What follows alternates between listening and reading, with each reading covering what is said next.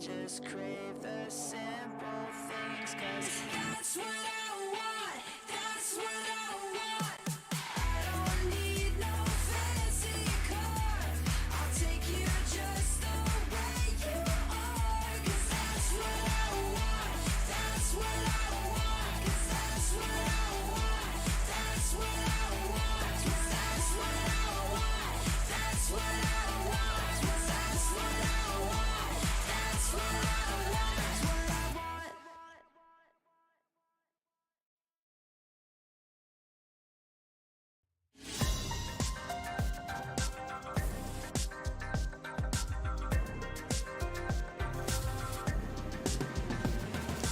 Moving forward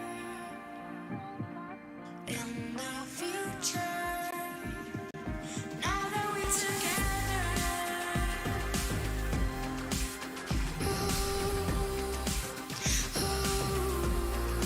now that we're together,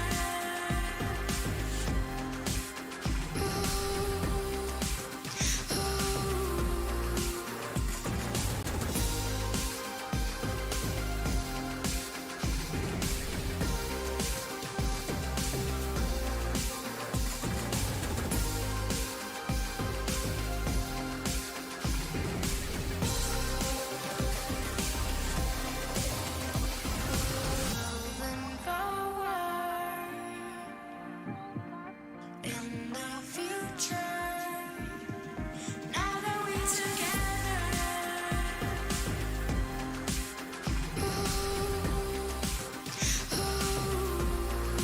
now that we're together,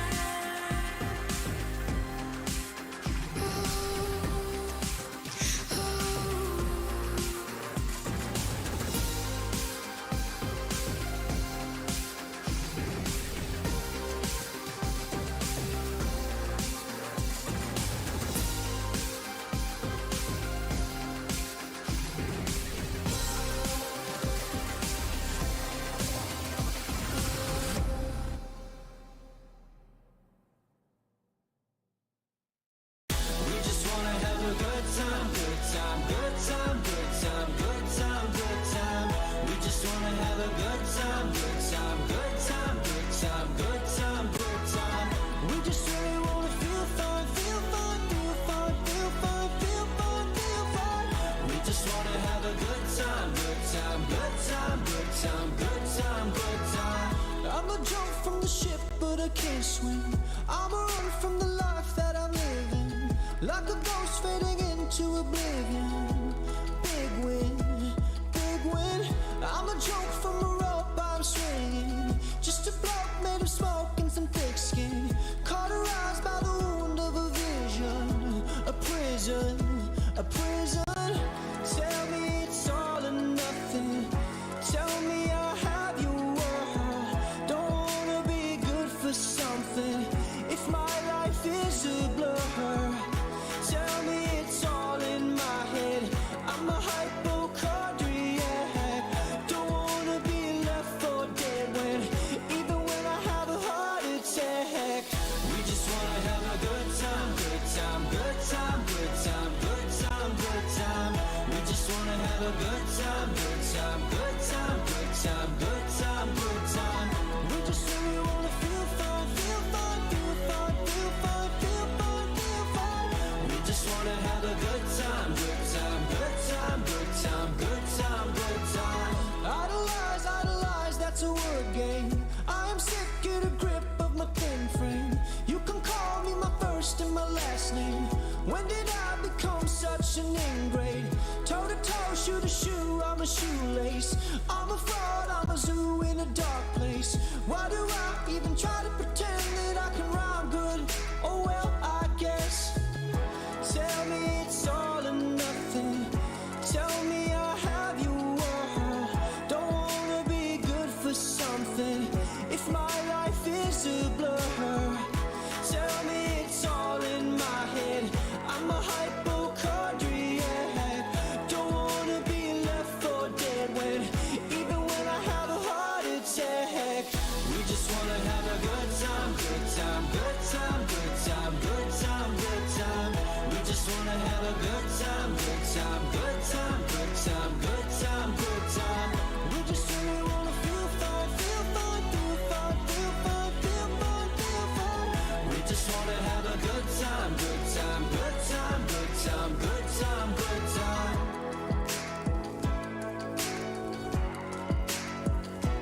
Good time.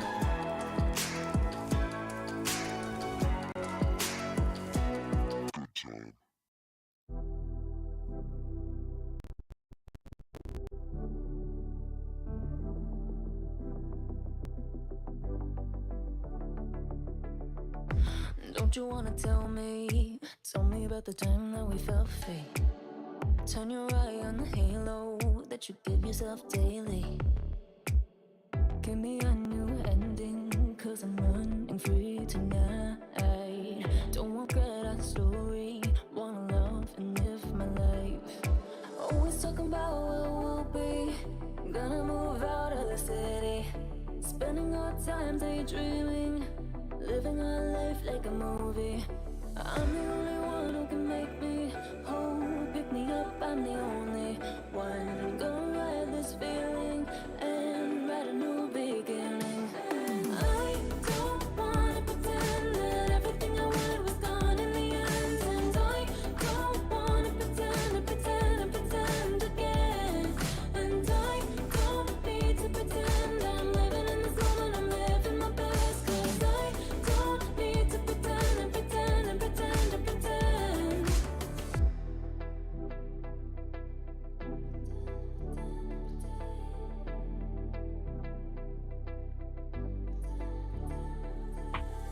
Don't live life in envy, shine a bright energy. With the waves I'm making, gotta make sure I'm happy. I'm the only one who can make me whole. Pick me up, I'm the only one. I'm gonna ride this feeling and write a new beginning. And I don't wanna pretend that everything I wanted was gone in the end. And I don't wanna pretend and pretend and pretend again. And I don't need to pretend I'm living in this moment, I'm living my best. Cause I don't need to pretend and pretend and pretend and pretend. And I don't wanna pretend that everything I wanted was gone in the end. And I don't wanna pretend and pretend and pretend again. And I don't need to pretend I'm living in this moment, I'm living my best. Cause I don't need to pretend and pretend and pretend and pretend.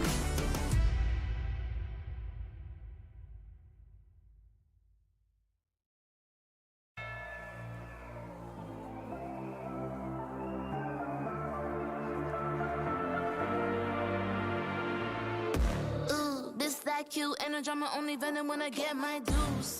Respect, I'm the next tycoon. Got a pad full of greens, couple M's my soon. Unbeliever, do you see the confidence? Got some people waiting for me on the fence. I live it, but never see me on the fence. Best believe that when I win, it's common sense. I'm designed to fly, defeat all demise. The best me, no fear, no compromise. 100 degrees, I breathe more to life. You should disconnect and throw in the west. And the hand that's in this. Gotta back it up a high percentage. Got a heart in my sleep non-stop. Stepping up to the seat, more shots. Getting those. I'm alive, unleashed in the fire. Out in the wild. You can never stop me. Watch me dive on free, and it's my time. Up in the stars. You'll never forget me. But not holding back on the side. Only get better with time. Ready to own what is mine tonight. I'm alive, unleashed in the fire. Out in the wild. You can never stop me. Yeah, I never wait up. Flowers say so they coming on the way up. A true fighter's what they always been afraid of. Cards had it close on my circle when I lay up. Switch the game every quarter like a time zone. Aim for the buzz, tryna build up to this mind zone. Pave the way with only items that I might own. Imagine what I'm about to do, be an icon. Ain't a problem, just the haters that I might know. It's a night show, the way I'm about to make a movie with these lights. No, they wanna be like me, they can try.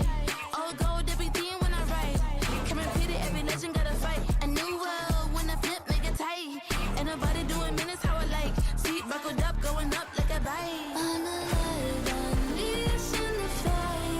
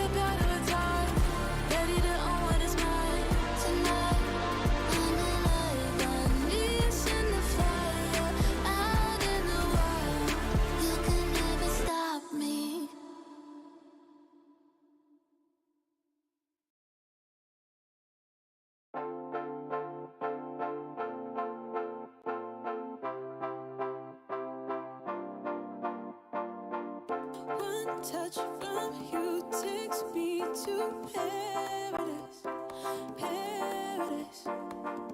One look from you and I fall in your arms, in your arms. Baby, don't stop, baby, don't stop, baby, don't stop it. And give me your love, give me your love, give me your loving. Say that you want, say that you want, say that you want it. 'Cause this is my love, this is my love. Something about you feels like heaven came along. Baby, can you feel it? Can you feel it? Something that you do makes me feel like we belong. Baby, can you feel it? Can you feel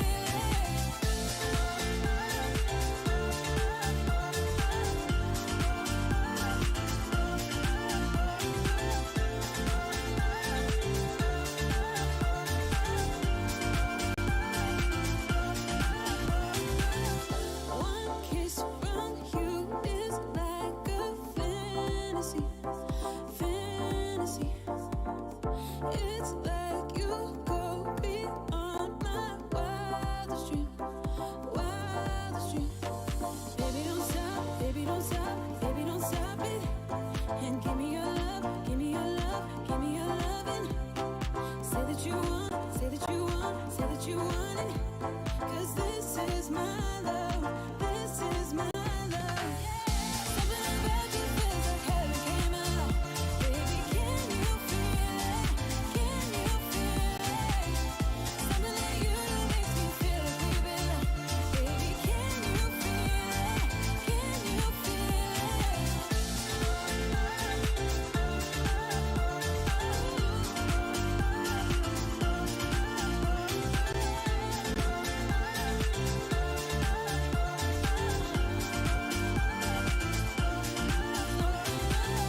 Something about you feels like heaven came along.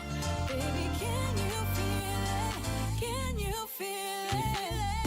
Something that you do makes me feel like we belong. Baby, can you feel it? Can you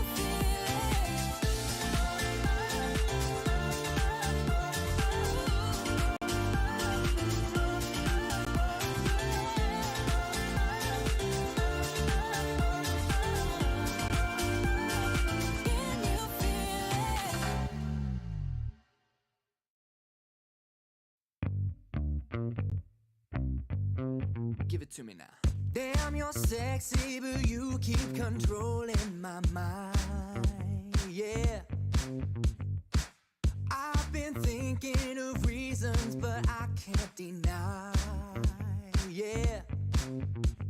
'Cause baby, you are not a girl, and you wanna punish me. Sugar, you got a hold, so come on, do what you please. My mind is saying no, but you're bringing me to my knees. I cannot deny you're looking so tasty, yeah. Damn, you're tasty. You're looking so tasty, yeah. Damn, you're tasty. So baby, lick your lips and take a bite. Baby, I'm all yours tonight. You're looking so tasty, yeah. Damn, you're tasty. Yeah, what kind of magic got control of me? Oh, what kind of magic you got over me? Yeah, ooh. 'Cause baby, you are not a girl, and you wanna punish me. Sugar, you got a hold, so come on, do what you please. My mind is saying no, but you're bringing me to my knees, yeah.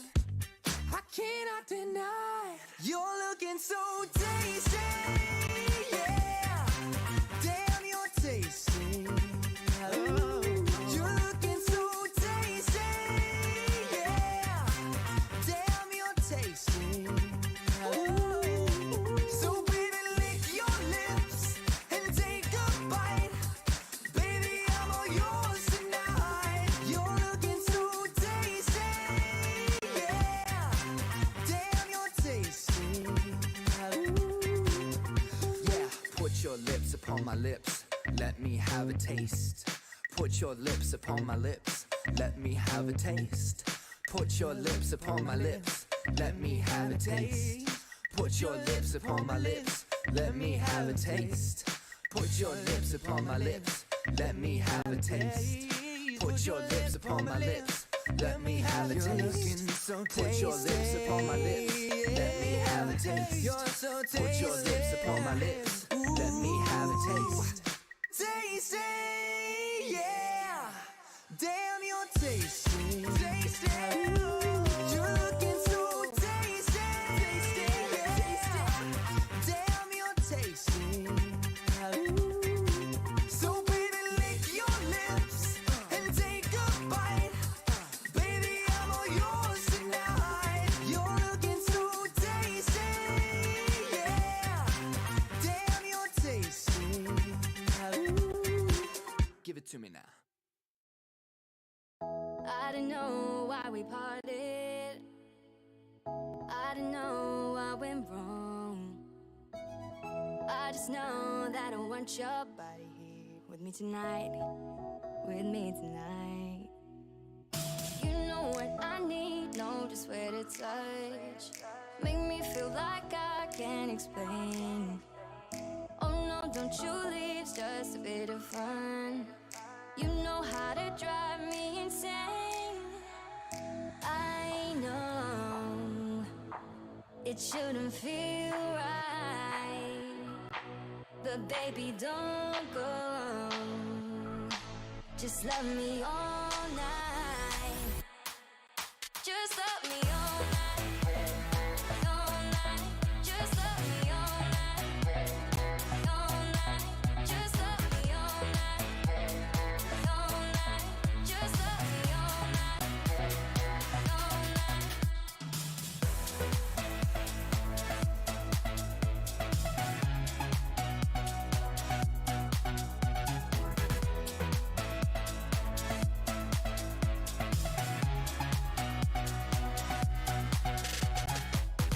Tell me you want me, baby. Tell me I'm not alone.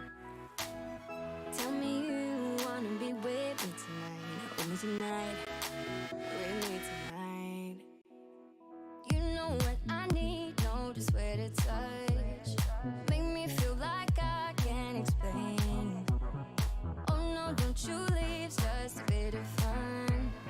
You know how to drive me insane. I know it shouldn't feel right, but baby, don't go. Just love me all night. Just love me all night. All night. Just love me all night. All night. Just love me all night. All night. Just love me all night. All night. It shouldn't feel right, but baby, don't go. Just love me all night. Just love me all night. All night. Just love me all night. All night. Just love me all night. All night. Just love me all night. All night.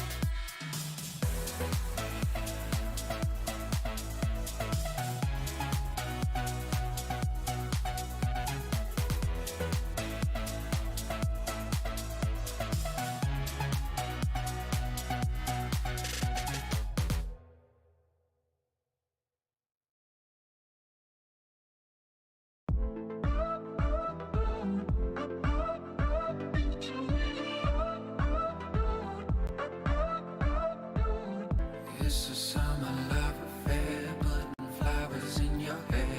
Windows down in the Jeep as we pull up to the beach. Got this feeling like a crush.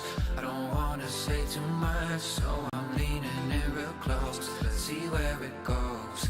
Make a move, make a move. Oh, it's time to make a move. Feel you touching on my heart, feel you touching on mine. It's a hot, hot, hot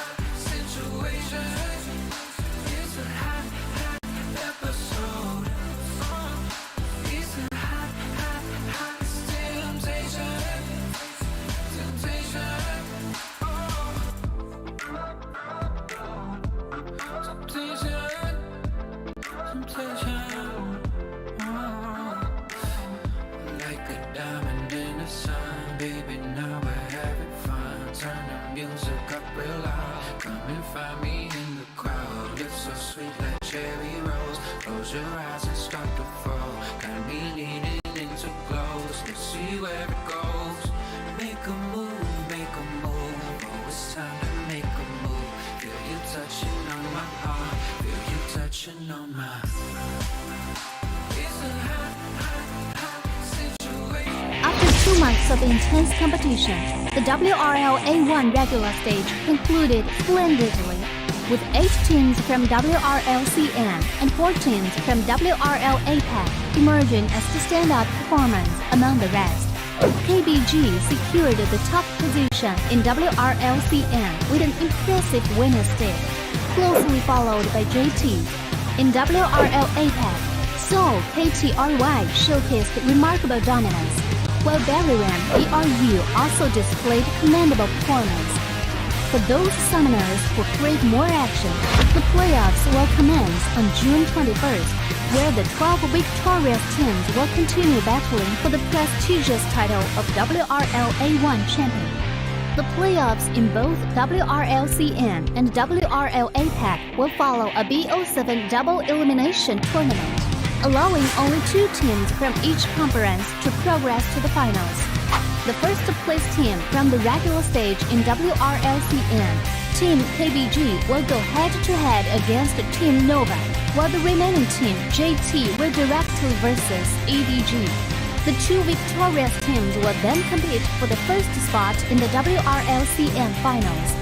Meanwhile, in the losers bracket, the 5th place JDG team will select TE as their first round opponent, while the remaining team, WBG, will confront TT.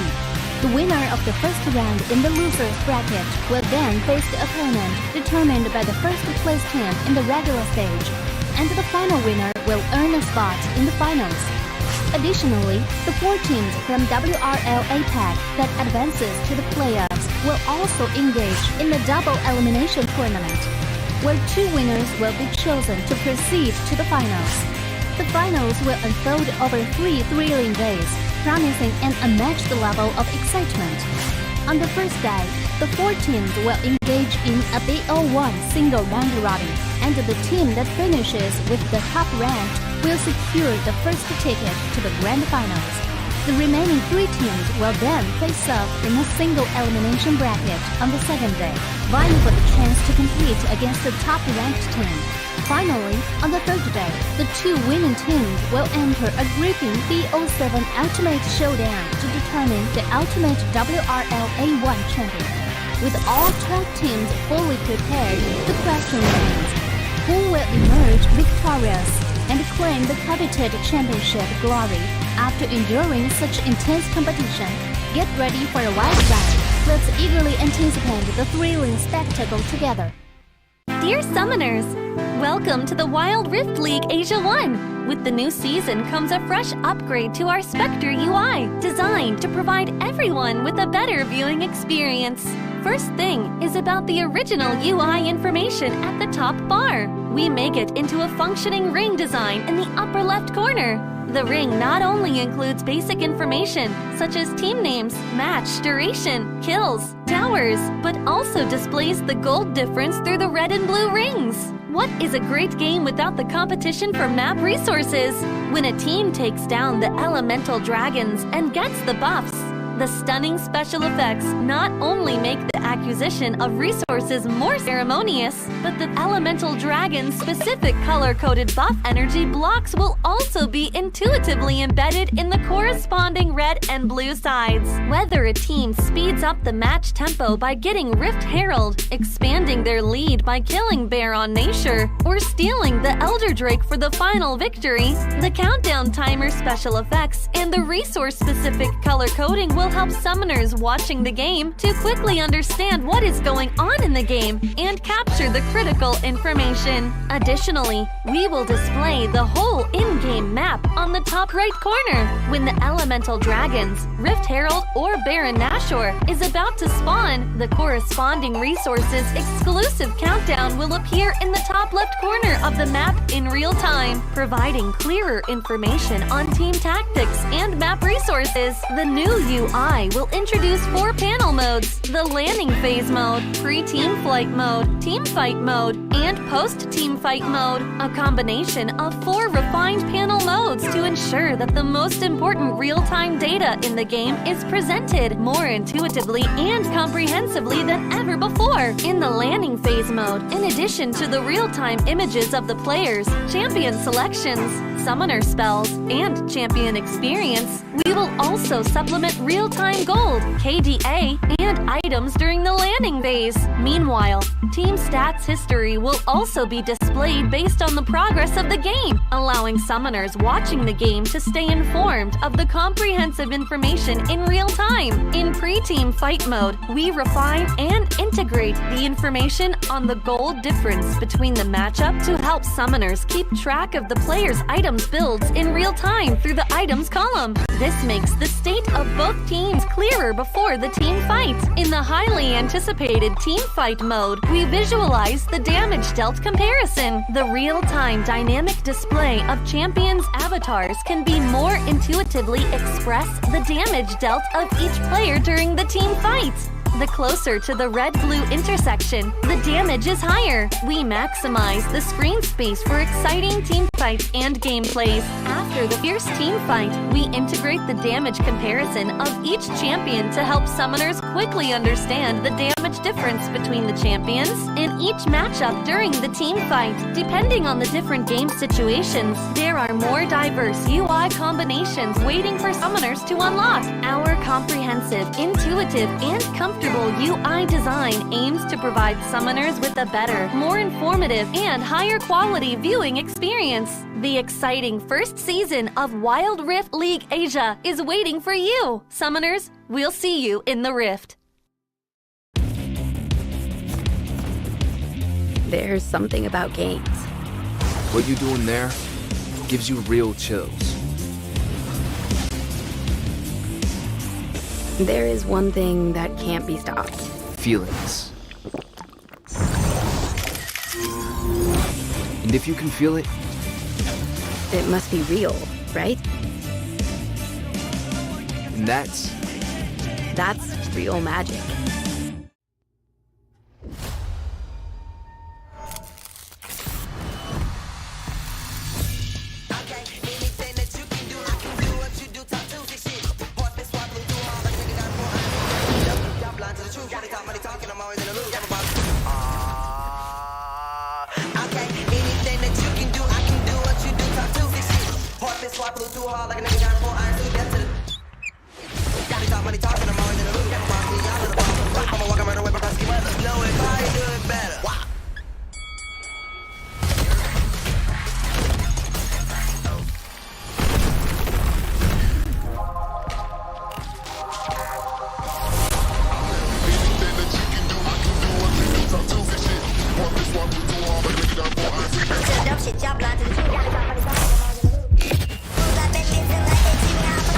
Sun and rain, sleet, snow, any weather. Just know if you can do it, I can probably do it better.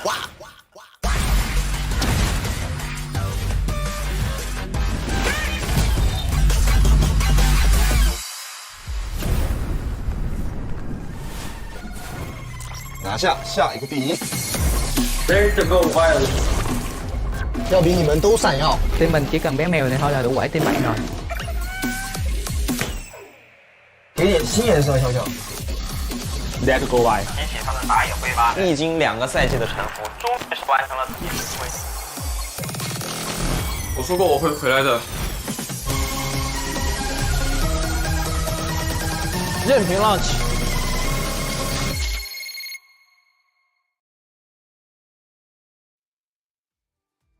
Welcome, ladies and gentlemen, to another beautiful day here at the WRLA. I'm G10 coming at you. With me is Dash, and we'll be your shoutcasters for this beautiful day. It's Edward Gaming versus ThunderTalk today. Yeah, and again, ThunderTalk versus Edward Gaming. We've seen this matchup before. It's a 2-1 in favor of ThunderTalk Gaming during that time in the regular season, but it's also a time in where we still didn't have patch 4.2a, patch 4.2b. That's why it's way different today, that the story is gonna be very different, but also it's the first time that we've seen Soil during that time, and that was a different time all over. That was 2 months ago. It's been a while since we've been here casting for you guys, so I hope this would bring us a good story. Yeah, but at the moment that it stands, you know, Edward Gaming, they had a little bit of a fall from grace from the time in the earlier season, but they were absolutely dominating. Yeah. And now, you know, they're going to be going up against ThunderTalk, who have arguably been on an uptrend.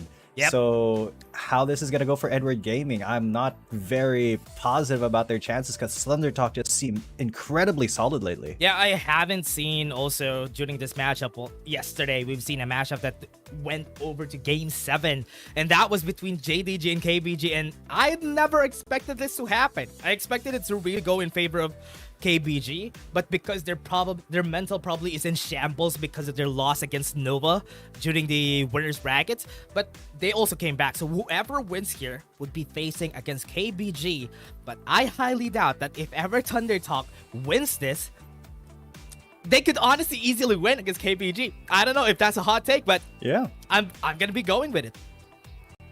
I feel like that's true. I mean, if we did see some weaknesses from KBG yesterday in their match against JDG. I mean, JDG did bring them to the brink there all the way to game number 7. That's and true. ThunderTalk is one of those teams that really can exploit those kinds of weaknesses.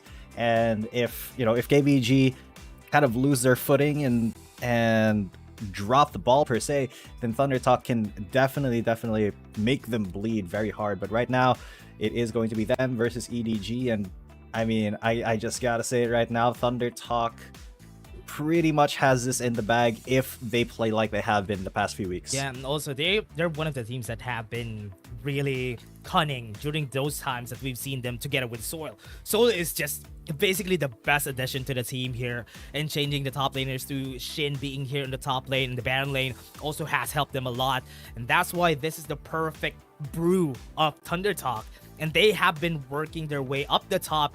I was expecting during the first time of the regular season that they're going to be taken off of the competition. They're not going to be reaching the playoffs. But come the mid parts of our competition, our regular season, they were able to topple some teams that we don't expect they are going to destroy.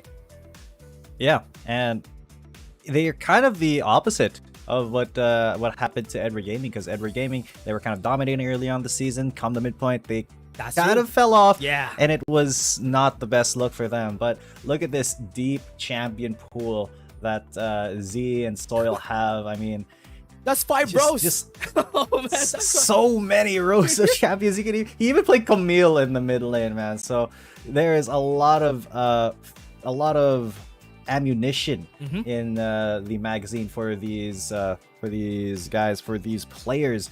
And we can expect them to be pretty hard to bat against. You can honestly see how people pick here in the side of ThunderTalk Gaming. Most of their laners, other than Soil and Z, they pick up a lot of champions that are really good defensively against the other team. And those two are picking a lot of carries, a lot of champions that could really dominate their matchups. And most of the time, even though we do expect Z and also Soil to dominate their matchup, the other members of the team also do their job well. But here on EDG, one of the things that I have seen is that they have the same playstyle as JT.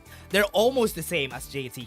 But the only difference is that Shingdo7 is a really good jungler on their side. That's the only difference that I can see. Shingdo7 and 0711 are honestly close, but kind of different in a way, because at least Shingdo7 can play a lot of carry champions really effectively, and this Aatrox and this Kha'Zix could be champions that we should be looking at come this matchup.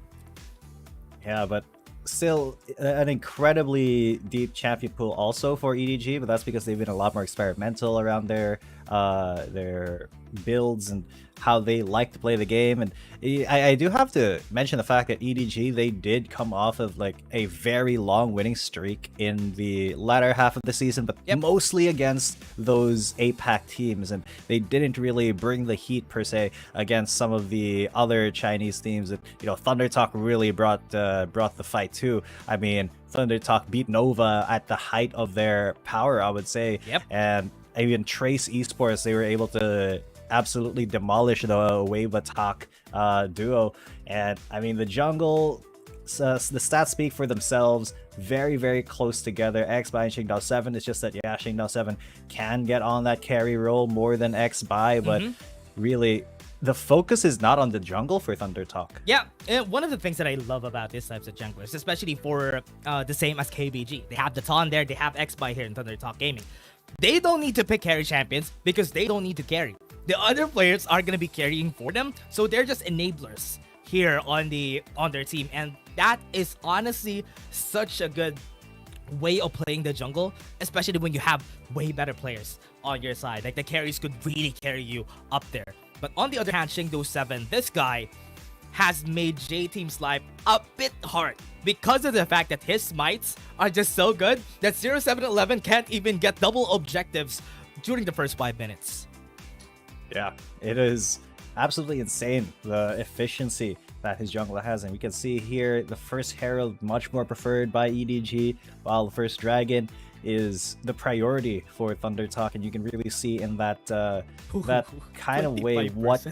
Oh man, 25% versus Herald. What? Yeah, they don't want to take the Herald, even though it is supposed to be a priority now since it only spawns once. Yep. Really, the scaling is the priority for ThunderTalk most of the time. Yeah, they always want to have their carry Z and Soul to actually get their stats in the late game. They always pick a lot of late game champions, so most of the time fighting the Herald is not really their way, because you always play a CZ, picking up a Yone, for example, in the mid lane. A lot of carry champions, not really good in the early game, so they don't want to contest their first Herald every time. And having that early game advantage, taking down a tower in the mid lane, is not really going to help his case, because if the tower gets taken down, he doesn't have a lot of leeway to farm out, especially in the side lanes. That's why they don't really prioritize taking that, because at least it's safer to just farm way closer to your towers. Rather than that, I'd rather have the stats for ThunderTalk.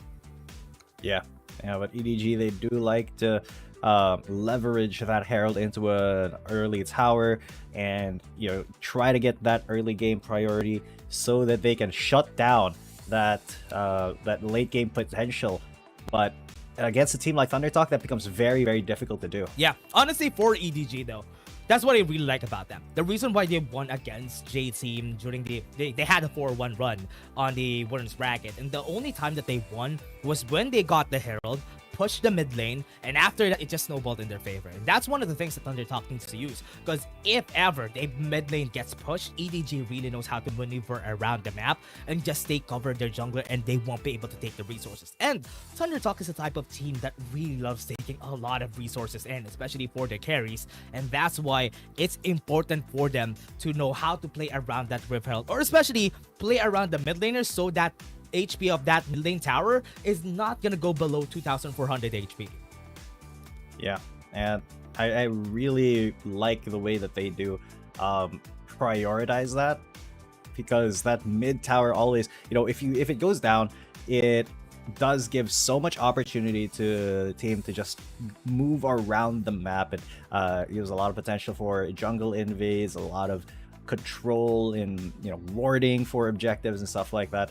It really is something that, even though we're not really seeing a lot of Ziggs, it's still a huge priority for, you know, for the teams, just so you can set up better for those later team fights. And, you know, I really want to see ThunderTalk kind of respond to that and really try to give themselves a little bit better of a chance by being more aggressive on that mid lane tower take. Yeah, and a lot of the people right now really prioritize champions in the bot lane. Usually they prioritize a lot of the Ashes, for example. The Corki has been prioritized a lot, and it is really helpful. For example, on the first objective, the Ashe and the Corki really helps a lot because of the package and the arrow.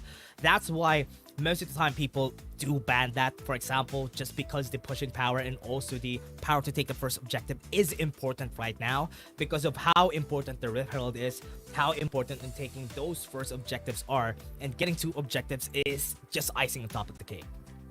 Oh yeah, those objectives really, if you're able to get both of the early objectives, that's basically the entire early game in your pocket. And then it's really just mistakes that you make that give the enemy a way back into the game, because if you are able to get a double objective start, it's it's so difficult for your opponent to climb back from that. They really have to turtle up and try to set up some picks before the next objective, and it becomes a big push and pull where you're the one pushing and your opponent really has to be reactive. Yeah, and that is one of the reasons why teams in the CN Conference really are good at those situations, because even though most of the time people really do expect to be on the proactive side of things, CN Conference teams knows how to be reactive. And that's why we almost always see these changes, and we almost always see them just turning things around even when they're at the back foot. And that's what's good about the CN Conference. And they have always played at the back foot, especially ThunderTalk Gaming, because as we said during our story, during their first half of the tournament, they always play in the back foot. They always lose most of the time in the first half of the game, then they just come back. Their win against EDG, they were losing on that 1-1. Oh, yeah. After that, they were able to win in the end just because of one fight. Yeah, and we even saw some of that yesterday in the way that KBG wrestled that second game away from JDG, because in the second game, JDG had a pretty good lead. They had really good early control of the objectives, and it really came down to one specific point, one fight where KBG was able to win that and then snowball that advantage. So really, the expectation for these Chinese teams is that they know how to play from behind. Yeah. And if the opponent makes a mistake in the later parts of the game, you know, in a, say, a mid-game team fight or a late-game skirmish, it becomes a turning point. And these teams they have to be so careful not to let it get to that point where you make a mistake and then the other team just steamrolls over you after that. Yeah, and one of the things that is really good about it, though, for teams like this, they do really expect to be very reactive, especially in the CN Conference. So a lot of the champions that we have right now available in the mid lane, and that is also a point of contention here, especially for ThunderTalk Gaming, because Z is just a powerhouse of a mid laner, even could fight against Unrun 9. I don't know if that's a hot take again, but I do believe that he can fight equally against Unrun 9 in the mid lane. And also, that is also the reason why people love Z, because this guy also has experience during the last time in the WRL 2022. They were also one of the good teams out there. Yeah, I mean, Unrun 9, I really have to give it to him, man. He is one of the, if not the best mid laner right now in the WRLA, maybe even in the world. So incredibly talented, and you know, he's got the team to back him up right now in Still KBG. young. Still incredibly young. He's got so much potential, and really the only boogeyman right now for KBG, I think, is Nova Esports, who is on that upper level. They are at that upper bracket, and they are really looking to contend for that first spot in the playoffs. Yeah, and also, we're still everybody who's waiting, we're still waiting for those to actually come out. But again, as we were talking about the teams in the CN Conference, we're only left with not a lot of CN Conference teams right now. APAC is already done, and now this week we're going to be finishing the CN Conference so that we'll know who's going to be qualifying for the finals. So by the end of the week, we already have people who are fighting for the finals. On the APAC Conference, we already have NGX, we already have Roster Y. So now it all comes down to the last two teams that are going to be qualifying for the CN Conference. So I might want to ask you right now, who do you think is going to qualify for the CN Conference? Ooh. Spicy, but I already know what I'm gonna say. It's Nova and KBG. I am sitting on this hill. I'm gonna die on this hill. There is absolutely no way that Nova Esports loses to J-Team, and there's no way that KBG doesn't make a hot lower bracket run right into the qualifiers. But let's go right to the stage. Yeah. 现场以及屏幕前各位亲爱的召唤师们，大家下午好，欢迎来到2023英雄联盟手游亚洲联赛的比赛现场，我是子琪。今天是季后赛的第11个比赛日，将由 TT 战队迎战 EDG 战队。在常规赛阶段的最后关头，奋力挺进季后赛的 TT 战队，状态突飞猛进。在败者组一路突出重围的他们，还有怎样的惊喜等待着我们呢？而 EDG 战队一路历经起伏，他们能否寻回赛季初的绝佳状态，继续向着决赛的舞台前进呢？让我们一起进入到今天这场精彩的对局中吧。Hello everyone, welcome back to the 2023 Wild League Asia 1. Here's Michelle. We are coming for the ThunderTalk Gaming versus Edward Gaming. The ThunderTalk Gaming has got a long shot once into the playoff. So what kind of surprise is gonna take for us after coming out ahead in their bracket? And the Edward Gaming tends to get up and down. So can they find back their perfect condition and move towards the final? Let's get right to it. 那么接下来呢，就让我们有请两支战队登场。Now let's give it up to the ThunderTalk Gaming and the Edward Gaming.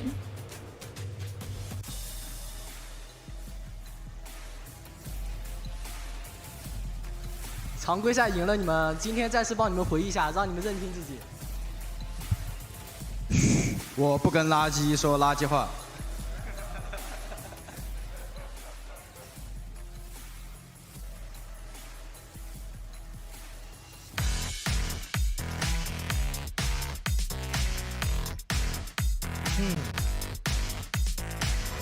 You know what? I'm not liking what I'm seeing, cause Shin, I think he felt flustered there. I think he's afraid. I don't know. He may be. I mean, it may be a little bit. He's a bit tense. He's a bit tense. Yeah, a little bit tense. Because I gotta say, even though EDG have kind of been on a downtrend in terms of their power against the Chinese teams, that was before. That was in patch 4.9, like 4.1. Yeah. Right now, it's a new patch, a new day, and they've been playing almost exclusively against those APAC teams for the latter half of the tournament, and they did get so many games in on 4.2, but now it's 4.2a. You really can't think of where EDG is going to be in terms of this patch, in terms of this meta, but ThunderTalk, you already know, like, they're going to be incredibly strong, but it's just an unknown quantity here for them, which is EDG. Yeah. I just don't like that Shin is a bit tense today, but I'm liking what I'm seeing from Z. Still the confidence, the man right there is still as strong as he can be. But now on the other side, let's take a look at it.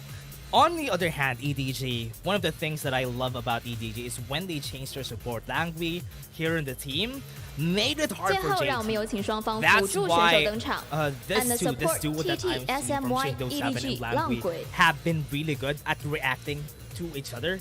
And that Alistar pick from Langui has always been a headache against all the teams that they faced against. 再次欢迎两支战队，有请进入对战席进行准备。Yeah, Now all the and players honestly, are getting ready. Let's step into the confidence, the shaken confidence from Shin kind of does, like, it doesn't give us a lot of confidence, sure, but it also does not really, it shouldn't really affect the rest of the team, because yeah, while Shin is a key part in being the top laner, the Baron laner, it's really the confidence of Z and Soil that has to be on point. And look at Z, he is looking very comfortable, very happy with himself. He is. He's sitting comfortably in his chair, man. I think that's... He's chilling, dude. Yeah. So I hope he actually has that confidence during this game, because he might need... No, he does... Not might. He needs it. He needs to have it during this one, because whoever loses here is going to be taking off of the competition, and the next time we're going to be seeing them is on Split 2. So yeah, they need all of the effort that they need and all of the research that they needed before this game already happened. They don't have time to rest, because tomorrow is another day of a game for them. So whoever wins here should be well rested and also well researched. Yeah. They really have to be on top of their game, because, you know, esports is not just a game of fundamental, or like, of, you know, mechanics and stuff. It really has to be your entire mind and body ready to compete, and that's the reason that these guys are considered athletes, because they really need to be prepared as we get into this first game. The picks and bans are in, and well, EDG, they're going to ban the Swain out first. Yeah, banning the Swain is also a good measure, though. That's a very Soil champion, and having that in bot lane is still going to be hard to face against, and I can expect that Z is going to be the one playing ADC for this team. So ThunderTalk, or rather EDG, doesn't want to face that, because that's one of the champions too that J-Team used against them that was effective so much that they weren't able to do anything against it. Yeah, now Shen Rakan will be taken out here.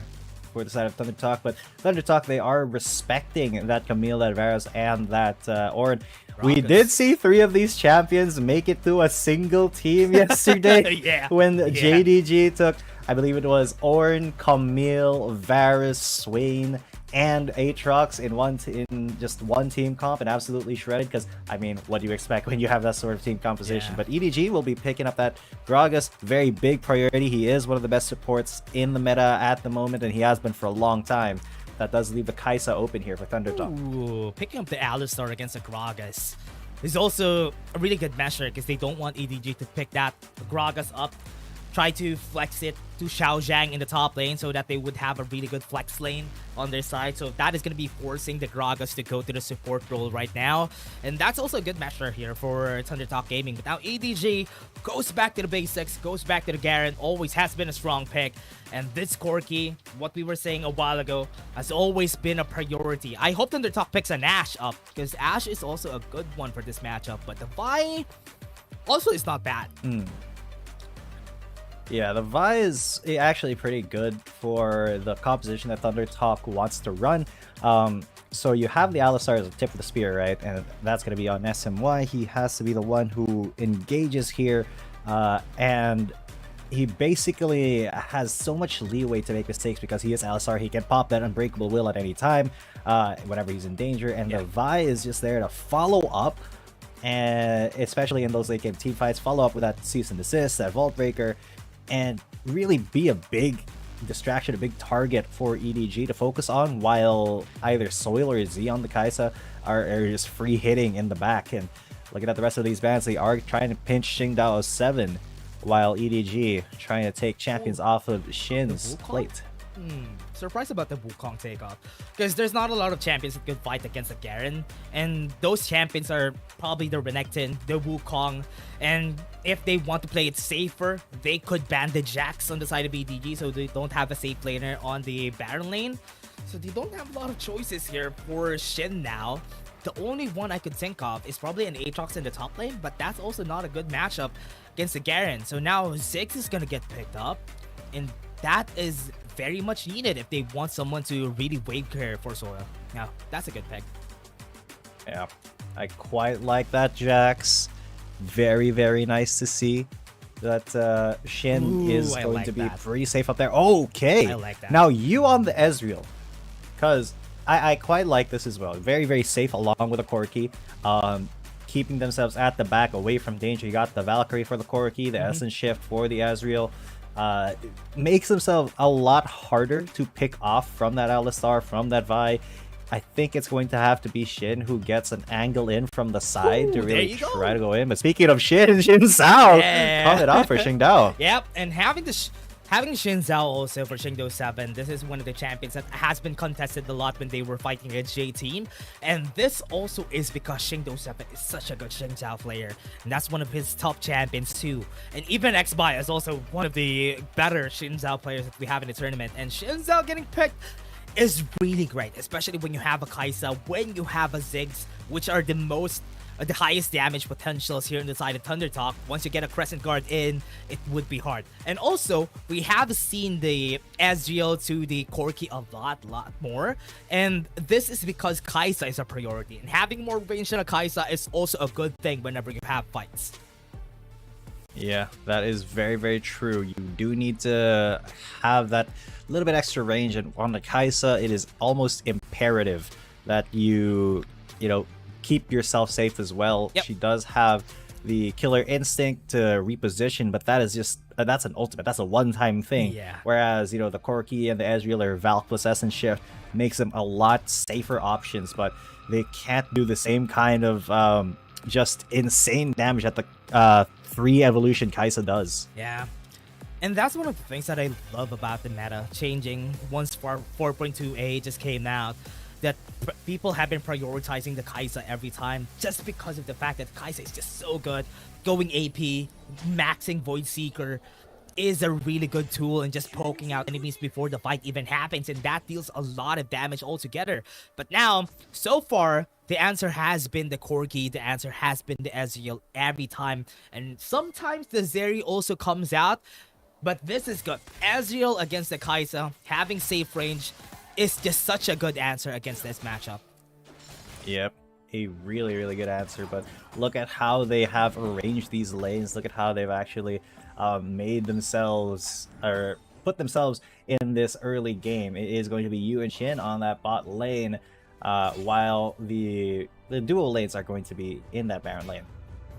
Both of them really expected that the other would be moving towards the top side of the map, but because they both expected that, they're going to be met with the other side of things, and this is basically a really normal lane for both of the players here. So what do we expect here? Fights in the top lane though. Little bit of a fight, yeah. SMY and Soil getting a little bit of a scuffle right there, but it should be completely fine. Nothing to write home about, because it is just kind of standard here. Even though Soil is on that Ziggs, he is still going to be incredibly safe because he can just bouncing grenade from 5 miles away. And he doesn't even have to be anywhere near the fight to be able to fight. Yeah, at this point, they don't really have kill threats until their jungler goes to the top side of the map. And I'm really liking how fast XBY has been taking this jungle camps on the top side of the map, but has been discovered by the Sword. So whatever happens, EDG has an idea that if ever they try to go for a gank, here comes the other jungler, because BO7 is also in the area. Yeah, well, XBY not going to commit to that right now. He doesn't have his cease and desist to make this gank really effective, but you can see how much priority they are putting on their duo lanes. They want to keep them either safe or just keep... Alright, you. I see you. He wants to mess up that back timing.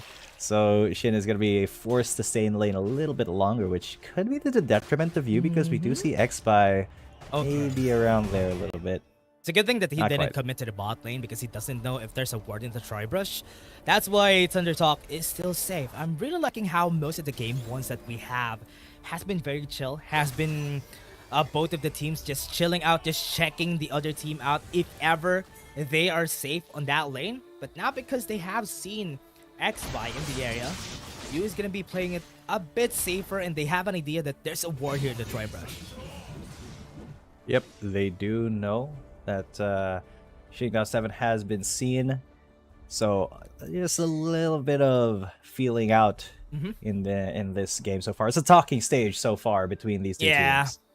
Still not on that deep talk stage for both of this. Not the 3 a.m. talks yet. Yeah, not yet there. They're just feeling it out, just knowing if they should commit to any fights. Now, maybe until the 5-minute mark, that is when we will see how the result is going to be. Is it a swipe left, or is it going to be a swipe right for both sides? But a fight mid lane. It's going to be a swipe right onto Z, because they have committed hard, but the actual barrier will keep him safe. The True Shot Barrage will be a swing and a miss. Xiao Zhang getting denied that kill, but you saw how XBY and SMY were there, ready to keep him alive. Oh, no, yeah. They tried to go for the mid lane. Good explosive cast. Just pushed him through the wall. But if ever that moved him towards the other side, that could have been way better to ThunderTalk. But they're still not done. XBY's in the area. Yeah, XBY maybe was looking for a revenge gank there of some sort, but with Z being a little bit low, has to just back out and try again next time. This is a lot of effort coming in from EDG to put themselves up in the forefront, but the longer that this does go on for ThunderTalk without them being super gapped, the better it is for them, because the harder they'll be able to scale with the Jax, the Kai'Sa, and the Ziggs. Yeah, even though we have an Ezreal, we have a Corki on the other side, it's just way better for the side of ThunderTalk. And this is how they have been playing ever since. They really love just scaling up. They really just love just being conservative in the early game, because they know that if this reaches the late game, it would be just way better for them. And I do expect during this 5-minute mark, the first objective, they're just gonna trade and they're not gonna commit to anything. Yeah, well, that's kind of the trend that we've been seeing with a lot of these Chinese conference teams, is you just trade the objectives out because there's no reason to really risk that that fight and then having those 2 objectives stolen from you, because that just kills your entire early game. There's a package though on the Corki, the Corgi. There you go. Yeah, one of the best skins that we have for Corki though. The best skin. The best skin. Yeah, so cute. But here, right now, ThunderTalk really wants to go for a fight. Really surprised that they're going for this. They have their first items, but I don't know if it's gonna be enough. Oh. There's going to be a fight, though, here in the top lane with Shin and Xiao Zhang. Now, Shin, he's going to be going on to Xiao Zhang. Where's the Essence shift here? He has to use the flash up. And now that Ezreal's not going to be in the fight, Xing.7 already incredibly low. He gets the Dragon, though. So that's already worth it. But this fight is starting to go the side of ThunderTalk. Everybody has to disengage, has to flash out over the wall. But Shin is there to run and try to chase them away. Alone is alone on their turret. And he's going to get jumped. And Z will be giving that first blood over to Shin. Honestly surprised. Shin could have got the kill there if he flashed in the right place, but because of the fog, he wasn't able to get it. And also, as we said during the start of this game, Shingdo7 is just good at smiting his objectives, and we've seen it. Even through the pressure, he was able to take it. Yeah, he was incredibly low, but focused on the objective, got the first Drake, and now they're going for the first, or well, the Rift Herald. There's no second Rift Herald anymore. It's just the one thing. So a double objective start here for EDG. This could snowball really quickly for them. Yeah, this is one of the things that they're so good at. Look at this. During the fight, Xby wanted to go for a kill against Shingdo7, but because he wasn't successful with that, and the Crescent Guard really helped him so much, that really just turned in favor of EDG. And now having double objectives would just be super good for them just because of the fact that they could push the mid lane, snowball it in their favor, and ThunderTalk would have no answers for that. Yeah, but we do have to take note that the kill did go over to Shin, so at least that Jax is going to start to scale a little bit harder, can be that split pushing menace that we know him to be. But at this point, though, it's still a little bit dicey on the side of Z and Soil. They haven't really gotten themselves... Oh! What? Look at that. Explosive cast already into the Mega Inferno bomb. They've isolated Shingdao7, but will he be able to fight back? No, he won't. He gets taken out by Soil. One more even bonk. though another bonk there. Wow. They didn't care about that tower at all. And because they went for the fight. Yeah, and I was surprised that they actually went for it. That's one of the things that is surprising about this Alistar's that we have in the tournament. Every time they surprise people when they thought that they're going to be taking their Rift Herald right there, they just went for the kills because they know that that's a tower down anyway. Might as well just get a kill while that's happening. Yeah, and that's kind of the route here for ThunderTalk. They want to get their carries fed because even though they gave away those two objectives, this is the route that they need to take if they want to be competitive, if they want to compete for that second or third Drake. They need to give power over to Soil and Z. Yeah, you need to at least give them an edge. Just push him over right there, and having that, honestly, that half item edge against the other carries would be so good for the side of ThunderTalk Gaming. And that's what they want to do. They want that route to keep happening. And now with 2 towers down, has no idea. Has been it. He's going to get safe and desist though. Even with Essence Shift, he still gets stunned up, and that's going to be the kill there for the jungler. But now SNY is going to get aggressed on. It won't be a trade so far, but there's so much commitment here by Xingdao. He gets headbutted away. He doesn't even get the kill. He used so many resources for that. But SNY gets away scot-free. My man, really, really good. Use it to stun there, use it to headbutt. Deny them the fact, deny them the kill. And this is just so good for the team. And now we're still seeing towers on both sides. And at least now they equalize it on the side of ThunderTalk by taking down one. Yeah, that was really, really good map movement from ThunderTalk. Great target isolation as well. And you can see how comfortable they are getting these picks as a team. It's already 3-0 in favor of ThunderTalk. And Shin was able to get that tower solo, so that Jax is going to start to be really threatening in these team fights. They have to respect him and the possibility of that Jax just coming in from the side. But now Shingdao7, he has no idea that XY is actually here. Yeah, and even though he has an idea that SNY is also here, they could have just taken the kill on the top side of the map. Wait, what? That didn't hit.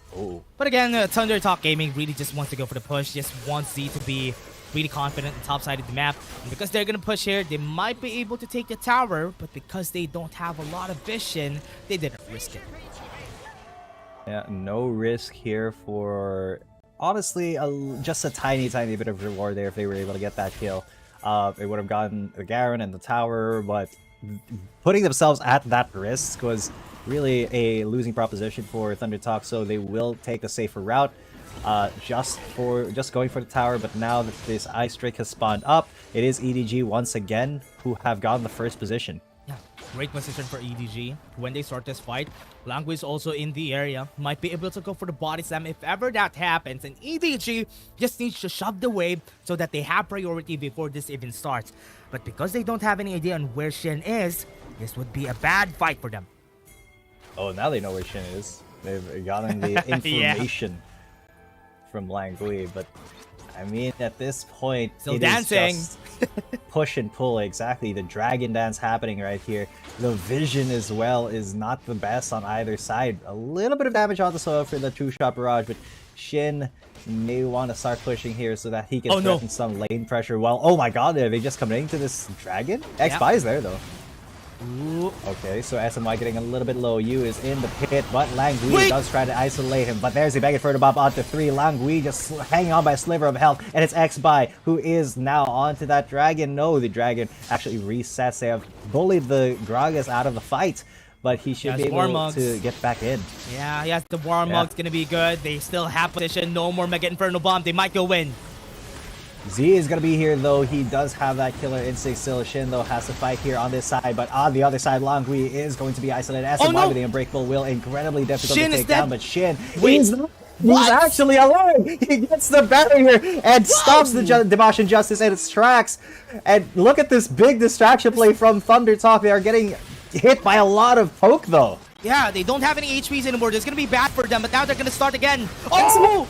Oh my god, huge pulverize onto 3, gives them the Drake, but they may still lose this fight because they've already lost Shin, and now they're going to lose another. They're going to use that Mega Inferno Bomb for just a space. SMY, Soil, and Z, they're all incredibly low, but it's still, oh my god, look at those health bars. Everybody's so low, slivers of health all across the board, but it's a 1 for 2 in favor of EDG. Very much needed for them to take that. Ice Dragon is really good for their matchup, especially that they have 2 casters. They have the Kaisa, they have even the Ziggs together with them, and having extra ability haste would be really, really helpful. Let's take a look at that replay again. SMY started this fight explosively. With 1 great pulverize, he was able to foil the plans of EDG in the early stages. Just no Mega Inferno Bomb. If they had the Mega Inferno Bomb here, they could have taken down everybody from EDG. Yeah, either it was a miscommunication or it just came off a cooldown right there for Soil. But that was a little bit tragic. That could have been such a huge fight for ThunderTalk, but at least Edward Gaming finally got a couple kills to their names. Yeah, really good for ThunderTalk to start that off. Getting some kills, but they still don't have the lead against EDG. And now, what we're going to take a look at is the items for both sides. Having the Ripmaker already on that Jax is such a good measure for this guy, and that is going to help him whenever a fight happens. A 1v1 against a Garen isn't even a problem for him. So now, what ThunderTalk wants to do is take off this mid lane so that they would have more access on the jungle of the other side. Yeah, but speaking of access to the jungle, Shingdao7 gonna get access here by SMY. That Alistar is truly unafraid. There's a Mega Inferno Bomb onto 2. 5 members, though. The backside of this fight, EDG maybe looking to fight this in a split way, but okay, so that two-shot barrage will be a tower down. No, it won't actually. Oh, no, a bit early on that satchel though. That's why they weren't able to take it. But now with ThunderTalk Gaming just positioning themselves on the top side of the map. Not everybody is here, so Z has free access. This is just free gold for the turret. And they're just gonna take that down slowly but surely. They are covering the map. But what's the good thing here about EDG is that they're not really high in that goal gap, so this is still good for them. Yeah, absolutely. EDG can still really fight back. They just need to find the proper setup. They actually may be wanting to play for picks a little bit more, but Langui is a little bit hesitant on that, just because the members of ThunderTalk are not really exposing themselves too much to get picked off. X-Spy and Shin here down the bot lane may be the prime targets, but Langui really just playing interceptor for his team, being the support that they need and not really going for huge picks, because SMY is the guy he has to contend with. The tip of the spear here, but he will get isolated. But that's an Alistar. Even if you isolate him with the explosive cask, he can just proto belt away. Wasn't as far as they expected though. If that was a bit further, they could have really went in for it. But because SMY has the proto belt enchant, it was easy for him to just get away from there. Now ThunderTalk wants to go for a fight, and they have found you. Shin is going to be going against 2 people here in the jungle, but that just gives him enough space to take that tower in the mid lane very cleanly. EDG, they are getting run around their own jungle here by ThunderTalk now. The outer layer of defenses has been taken out by ThunderTalk, so this gives them a lot more leeway. Oh, X-Spy, they don't actually know that he's here. He can just go for Langui. The support has been exposed, and he has been isolated with the cease and desist, with the Mega Inferno Bomb, and SMY is there to secure that kill. But can you fight back? He does get that Dimash Justice onto it, so that's the support for support here. Super low HP is where they got SMY, even with the Unbreakable Will. It wasn't enough. And now with ThunderTalk Gaming, just taking down Sour in the mid lane was what really they wanted. That was just a bonus that they gotta kill the top-sided map. Now ThunderTalk really just wants to go about it. Right now, it should be the strongest time in where EDG should be taking fights, because if they got the 3 items on the side of ThunderTalk, it would be really, really bad for them. Now they're starting off already in EDG with that replay. We've seen Langui not seeing anybody. At this point, has to really step up, because he really did. He kind of messed up there by not warding. I mean, yeah, he put his barrel down. Yeah, he popped that seeing plant, but unfortunately, the fancy feet, the dodges there by X-Spy just made sure that he wasn't seen. And yeah, that is a unfortunate moment for EDG. But now they are once again taking the first position here in the Infernal Drake. Good positioning. Explosive cast comes in. And that is going to be it for X-Spy. He's gone. The Dimash Justice will ring true. Now Shin trying to go in with a angle there. And the Killer Instinct right into the middle of them all. Z has put himself in a lot of danger, but he is still fine. Soilo is in a lot of danger, but that's fine because Shin has actually found the Corki. He's now in the middle of the fight. He may be trying to take down Langui here, and he is successful there. That is a very tanky Jax. SMY now in the fight. But oh, just a very, very slight dodge on that true shot barrage. Soil is incredibly low, and BO7 knows it, and he just stabs him in the back with his spear. That's going to be EDG, evening up the kills and taking this Infernal Drake. Yeah, Infernal Drake is going to be taken by them, and also because of the positioning coming in from ThunderTalk Gaming. Oh! I was surprised that they fought! Okay, Z, okay, I see what you're doing. He went for it very hard, committed onto that onto Xiao Zhang, but Yu is now the person that he has to be very careful of. There's a flash into the spin to win, into the Bash of Justice. That's Yu taking another kill down. EDG solidifying their lead a little bit. Yeah. Already had the ult again for Yu after that first battle. He was able to take down one with that Dimash Justice, and after he had the Dimash Justice up and ready. And now ThunderTalk losing that second Drake. It's really bad for them. They wanted that extra stats, extra AD AP. Could have been really good for them, but X-Spy was not in position to fight that. They had no idea, and without Z on this fight, this is going to be an easy Elder Drake for the side of EDG.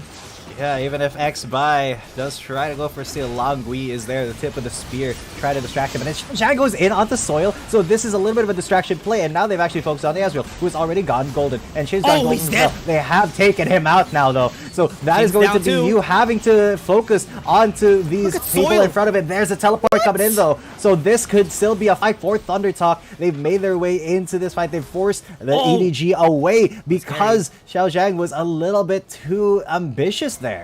Yeah, not a lot of mana. They tried to go for a fast kill, but because they got killed already, EDG going for this. Oh no, that was going to be a bad semi-death rush there, because the members of EDG know that they can't go alone. They have to be together. They have to play like a team here. X-Spy he's risking this Elder Drake take in every single time it attacks. He gets lower and lower, but he has to kind of engage here. Langui is going to get cease and desisted. There's MIB on the 3, and they do take him out immediately. Xing Dao now on the ropes. They have pushed away EDG with no jungler. They can now go for this Elder Drake. Yeah, no jungler. They still have BO7 available though, but EDG still is not in a position to contest this. But look at the back lines though. They might be up for a surprise. SM1 is a surprise, and X-Spy goes in, but the immediate flashes away. Now they are focusing on the BO7. They're going to threaten this guy, and he's going to get taken out. There's no more jungler on the side of EDG for real this time. Xiao Zhang also been pushed away. ThunderTalk controlling the space so efficiently in their own jungle. Yeah, they might still have a true shot barrage. Maybe a miracle still here from Xiao Zhang. Opened up Pandora's box when they didn't have a division in their own jungler. But now ThunderTalk Gaming wants to go for it. But they're not going to. There's an MIB onto 2 this time, and that should be an easy smite there. The Elder Drake will be taken. No contest here. ThunderTalk now evening up the field once again. Saw it go to 500 HP. That was really scary. One missile barrage could have killed that. But again, it was still ThunderTalk able to take the Elder Drake. And most of the time when you take the Elder Drake, this is your game already. And they can even double down with the Baron available. And with no vision yet for the side of ThunderTalk, they might be up for a surprise because Langui is in the area. I really love how ThunderTalk are positioning themselves before these team fights, especially with SMY getting a huge flank there. It wasn't even Shin that they had to flank out. And okay, so there's a true shot barrage getting that information, but ThunderTalk haven't actually committed to starting this this Baron up. But maybe now they can with the information that EDG is going to be in that mid lane. Now, the information is also there for EDG, so they have to either commit to this Baron hard right now and melt it down. They can't contest. Yeah. Oh, man. They're just giving it. Yeah, and also because they have the Elder Drake. They don't have the stats to fight against them. At the late game, they're just going to get bursted down, especially by Soul. If ever one Mega Inferno Bomb hits them, it's going to be hitting really hard. And that's what they don't want to do. They want to have a fighting chance. And this is the chance that they're looking for. But with the Baron buff and the Elder Drake, are they going to be able to fight this? The siege is beginning here for ThunderTalk Gaming. The beginning of the end may be here as SMY goes in, but Shindao7 tries to go for it. And yes, Inferno Bomb just took out 70% of Yu's health. But now they're just going to focus on these inhib towers, get the top one, get the mid one, and slowly push towards that last bottom inhib turret as the rest of EDG there are inside the base. That's a beautiful headbutt from Rice to start off the fight, and the fight will go the way of EDG almost. What? That's just one pick. The Garen will trade his life, but that's going to be the Nexus. That was just a 1-for-1 at the final team fight, but the Nexus was focused down. Good try for EDG. They wanted a fighting chance under the turrets because the Elder Drake is going to be really deadly for them if they fought them on that high note on the side of ThunderTalk Gaming. But still, EDG made it hard for ThunderTalk Gaming. But this is not what you want to happen when you're fighting against like ThunderTalk, because once they got momentum, that is just gonna snowball in their favor. Because remember, when they fought against Weibo Gaming, it was a 4-0 nonetheless, and they defeated them super easily during their time in the lower brackets. But now EDG, what are they gonna do during the next game? Because that Ezreal Corki was effective until the mid game, but they didn't know how to drive the ship to just use that mid game in their favor. That's true. It was just a little bit of a, I think a little bit of a course correction issue there for EDG, because they had no idea what to, how to actually play for picks, how to get those initial engages going. Langui kind of dropped the ball there, but it was also just because Xingdao7 was getting zoned out and isolated a lot of the time. Really big props to SMY for that, but you can see how back and forth that was, the gold graph going up and down and up and down, and at the end of the day though, Soil with 48,000 damage. Yeah, and I'm really surprised that Alone didn't really do much during that game. 17k damage on a Corki on a game in where you were winning in the early stages of the game. That is not a good stat that we're seeing here for the side of EDG, and Alone needs to really think about the next game, because he's a key, especially if he's going to be picking up the Corki. He's going to be the key for them winning, because he's the one they're banking on in this team. They weren't able to perform that effectively, but I'm surprised though that Xiao Zhang was able to do much as an Ezreal here. I mean, he didn't play in the Baron lane per se, but he did really well on an Ezreal. Yeah, I mean, I love the flexibility there from EDG. Either you or Xiao Zhang can swap places when it does call for it. I guess the call was, you know, Xiao Zhang has a better chance on that Ezreal, you a little bit more comfortable on that Garen, so they were able to swap it up, but it just was not the best situation, because they weren't able to run those team fights the way that they wanted to. The Ezreal and the Corki were a lot of the time either way too far, way too isolated from the fight, or it was just SMY getting these huge headbutt pulverized plays onto either the entire team of EDG or just onto one key member and then isolating him. And I just gotta say, that was perfect team fight priority there from ThunderTalk. Yeah, honestly, I've been really loving these picks that we've been seeing from them. And Alistar has been a priority pick ever since the playoffs started, just because of how much the players are really good at playing with the Alistar, get great pulverizes. And as an answer, most of the time in the APAC conference, we see a set. But here in the CN conference, we don't see that a lot. That's the reason why Alistar could just get away with these types of plays. And I hope that SMY would be picking that up again, because if Langui picks that up, he can do the same thing in this game. But Soil, yeah, having the most damage also is the reason why he's here on the MVP. Yeah, those Mega Inferno bombs were on point almost every single time. I mean, except for that one time where that was the 3-man headbutt pulverized by SMY, and then he just did not have the cooldown up to capitalize on that. But the rest of the time, his bouncing grenades and Mega Inferno bombs just created so much space for ThunderTalk. But that is going to be game 1, ladies and gents. Of course, ThunderTalk will be taking it, and we'll see you in game number 2 after the short break. After 2 months of intense competition, the WRL A1 regular stage concluded splendidly, with 8 teams from WRL CN and 4 teams from WRL APAC emerging as the standout performance among the rest. KBG secured the top position in WRL CN with an impressive winner stick, closely followed by JT. In WRL APAC, Seoul KTRY showcased remarkable dominance, while Bariran BRU also displayed commendable performance.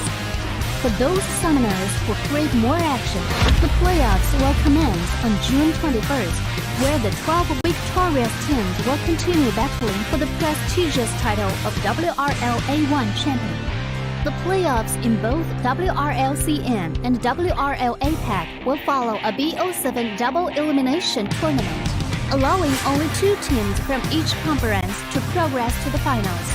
The first place team from the regular stage in WRL CN, Team KBG, will go head-to-head against Team Nova, while the remaining team, JT, will directly versus EDG. The 2 victorious teams will then compete for the first spot in the WRL CN finals. Meanwhile, in the losers bracket, the 5th place JDG team will select TE as their first round opponent, while the remaining team, WBG, will confront TT. The winner of the first round in the losers bracket will then face the opponent determined by the first place team in the regular stage, and the final winner will earn a spot in the finals. Additionally, the 4 teams from WRL APAC that advances to the playoffs will also engage in the double elimination tournament, where 2 winners will be chosen to proceed to the finals. The finals will unfold over 3 thrilling days, promising an unmatched level of excitement. On the first day, the 4 teams will engage in a BO1 single round robin, and the team that finishes with the top rank will secure the first ticket to the grand finals. The remaining 3 teams will then face off in a single elimination bracket on the second day, vying for the chance to compete against the top-ranked team. Finally, on the third day, the 2 winning teams will enter a gripping BO7 Ultimate Showdown to determine the ultimate WRL A1 champion. With all 12 teams fully prepared, the question remains, who will emerge victorious and claim the coveted championship glory after enduring such intense competition? Get ready for a wild ride. Let's eagerly anticipate the thrilling spectacle together.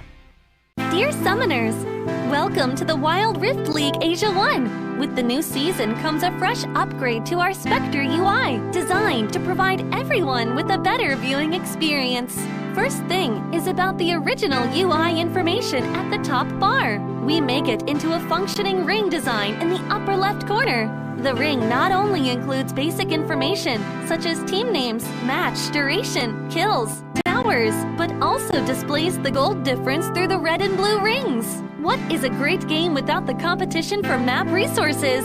When a team takes down the elemental dragons and gets the buffs, The stunning special effects not only make the acquisition of resources more ceremonious, but the elemental dragon's specific color-coded buff energy blocks will also be intuitively embedded in the corresponding red and blue sides. Whether a team speeds up the match tempo by getting Rift Herald, expanding their lead by killing Baron Nashor, Welcome back, Summoners. ThunderTalk has dealt the first blow against Edward Gaming here in this lower bracket match. I'm G10 coming at you. With me is Dash, and we're excited to get into more of this action. Yeah, now we're going to be going to game 2. We're going to be seeing EDG probably adapting to what happened during the last game. Shinzao was not the problem. It's probably more of them playing on the team fights. But ThunderTalk is really good whenever it comes down to the last team fights in where they are really upscaled. So that's why you need to play at them or fight them when they're still weak, when they're still in the early stages of the game. And that is when we saw EDG winning those fights. So now they should double down on that early game matchup. Yeah, I mean, that is also kind of what ThunderTalk is banning against, especially in the first game's bans. We did see them ban some pretty powerful early game champs, like I believe the Renekton was banned out. Yeah. And that is just one of those counters to the Jax and really a lot of the top layers where you kind of guarantee some at least early game priority. But I also feel like they need to be a little bit more committed to that early game philosophy in the jungle, because Xingdao7, he on that Xin Zhao, yeah, he did fine, but he didn't, I feel like he didn't do enough, especially compared to his counterpart Xbai, who was kind of all over the place with the Vi. With, you know, he was always the one roaming around with SMY and getting those picks with the Alistar threatening the head of Pulverize into the Cease and Desist combo. Yeah. And so far, there has been a lot of priority when it comes to these champs that are easy to execute. That's why Vi Ashe has been picked a lot for the CN conference. Because honestly, if you can execute easily, you could just snowball that into your favor. Whenever you have a Vi, someone who could really execute also on the long range could be a good pick. That's why we have been seeing the Kai'Sa. We have been seeing the Ziggs getting picked by the side of ThunderTalk, and them picking up the red side again is just a good thing, because even if someone gets a pick on the blue side, on the other hand, you get 2 picks, which is really good for a team like ThunderTalk. Yeah, and ThunderTalk going with their same first 3 bans, I think. Orin, Varus, Camille, you do not want to give those big priority champions over to EDG, while EDG, yeah, same exact bans. Still the Swain, Rakan, and Shen. Really no changes here from the last ban pick so far. I feel like EDG are still gonna go for that Gragas. Yeah, and having the Grog, oh, they want the Kai'Sa. But I've seen the Volibear available also during the last game. Is ThunderTalk going to go for the Volibear? Or are they going to do the same? They can't do the same thing, because now that the Kai'Sa has been picked to the other side, they need to change. They might be picking the Ashe, they might be picking the Gragas themselves, so that they would have easy executions to this side. Okay, I quite like that EDG picked up that Kai'Sa, taking it away from Z, but now that does open up, yeah, the Gragas into whatever ADC they want. They could be a Zeri here for Z if that's the angle they want to go. There's also, you know, the Zed Akali are still open if they want to revert back to that 4.19 kind of meta, which is kind of powerful. You know, the assassins are kind of good against this ADC meta at the moment, but yeah, I feel like they should just focus on that dual lane first. I'm really surprised that people haven't been picking up a lot of assassins, in where assassins should be really strong, because we have been picking up a lot of dual marksmen for a lot of the other teams. That's why really surprised that we haven't been picking up a lot of the Akalis, a lot of the Zeds, and most of the time they're free and they don't even bother picking those up. Yeah, they really do not. They don't care about the assassin at the moment. Yeah. EDG, though, a very solid core already. They have 2 of the champions that brought ThunderTalk to victory from the last game, in that Kai'Sa and that Alistar, and you saw how dominating an Alistar was compared to a Gragas who's a little bit more all around. That Alistar really has so many good opportunities and skills to go hard engage. But yeah, ThunderTalk, I did say it could be a Zeri. It will be a Zeri for Z, because his name starts with a Z. Zeri. Okay, I'm gonna pick a Zeri. So with that pick on their side, having a carry on the hands of Z is always a good matchup, honestly. Yone isn't going to be available for all of the teams, even Nova Esports haven't been picking up the Yone a lot because of the recent nerfs on 4.2a. So this is the next best thing. Picking up an ADC for Z in the mid lane is going to be good. And honestly, Zeri is probably in the lowest one. We have a priority in the SGL, Corki, and Kaisa, and Zeri is like a fourth pick every time. But on the hands of Z, it's going to be good. Yeah, I feel like with Z, you can have the same confidence and mechanical skill to back up a Zeri pick like Adran9 has. And against you, this could be just Z pretty much, you know, him and you are just pretty much going to farm up until it's time to fight. There's really no reason to put themselves in danger, but hold up. A Morgana possibly pick here for ThunderTalk. That could be something that okay, I was gonna say Morgana jungle could have been something that was a little bit interesting, but more likely the Kha'Zix here for X-By. That's a little bit better. I'd say that's a little bit more comfortable of a pick there. Gives them a lot more opportunities to go on these ADCs because that Ezreal is maybe gonna get picked up here for either a loner. Yeah, double ADC. They need another jungler. Lee Sin, we haven't been seeing Lee Sin a lot.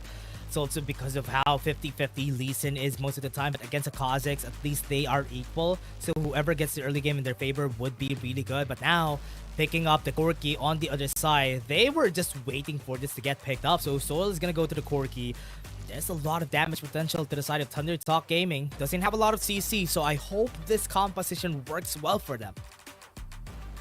I feel like this composition could be a big threat against EDG, though BO7 on that Lee Sin.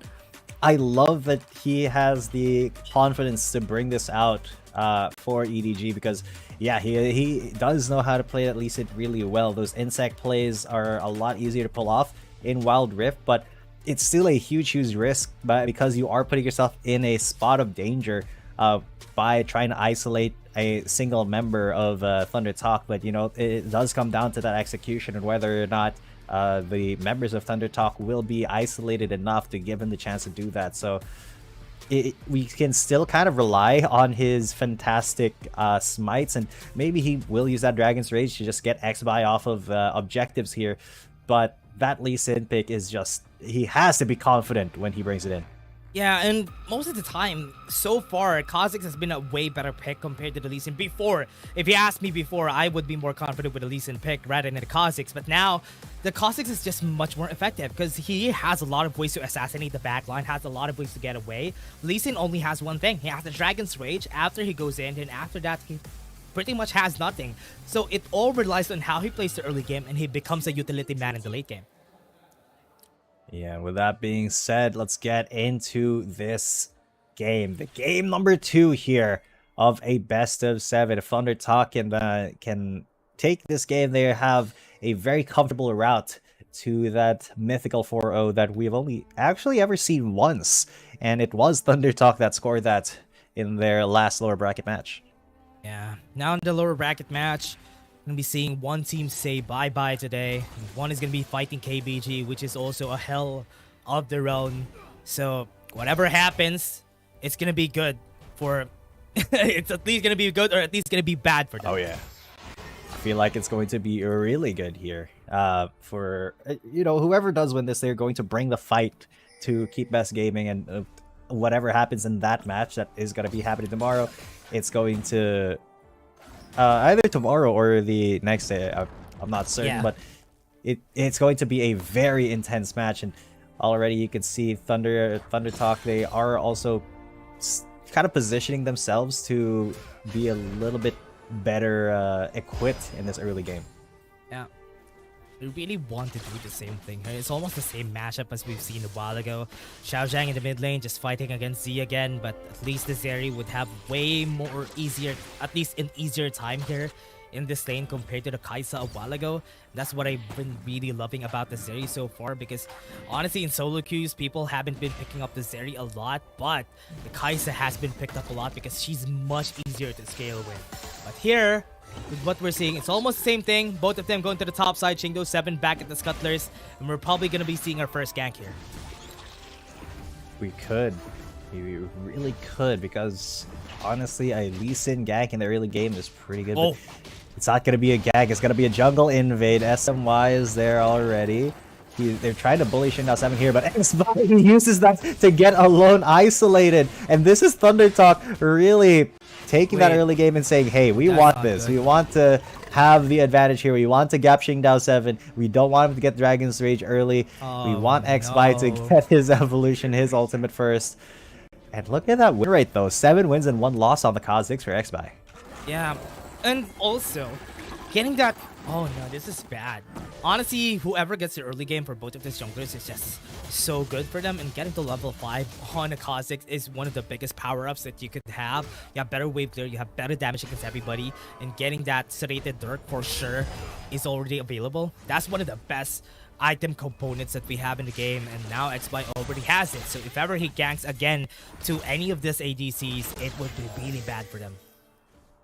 Yeah, and I feel like the ganks are going to be a little bit slow here. Those ADCs are not particularly easy to get a gank off. You got Kai'Sa, you got Ezreal, very, very safe champions. And since this is Wild Rift, the flashes are on such a low cooldown that you basically can't escape these things. But Soil has to use his Valkyrie to escape there. Langui really threatening that engage with Alistar because he knows that SMY is not around. He's around in the mid lane. And I like this True Shot Barrage used by Xiaozhang as well. Either using it to poke out or get some information or just clear the wave a lot of the time. But there is the first gank coming in. Shing7 kicking Shin back into tower range. Yeah, I was surprised though, because he couldn't really battle this too. He was at a really critical HP here. And honestly, on a 1v2, Jax could really fight them out. But remember, there wasn't much injustice there. Could have been a lifesaver right there on that battle in bot lane. It really could have been, but they didn't commit hard. Yeah. I mean, I understand, man. It's a Jax under tower. He's got the counter strike. It's a dangerous proposition to try to gank him, especially if both of you are melee champions and you both get stunned up by the Jax. Yep. It could easily turn sour, because we've seen that actually happen yesterday in the KBG versus JDG match. Somebody tried to gank a Jax 2v1 and the Jax was able to get the kill and get out. Probably the safest laner that we have, especially in the Baron lane, because Jax, it's not really that easy to gap a Jax unless you put the dual lane on where he is. But if it's just a 1v1, Jax could really sustain himself pretty well. Honestly, we do expect him to, because of the power creep that Jax has been on because of the nerfs, he's not that much of a beast in the late game. But at least after 3 items, he would be dealing so much more against a lot of the other Baron laners that we have in the tournament. Oh, hold up, because Shin has been isolated here. Speaking of Jax, getting a little bit power creep. He's going to get crept on there by Shing7 and alone. But Langui, again, was the one that precipitated that gank. So, good hustle there by EDG, getting the first blood and getting priority on this Rift Herald. Yeah, and again, bot lane, they're already taking out some plates on the bot lane of the map. That Drake is going to be taken down. Don't even need to take out the Rift Herald on the top side of the map. That's going to be 2 towers for sure, just because they have a Rift Herald on their side. Yeah, getting that Rift Herald charged down the middle lane is very important here for EDG, because as a Lee Sin, Shing7 does like to have a little bit more freedom around the map. But yeah, you can expect ThunderTalk to maybe defend this quite a bit, even though, you know, that it will probably be EDG trying to force something in the mid lane along with that Rift Herald, because we have seen it, like ThunderTalk, sometimes they don't even care about the Rift Herald, they just want to go for the kills even if the RH is charging down the mid lane. Yeah, we've seen that a while ago during their game. They really just went in for the kills, but just because they know the tower's gonna go down anyway, might as well take something out of it. ThunderTalk wants to go for more, and Langui gets a knock up. But that could be dangerous for EDG, because Z is there. He's already popped the ult. He is being very, very aggressive. Very dangerous Zeri here. But I thought that might have been a mistake by XY, but he had full trust in Z to follow up. Yeah. Good thing that they weren't killed there side of EDG. They didn't really know if they can fight against the Kha'Zix at this level, because that Kai'Sa doesn't really have a lot of damage at this point in the game. So ThunderTalk just went by it, survived, And EDG would just back away easily because that's what they want. They don't really want to have a lot of this fights because they don't want that Kha'Zix to snowball. Yep, that Kha'Zix definitely is not the jungler that you want to give a lot of snowball potential to. That? Okay, that was a great buffer on that essence shift to get out of the explosive cask. Well done there. The mechanics on this Ezreal are on point by Xiao Zhang, but ThunderTalk, they are going to get aggressed on here. Shingdao7 lands it, and he does get a Dragon's Rage onto SMY, but he was taken away there. SMY, he is going to still get taken down. I think it was a red buff. No, it wasn't. It was a Sonic Wave, actually, that Shingdao7 used to take him out. Fancy feed for Shingdao7. Really got another great Dragon's Rage, but they're going to go in again. Langui just not afraid because he has that unbreakable will still to dive under the tower. Although that didn't result in anything, ThunderTalk are now getting pushed further and further by just Shingdao7 being around the map, being very, very good at his map rotations.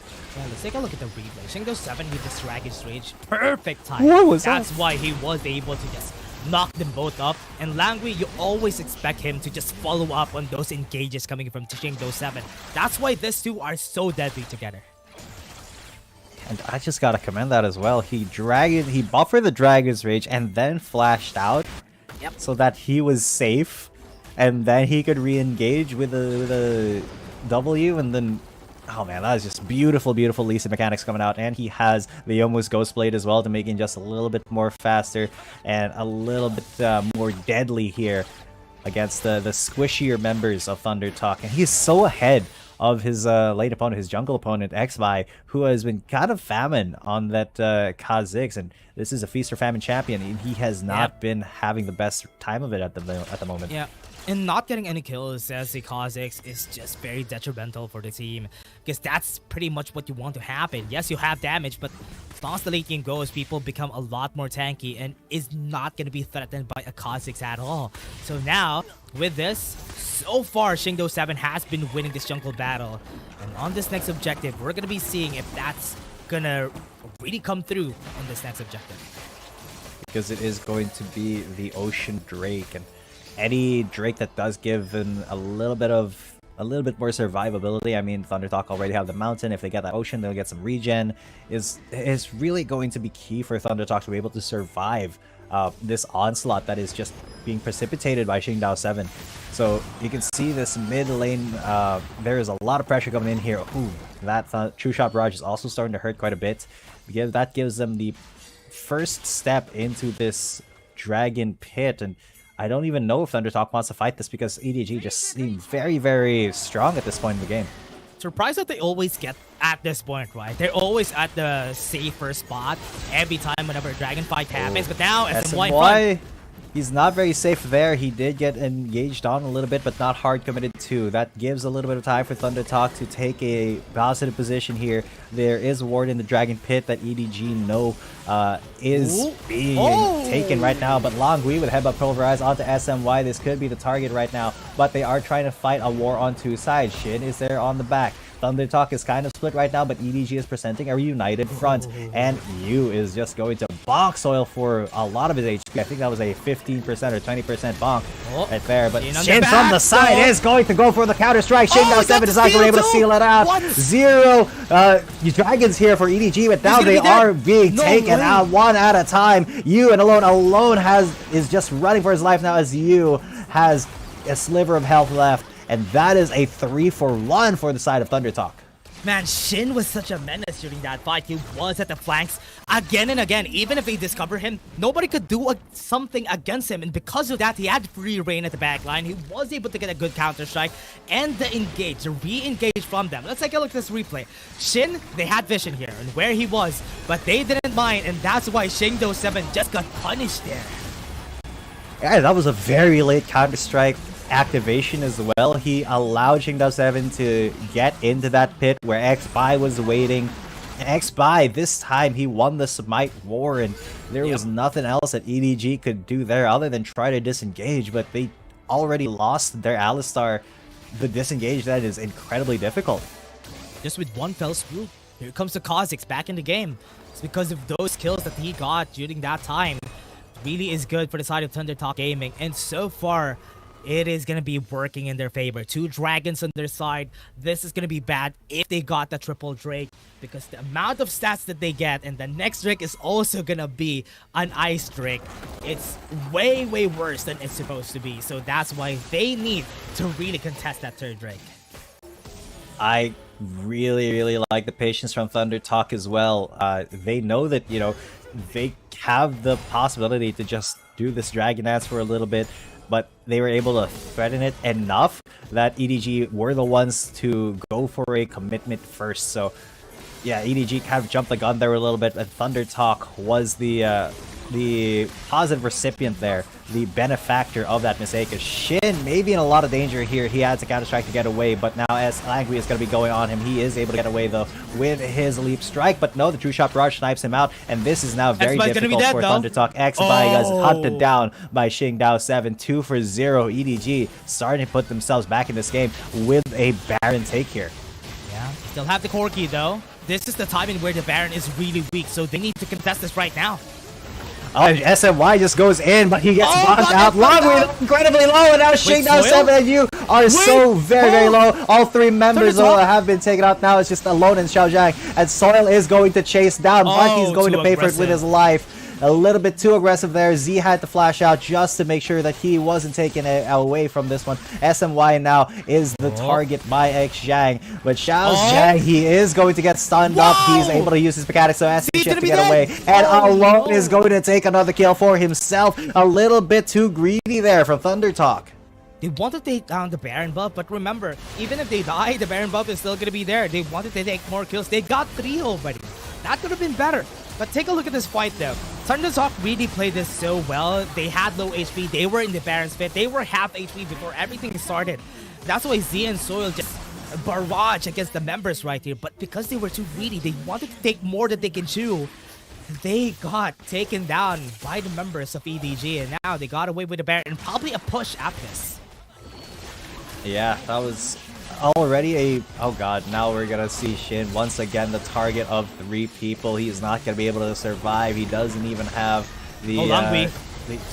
Oh god, Langui, now he's going to be the target. But the Unbreakable will keep him safe, because SMY is just going to get barraged by missiles there, as the Kaisa does. And then another... Yep, the Acathian Rain to close his kill out, and suddenly ThunderTalk are looking very, very vulnerable. Yeah, they're now on back foot. They lost a lot during their last fight, and now EDG is banging at their doors. They're taking down the mid lane turret, and they are just trying to back away. They don't really have a lot of wave clear, so it's still hard for ThunderTalk to defend this. Now, at least they're in prime position again to get this Drake, deny the 3rd Drake against the members of ThunderTalk. And without a jungler really to... Well, I mean, there is no way that ThunderTalk try to contest this incredibly hard, because they do not have SMY to be that tip of the spear. So it's just going to be melted down here by EDG.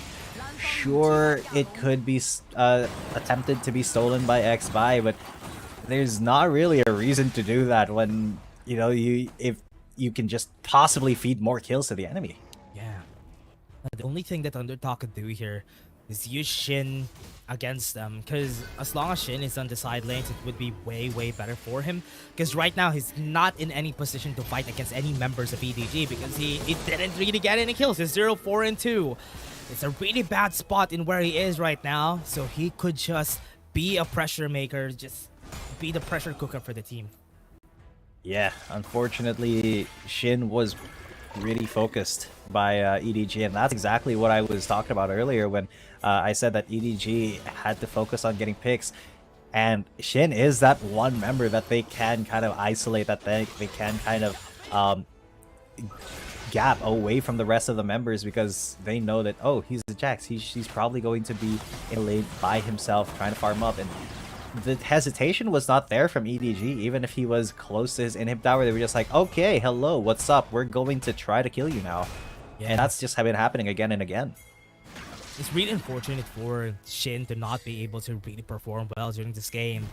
Right now, that's one of their problems. Even in a 1v1, nobody could really 1v1 him at this point even, but they go for a 2v1, it's going to be easy. There's not really a lot of objectives, and Baron hasn't been a priority for both of these teams, because they know Elder Dragon is going to be up in a bit.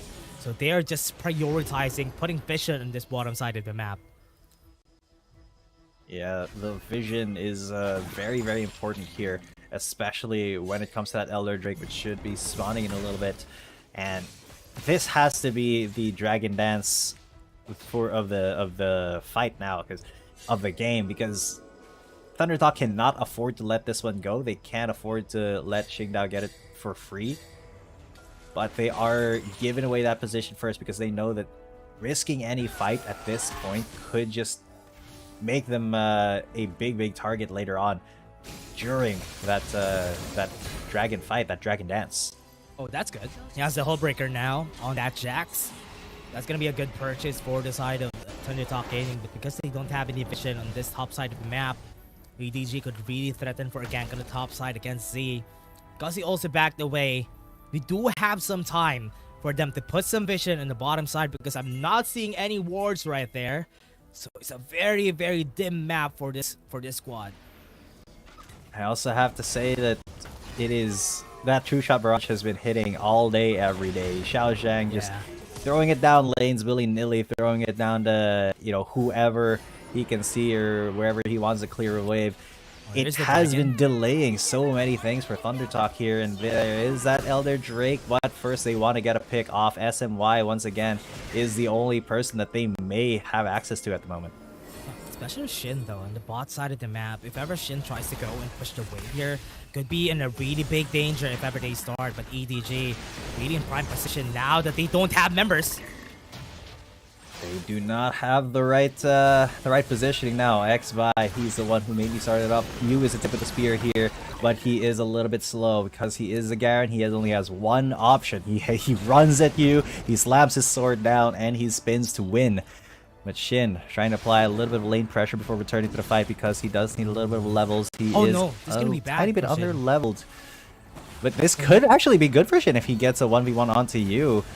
Although that is going to be a huge Dragon's Rage. They need him. Big stuff there by Langui, actually. He got that headbutt pulverized really well, and they will be taking SMY down. That's Xingdao 7, but now he's very low. They are going to be fighting on that Drake. It's MCT taking a kill onto the support. Xingdao 7, now he's the one hunting down maybe the Kazakhs, and this is a fight on two fronts, ladies and gents. The Western front and the Eastern front. This time we have that Elder Drake making sure that everybody gets off of him because he does a lot of damage. Really good play coming from XBY here. If he wasn't able to get the kill on Langui, could have been an easy Drake for the side of EDG, but because he was able to get that and was able to run away and couple that out, that was such a great usage of that stasis, and baited out a lot of the members of EDG. Most of them are just waiting for him to come out. When he came out, it was just an easy kill for him. Now, with that, Elder Dragon's not going to be taken still. Right now, we can see that members of ThunderTalk wants to get the takedown on you first before they start to take down this Elder Dragon. The delay from XBY's stasis was just too good. It was the exact amount of time he needed to be able to wait out that unbreakable will from Langley, but he just took so much damage from that True Shot Barrage. Now he can't keep doing this. He has healed up a little bit here on this blue buff, but look at how aggressive EDG is being, both in the river and in the jungle of ThunderTalk. They're going as for threatening this Elder Drake, and it is such a big threat now because ThunderTalk knows they need to meet them, and XY is a little bit far. They're starting to melt it. They're committing hard onto this, but Langui is going to commit onto these two. Wait, Xiao Zhang, no! He's into it. There is Xiao Zhang. He's committed to that, and he is going to at least getting a Devotion Justice onto the support, and that's another kill onto Shin. And now that is a 2-for-0. EDG will be taking that Elder Drake for free and charging down at ThunderTalk. ThunderTalk took an L that fight because SMY and Shin just went forward. That's going to give more space to the side of EDG. They're going to be taking this Baron. The same thing that's what happened during the last game for ThunderTalk. This was the reason why they won. How are they going to fight against it? That is going to be the question because they are not going to be able to steal this. They have the Elder Drake in their favor. The positioning was just not there for ThunderTalk. I mean, XY was so late to the party, but he stole it! The steal! Oh my god! And then he took the Guardian Angel off of Xingdao 7. Yeah, he sacrificed his life for that. What? That's worth. You get that seal, you are able to siege and delay the game for EDG. Oh, bought themselves some time. A really good steal from X-Buy. Getting that to 2k HP was what he needed all along. And because they got it to 2k HP, it was easy for them to just taste their fear and smite that dragon. Because they got it, EDG couldn't end this game. ThunderTalk has much more time, and what was that mean? You have a Corki, you have a Zeri, and in the late game, they're much more scarier than that Kai'Sa. Lord almighty, what a steal, a hero play from X-Buy. He jumped in at the last possible second, and it was a smite battle where he had the edge on Qingdao 7. And he also was able to take that Guardian Angel away, which is pretty good. So that does mean that Qingdao has to wait for that before he's able to really efficiently fight again and throw himself at the mercy of ThunderTalk. Yeah, I honestly thought that the game was done already if they took that Baron right there, but because they stole it, that just gave them more and more. And this is what Shin needs so much in this game, because look at that gold gap. That's a 4.3k gold gap on that Baron laner on both sides. So this is just something that Shin really needs. He needs ample time. He needs to get to the Elder Dragon fight next, because that is when we're going to be seeing both of these teams ending the game. And that is when, oh, Elder Drake and Barons are already down, I mean. So this is the equal on both sides now. Yeah, I mean, the Baron buff just has a little bit more left to go. So, okay, SM1 maybe have isolated Langui here, but he does have that Unbreakable Will and that True Shot Barrage to keep him safe.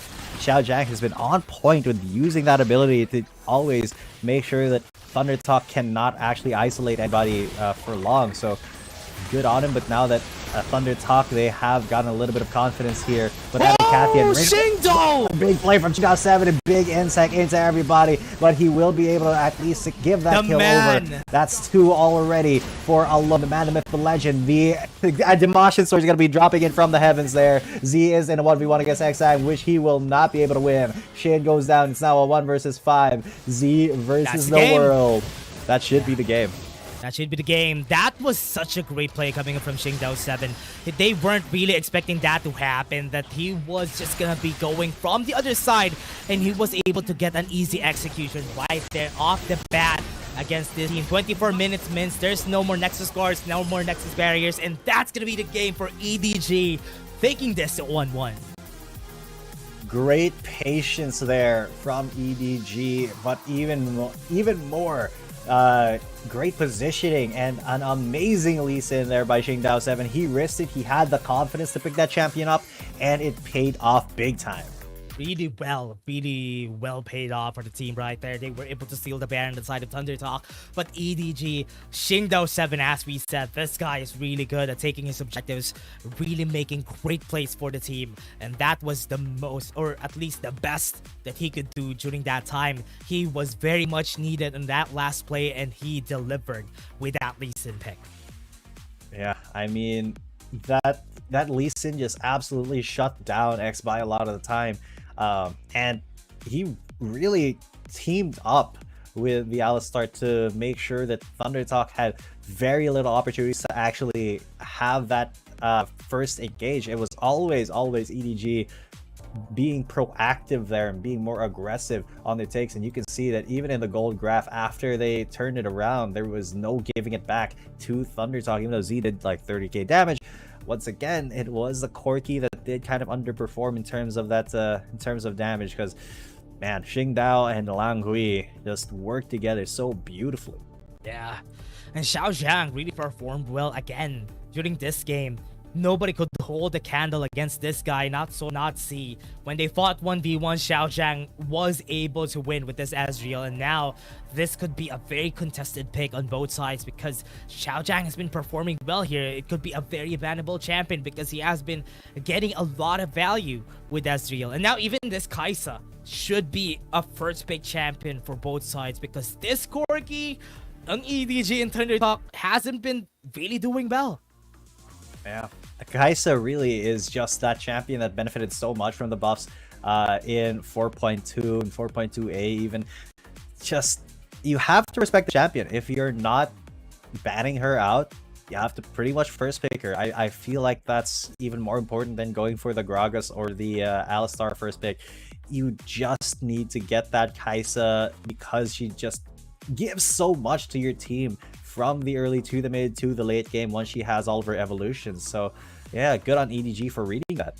Yeah, and again, EDG is just a really good team whenever it comes down to it. This is how they did it against the J team. That's why they were able to get one game against them, and now they might be able to get a lot more against ThunderTalk here in the lower brackets because they caught them lacking. They caught ThunderTalk on their weakest point, and that was because Shin was just taken off left and right. This Jax really struggled during this game, but yes, it's very well deserved. BO7 really needs to get this MVP because this guy won them the game. He really did. That Lee Sin was nigh unstoppable. Yeah, there were some moments where he got outsmited by XVi, but that he didn't let that stop him. He just went in and kept going and never gave up, basically, and always was the tip of the spear there for his team, and I really gotta give big props to him.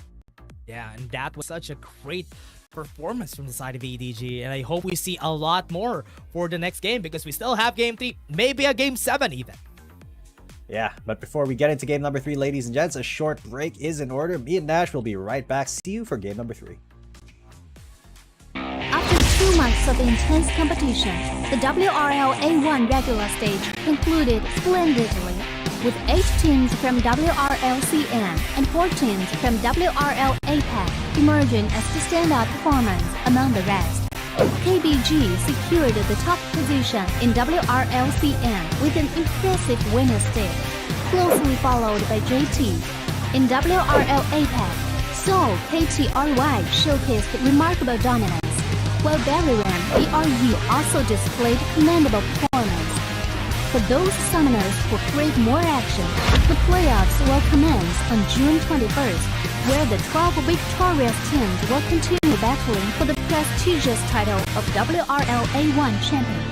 The playoffs in both WRLCN and WRL APAC will follow a BO7 double elimination tournament, allowing only 2 teams from each conference to progress to the finals. The first place team from the regular stage in WRLCN, Team KBG, will go head-to-head against Team Nova, while the remaining team, JT, will directly versus EDG. The 2 victorious teams will then compete for the first spot in the WRLCN finals. Meanwhile, in the losers bracket, the 5th place JDG team will select TE as their first round opponent, while the remaining team, WBG, will confront TT. The winner of the first round in the losers bracket will then face the opponent determined by the first place team in the regular stage, and the final winner will earn a spot in the finals. Additionally, the 4 teams from WRL APAC that advances to the playoffs will also engage in the double elimination tournament, where 2 winners will be chosen to proceed to the finals. The finals will unfold over 3 thrilling days, promising an unmatched level of excitement. On the first day, the 4 teams will engage in a BO1 single round robin, and the team that finishes with the top rank will secure the first ticket to the grand finals. The remaining 3 teams will then face off in a single elimination bracket on the second day, vying for the chance to compete against the top ranked team. Finally, on the third day, the 2 winning teams will enter a gripping BO7 Ultimate Showdown to determine the ultimate WRL A1 champion. With all 12 teams fully prepared, the question remains, who will emerge victorious and claim the coveted championship glory after enduring such intense competition? Get ready for a wild ride. Let's eagerly anticipate the thrilling spectacle together. Dear Summoners, welcome to the Wild Rift League Asia 1! With the new season comes a fresh upgrade to our Spectre UI, designed to provide everyone with a better viewing experience.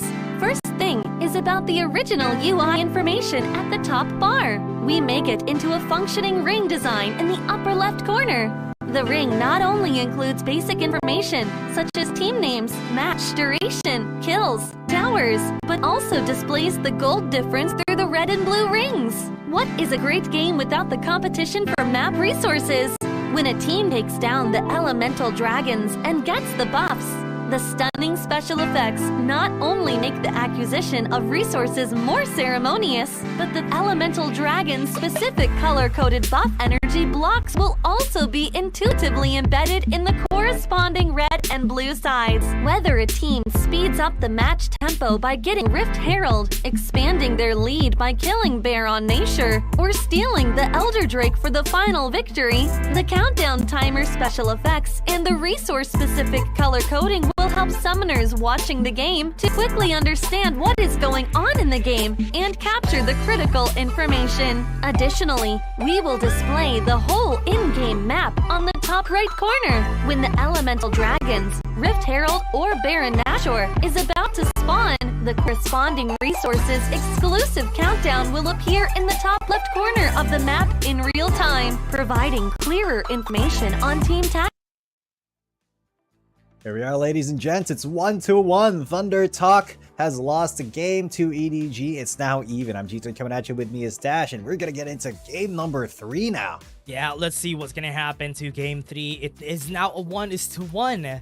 Getting that revenge, at least revenge fight against them. Now we're back at square one because they're both 1-1, and now it's almost like a best of 5 even. So now let's see if this is gonna go the length, if it is gonna go to game 7, or is this the time for one of them to just snowball this in their favor.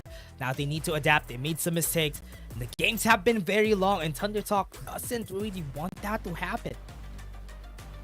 Yeah, because ThunderTalk, they want to end this as early as possible. They will be the ones on blue side now. They have the priority pick for that first champion. So let's see if they do prioritize that Kai'Sa, because we were talking about before the break that Kai'Sa is one of those champions that you either have to ban out or you first pick, especially if you're banning out that Varus. Yeah, and I haven't been seeing the Varus recently, and I'm really surprised that during the last bracket matches that we had, the Varus is available, especially during the KBG matches. I was surprised that nobody has been picking up the Varus. Varus is a really strong champion right now, but the presence right now for ThunderTalk and EDG is just massive, and they don't want to see that champion come to light.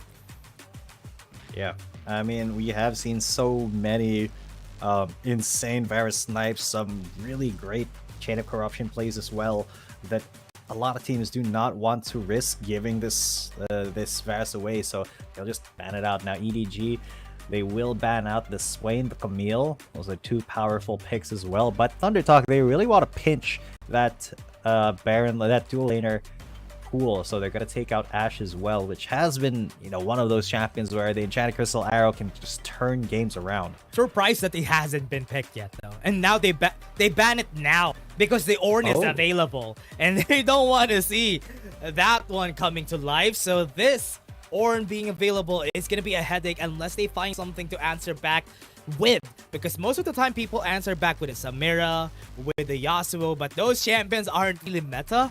That's why they're not that effective, even though the Wind Ball and the skill 2 of Samira are just so good against it. Now Kai'Sa is a way better pick because EDG wants to do the same thing as they did during the last game. Yeah, we have seen though a Yasuo yesterday in JDG versus KBG, and it was JDG that pulled it up. They were the ones who took that win with a Yasuo because they built their entire composition around it. But with this Ornn, oh god, Ornn plus Shen, XI and SMY going to be taking on some very supportive roles here for the teams. So it will be up to Zeri and whatever ADC that Soil does want to pick to do all the damages, because I feel like Shin is also going to double down and pick up something that is a little bit tankier for his top laner. Yeah.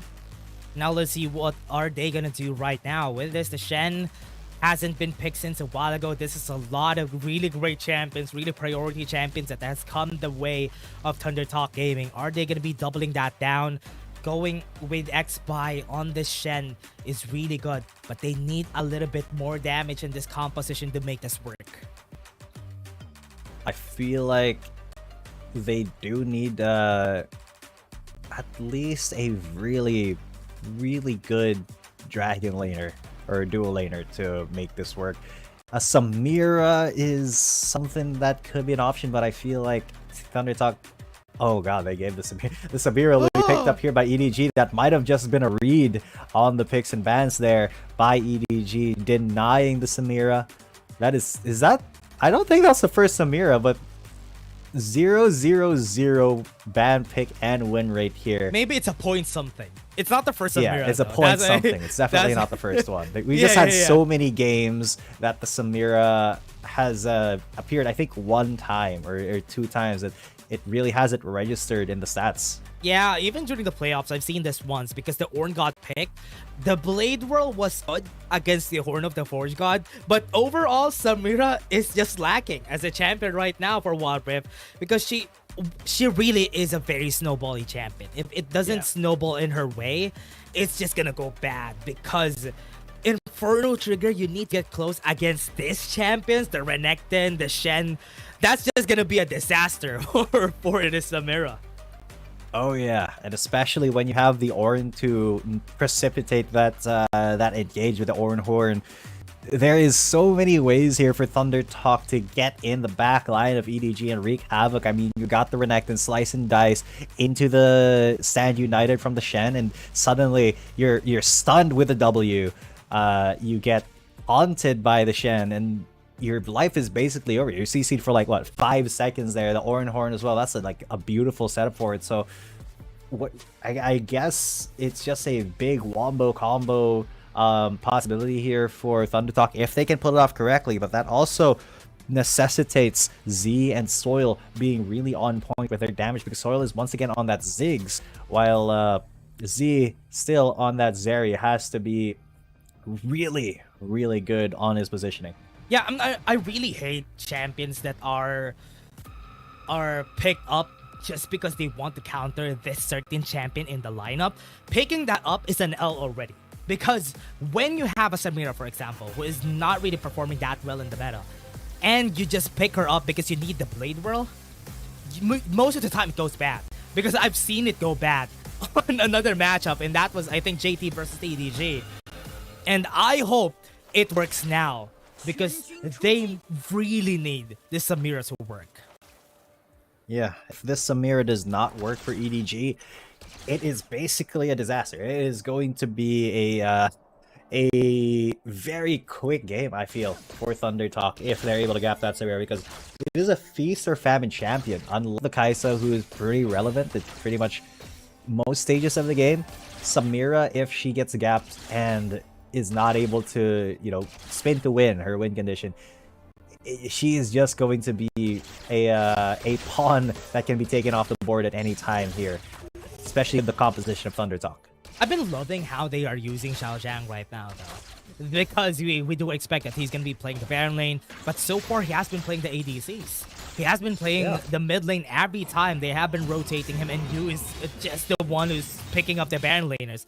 I think one of the strategies that ThunderTalk would use here is ban the Garen so they can force you to use something else. Yeah, because Yu has been consistently on that Garen now. Alistar, Lagby's Alistar, 50 seconds of crowd control. Yeah. Yeah, excuse me. Think about on it. The last game. The amount of stuns that Alistar really has on, if you're talking about tenacity in this game, it's not really a lot. So a 50 seconds crowd control is really big. That means he just hit a lot of pulverizers right there. Yep. That does also him a lot of multiple pulverizers actually stack up that crowd control number a lot. And this is Yu's 100th game professionally, so big congrats on hitting that 1-0-0. And on that Garen as well, a pretty decent win rate off of a pretty good sample size. Yeah, and Yu has been just one of those players who really appreciates picking up a lot of bruisers in the mid lane. You expect him to even pick up a Wukong in the mid lane just to have a very neutral matchup. He's one of those players who really doesn't need to pop off. He just needs to not lose in his lane. And that's one of the great characteristics of this guy, because he really wants to go, he doesn't really want to go at the back pedal. He just wants to neutralize the lane. And neutralizing a lane is very easy when you are a Garen, because you either go even or you are ahead as a Garen. He doesn't lose. He doesn't lose. Even if you get a lot of damage on him, even if you trade up, he's never going to lose a 1v1 because he can just stay behind tower for a little bit, regen his health because of his passive. There's a little bit of a fight going on here. SMY and Langui coming to blows, but that Ornn is still a very tanky champion. Yeah, and Ornn is really good whenever in this matchups though, because Ornn really appreciates people clump up together, especially when they don't have a lot of range. That's when the Horn of the Forge God is really effective against, and Kaisa doesn't really have a lot of range. Samira doesn't really have a lot. The only thing good about the Samira pick is the Blade Whirl. So this is something that is good here. And one of the things I'm surprised about when we saw Ornn being available in this game, Ornn being picked up in the support role is one of the most mind-blowing things that I've seen. And that just solidifies the fact that Wild Rift is such a different game than League of Legends. Yup, because in League of Legends PC, you put Ornn in the top lane and he can go even against anybody. He's got that Ornn Forge as well that benefits so many people. And while you do have it here, it's just he's so much better in this support role for some reason. Yeah, it doesn't have much damage compared. That's the reason why, because we don't have a tank meta in the Baron laner. That's why we do see people just preferring a lot more of a bruiser role on the top lane. Just put these guys who have a lot of CC in the support role, because that would be way more effective in the long run. Yeah, but looking at the Ornn, he is going to start off a big fight here, but under the tower, it's a Garen. Why would you try to fight that? Qingdao is there, so is XY, but oh no. There's no reason for ThunderTalk to try to fight this, except if they try to go on to Qingdao 7 and they actually get the kill onto him. It's not even Z who gets it, even though he uses it's going to be Shin. And now they're going to dive onto you. This is such a difficult dive, but the exhaust on the other, he rolls back right in, and they give the kill over to Z. But that would be the life of XY for it, and SMY as well. So it's going to be a 2-for-2. ThunderTalk so aggressive. They took that risk. I'm surprised that they did. They thrive on doubt. We doubted them that they're not gonna go for it. They actually did. Shin just went for the stun so that BO7 won't be able to get any decoy after. That is good CC layering for the side of ThunderTalk Gaming.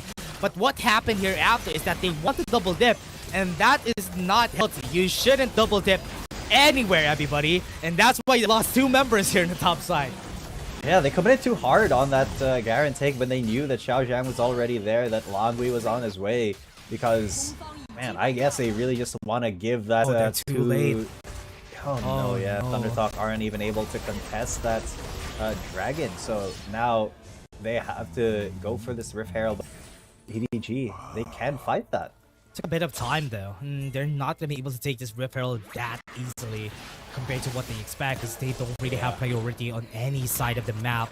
That is going to be very bad for them. They don't even bother to take it. Not yet, because they do know. I mean, EDG does have a ward there, so there's a vision on that Rift Herald being taken, so they know they can contest. Qingdao is over there, and they know that XY can't really take it as fast as they want. But SMY has an isolated here, Mega Inferno Bomb onto 1, but the killer instinct has been used by Xiao Zhang. It won't be able to secure a kill, but that does put SMY down a little bit low. The Ornn Horn hasn't been used yet. Ram hasn't been called yet by the Forge God. But Langui is already in, but yes, there it is. Like the Forge God onto 2. What you coming from behind is going to get smited down by XY, but this could be a difficult fight for them. Shin, though, with the Dominus will be able to escape and threaten Langui. No kills there, just the Rift Herald take. That's what I'm surprised about. Why did they not get any kills right there? Because they were in position. They converged on the members of ThunderTalk, and they weren't able to translate that into a kill. I'm surprised. But now, because of that, they can get punished. This mid lane could be taken down easily, because remember, they have a Ziggs on soil, and that tower is gonna fall. That tower is gone, and that is actually what you want when you have Ziggs in your composition. The mid lane tower take is absolutely crucial, but now Z could be a lot of danger.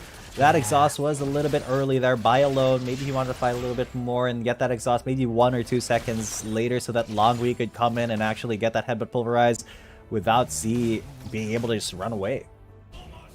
With Shin super low in HP here in the bot lane. Might get the much injustice by you here in the bot side of the map, but so far We have been seeing the members right now of EDG being a bit reactive against the members of ThunderTalk Gaming, because right now, because of the double ADC and because of Alone, it's not really easy for them to find any space, especially in that lane. And I love what they're doing here on the side of ThunderTalk. They've been keeping him at bay, but BO7 is here. Might go for a dive. They might have, but Shin was able to get out of there really quickly. Just able to just flash as soon as he sensed danger, get out of there. And I think he still has dominance to be able to fight this. X-Bai is going to be there though. He does go for the flash. What's it? I blanked there, but the flash taunt. There you go. Wasn't to keep them on the communicated. tower. The thing was gonna go in. If it was communicated, Shin could have went in with a root to Predator. Now X-Bai should defend this tower by himself, and because they recalled, this is a free tower for EDG. Yep, it is going to be a bot lane turret for EDG. Get a little bit more gold, even it up, but that is going to be traded up. A big attempt there. They may beg for the bomb onto two, just secure that tower for ThunderTalk. They're slowly but surely peeling away the layers here for EDG. They need to make some magic come out here so that Blade Whirl wouldn't be that effective on these battles, because the Call of the Forge God is not going to be doing anything once that Blade Whirl comes out. They need to be a bit more creative, try to couple or to at least layer the CC before they use the Call of the Forge God, because they're not going to be using that as long as Samir is in the area. Yep, zero chance for them to actually get a pick there, as long as, you know, Samir is there to disable things with her own, I want to say, wind wall, because that's kind of the thing that we associated it the most. It's basically a Yasuo wind wall, but better. That's true. And the Blade Whirl also has damage though, if you try to get close. That's why it's a bit of a surprising skill right here in Samira. Now, we haven't been seeing a lot of performances from Alone with the Samira. I hope we see a good Inferno trigger later down the line for EDG, but now, we might go for the bot lane.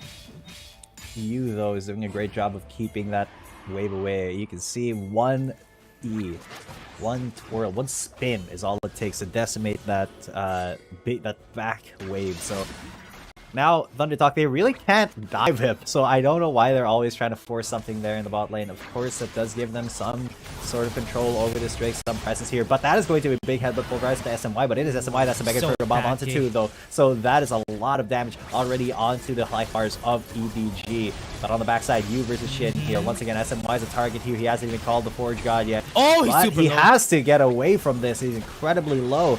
He needs to use that orange horn soon, but there's a killer instinct onto Z and Shin as Z is taken down to half HP. Soil is there, barraging them with bouncing grenades as Long tries to get away, push him back, and SMY is there. No steal coming in from EDG, or from ThunderTalk, but there's a call to Forge God. It will get taken away from that Blade Whirl.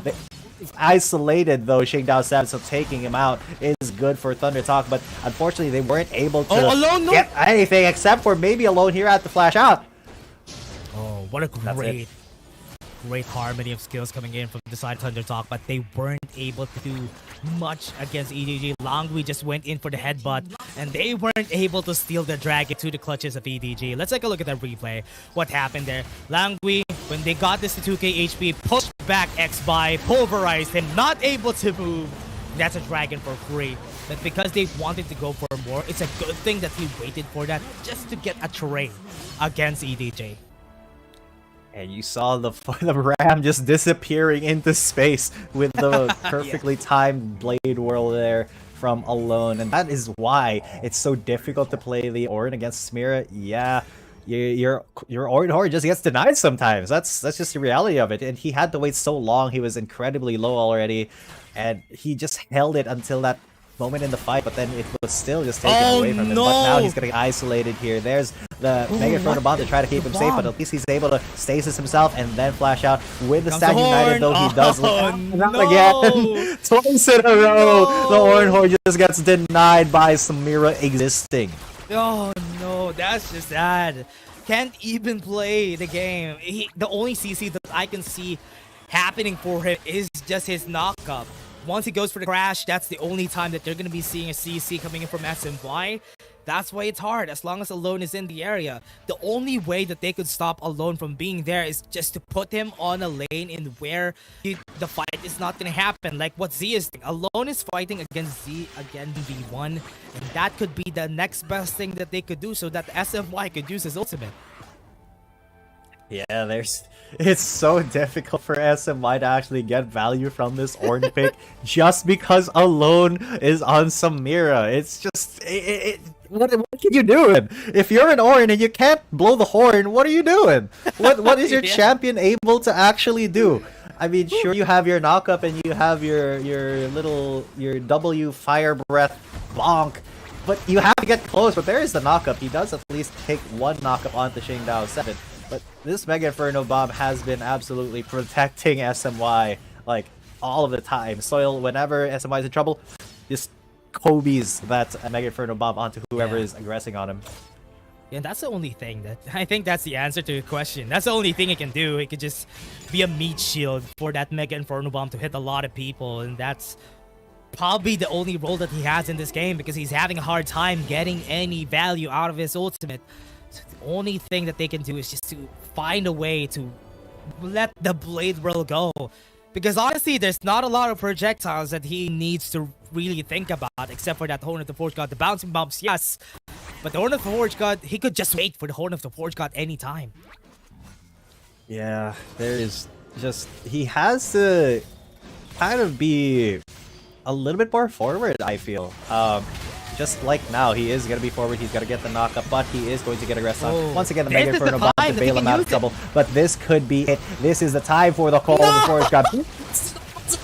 By the Blade Whirl, and then EDG auto re-engage now, but they have ran into Z, and Z is absolutely shredding the health bars. He's already taken one down. He's taken down you, but now the killer edict onto Soil. That's going to be taken and him out. There's an Inferno trigger there on the back, but Z is just free hitting everybody. Xingdao7 now his target, but he'll get the clone and not the actual guy. Now Z is a little bit late on this fight. There's the Sad United onto him, and Alone is going to be taken away. Immediately bursted down by Z, and yes, that is the target that they needed. Z has just been free hitting this entire time, and he's the reason that ThunderTalk actually won that. Sacrifice the crocodile in order for you to get a lot more, and they were able to do that.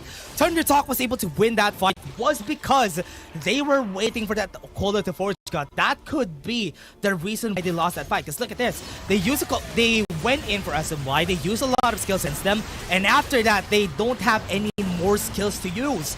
They just focus a lot on this Call of the Forge God without any Blade Whirl. What else can you do against Soil? Because Soil was just pushing bombs left and right. Z was just dealing damage left and right, and that was because there was no time. There's no time lag with the Blade Whirl. And now look at this, bottom right of our screen, they're already going for the dragon. Once again, it's going to be a big fight, and the Call of the Forge God will finally get a hit onto Langui, but that was not the right target for them. There's a Mega Inferno Bomb to discourage him and take the health bars a little bit lower, but just from one fight to the next, now Shin is playing defense. He's playing the big interceptor, but this could be a reset here by EDG. This could be them looking for a better entrance in this fight, but that dragon is already incredibly low. There will be 0 steals here for EDG, so there will not be the 3 dragon power spike for Edward Gaming. ThunderTalk now on the aggressive because Xingdao7 has been caught. He's in 1v1 versus Z. Now Soil is going to find him and get the exhaust off. Give it the kill over to C. There it is. Bomberman indeed. But X-Spy was on the backside, and now Langui going to go for the engage. This is going to be big because they have almost caught the crocodile, but SMY is going to walk away with his CC denying skill to get away from that exhaust. Xiao Zhang though doing a lot of damage because he is he's no mana! Denied by the owner, and now he pays for it with his life. Shin re-aggresses with the dominance back up, and this is ThunderTalk still looking for more Z. Here comes the Forge God onto all of the two of them. Xiao Zhang has to run away. He gets tied by the Mega Inferno Bomb, and Z looks for a little bit more. ThunderTalk and solidly putting themselves in the lead. 7,000 gold. That's exactly the timing that you need in order to get the Call of the Forge God. Isolate Alone, use the ultimate in order for you to turn things around. But Langui really had a great spot there. Could have been a really great pulverize in order for them to turn around the fight in their favor. But because he didn't have any mana anymore, that became a disaster for EDG. What a disaster. No, he's got no mana. We're gonna put all of the memes in here. I mean, if you guys are League of Legends veterans, you will understand these references. But right now, we do understand that that is going to be Shinged out, piled on, and immediately taken out of this fight. He's not going to be able to contest for Baron. No Smite Steal potential here. And ThunderTalk are just starting to run away with this game. Yeah. This guy Baron, no repercussions from the side of EDG.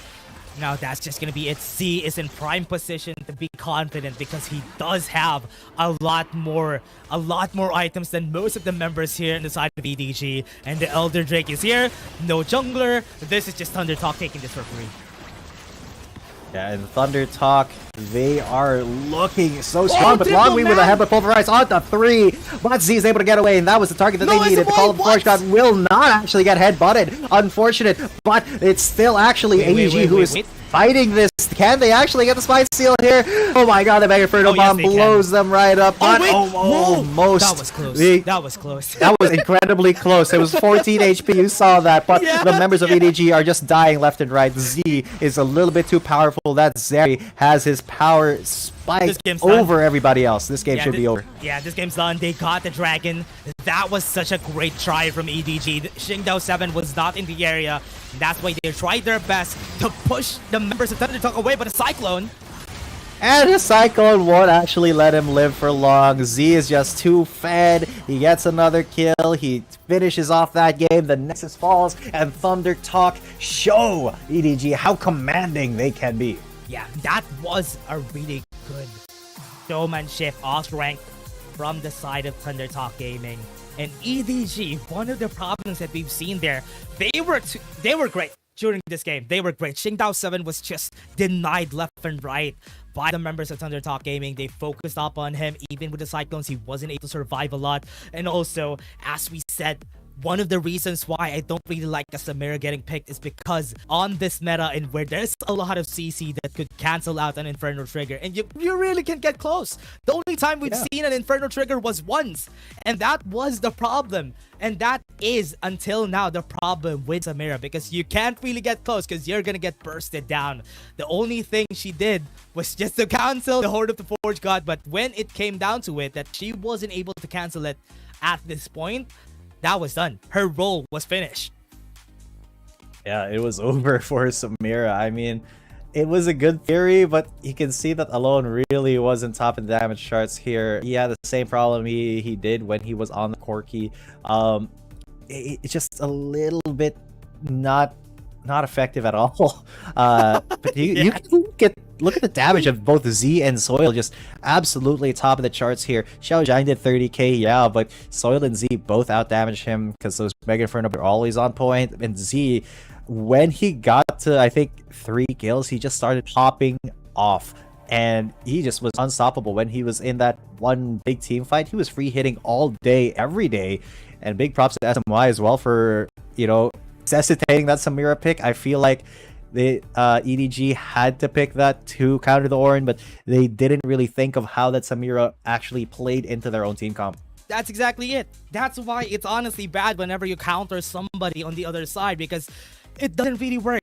Because they want to poke out with the Kai'Sa. Samira doesn't have any way to get in, no way to get close, and that's why it's not really that great. If you want to play around the Samira, just have a lot of CCs, just have a dive composition overall. Take off the Kai'Sa if you want that to happen, but when you pick it on a composition like this, and where there's a place for Kai'Sa, there's a place for Samira, this two doesn't jive well together. They're not in the same spot for the double marksman meta, so that's why it didn't really work out in their favor. But again, still a nice try for EDG. That was a close Elder Drake battle. We've seen it at 14 HP. That was really scary. Yeah, definitely a good attempt by EDG to fight back, but they just lacked a little bit of commitment. They had to run away because they were getting absolutely decimated, so very understandable. But yeah, that was just a very tough battle for them to win, especially with the Samira being really, really ineffective. So I really have to give it to ThunderTalk for reading that and just going, okay, we will have to force you to pick something that you don't want if you want to counter this incredibly powerful Call of the Forge God. So man, what a game there by ThunderTalk. What a read from them as well. Yeah, you know what? The only way you counter an Ornn is to ban it. There's no other way, because that's the easiest way, because you don't really need to pick around it. And that's one of the things that makes Ornn really good. But also, one of the best ways to counter an Ornn is maybe get someone to CC him while he's calling the ram on him. Find a way to CC him. A single target CC is always good against him. A Vi maybe would have been a better counter, just to cancel him and taking a really good spot and getting that ultimate. But Z doubled down on the Zeri pick. During game 2, it wasn't that effective, but game 3, he was able to make it work. Yeah, and big props to him for actually making it work and being the linchpin of the composition as well. And just the aggressiveness and the raw mechanical skill that was displayed there are just very, very insane from Z. So, you know, that is kind of what we expect from ThunderTalk.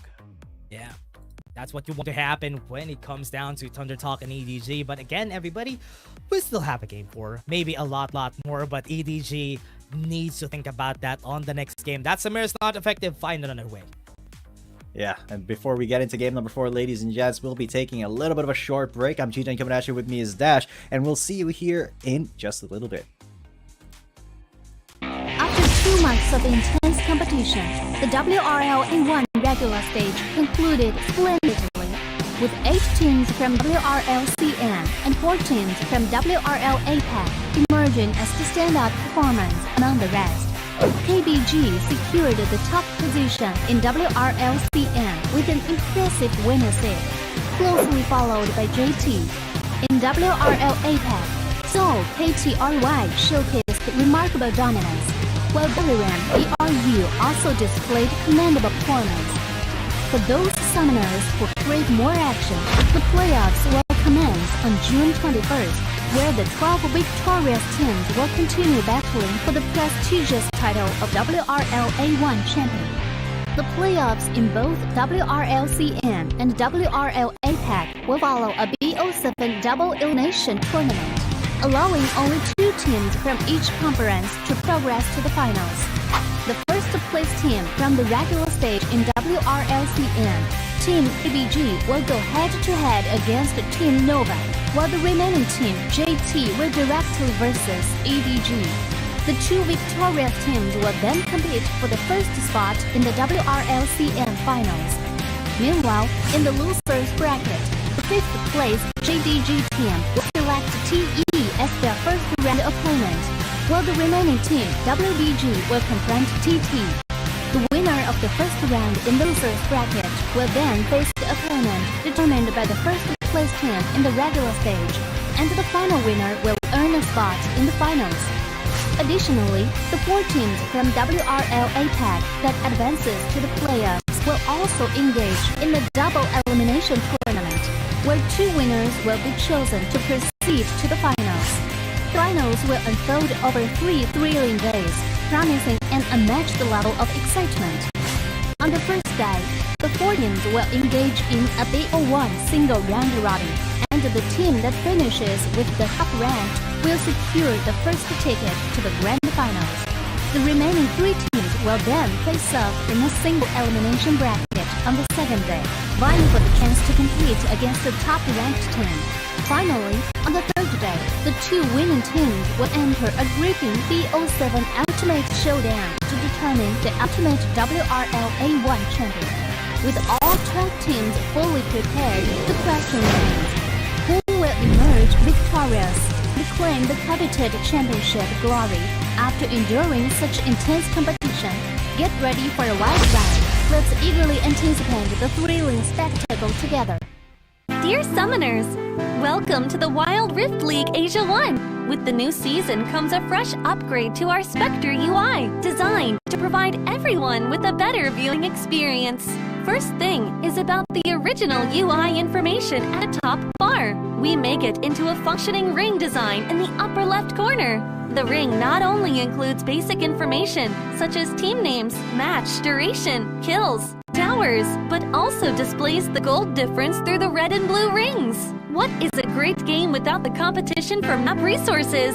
When a team takes down the elemental dragons and gets the buffs, the stunning special effects not only make the acquisition of resources more ceremonious, but the elemental dragon's specific color-coded buff energy blocks will also be intuitively embedded in the corresponding red and blue sides. Whether a team speeds up the match tempo by getting Rift Herald, expanding their lead by killing Baron Nashor, or stealing the Elder Drake for the final victory, the countdown timer special effects and the resource-specific color coding will help summoners watching the game to quickly understand what is going on in the game and capture critical information. Additionally, we will display the whole in-game map on the top right corner. When the elemental dragons, Rift Herald or Baron Nashor is about to spawn, the corresponding resources exclusive countdown will appear in the top left corner of the map in real time, providing clearer information on team tactics and map resources.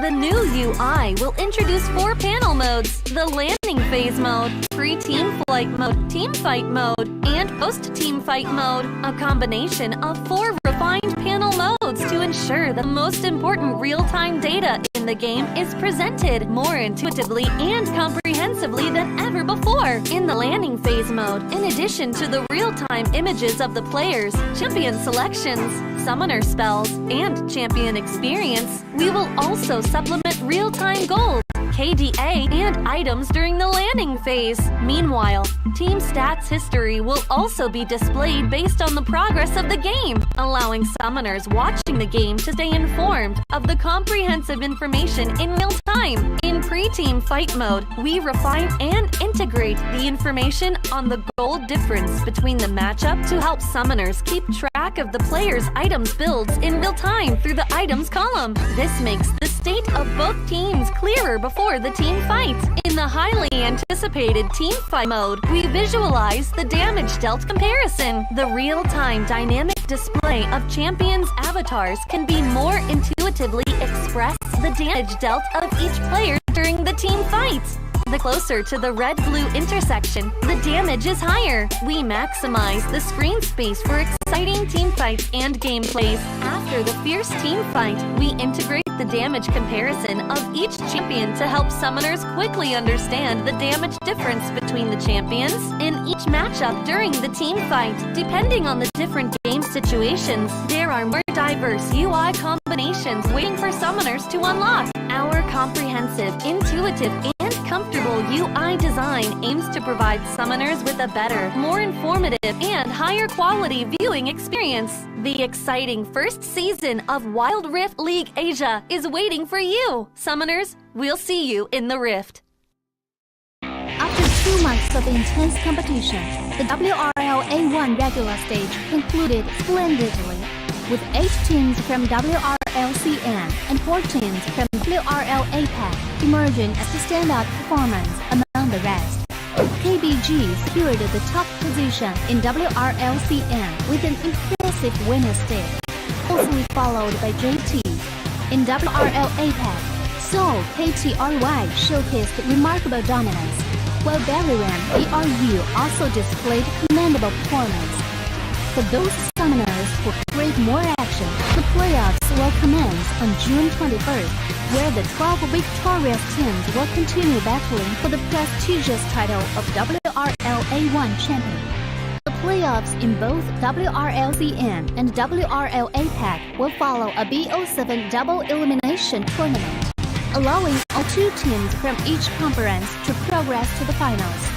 The first place team from the regular stage in WRLCN, Team KBG, will go head-to-head against Team Nova, while the remaining team, JT, will directly versus EDG. The 2 victorious teams will then compete for the first spot in the WRLCN finals. Meanwhile, in the losers bracket, the 5th place JDG team will select TE as their first round opponent, while the remaining team, WBG, will confront TT. The winner of the first round in the losers bracket will then face the opponent determined by the first place team in the regular stage, and the final winner will earn a spot in the finals. Additionally, the 4 teams from WRL APAC that advances to the playoffs will also engage in the double elimination tournament, where 2 winners will be chosen to proceed to the finals. The finals will unfold over 3 thrilling days, promising and match the level of excitement. On the first day, the 4 teams will engage in a BO1 single round robin, and the team that finishes with the top rank will secure the first ticket to the grand finals. The remaining 3 teams will then face off in a single elimination bracket on the second day, vying for the chance to compete against the top-ranked team. Finally, on the third day, the 2 winning teams will enter a gripping BO7 Ultimate Showdown to determine the ultimate WRL A1 champion. With all 12 teams fully prepared, the question remains, who will emerge victorious and claim the coveted championship glory after enduring such intense competition?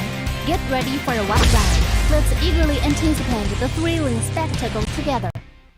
Dear Summoners, welcome to the Wild Rift League Asia 1. With the new season comes a fresh upgrade to our Spectre UI, designed to provide everyone with a better viewing experience.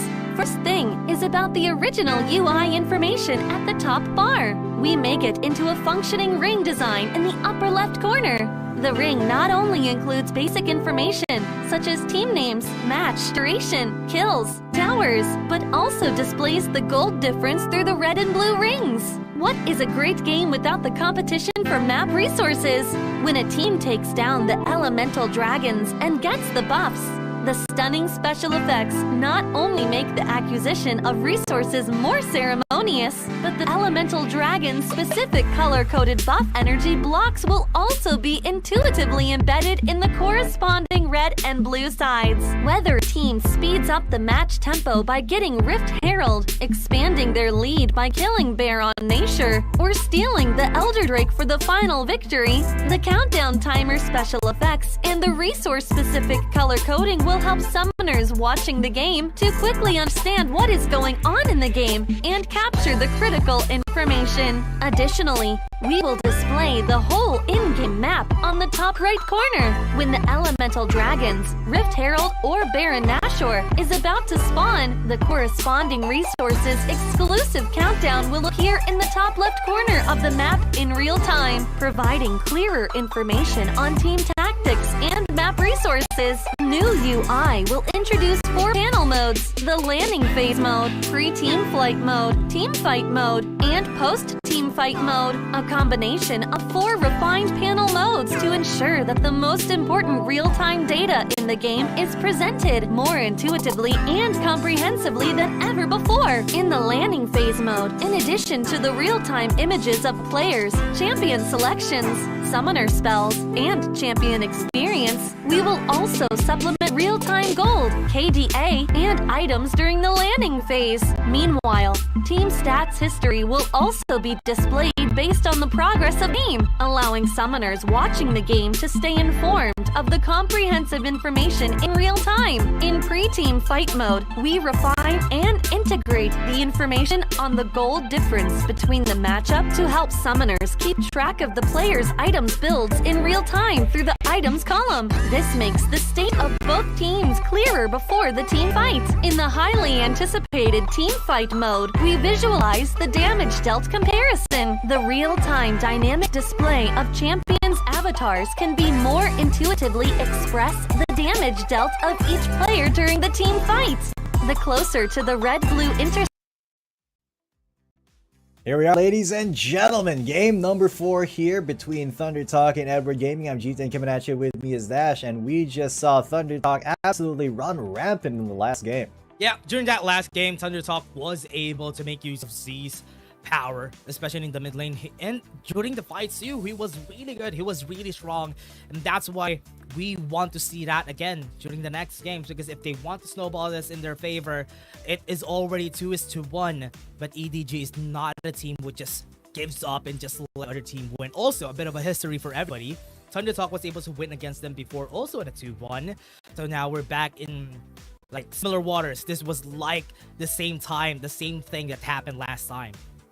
Yeah, it's kind of the same story here, but I would struggle to say that it's the same kind of fight, just because it has been so difficult for ThunderTalk to actually dominate EDG here, especially in game number 2. And EDG are showing a lot of signs of just being willing to take that fight every single time. So I really want to see how this is going to end up.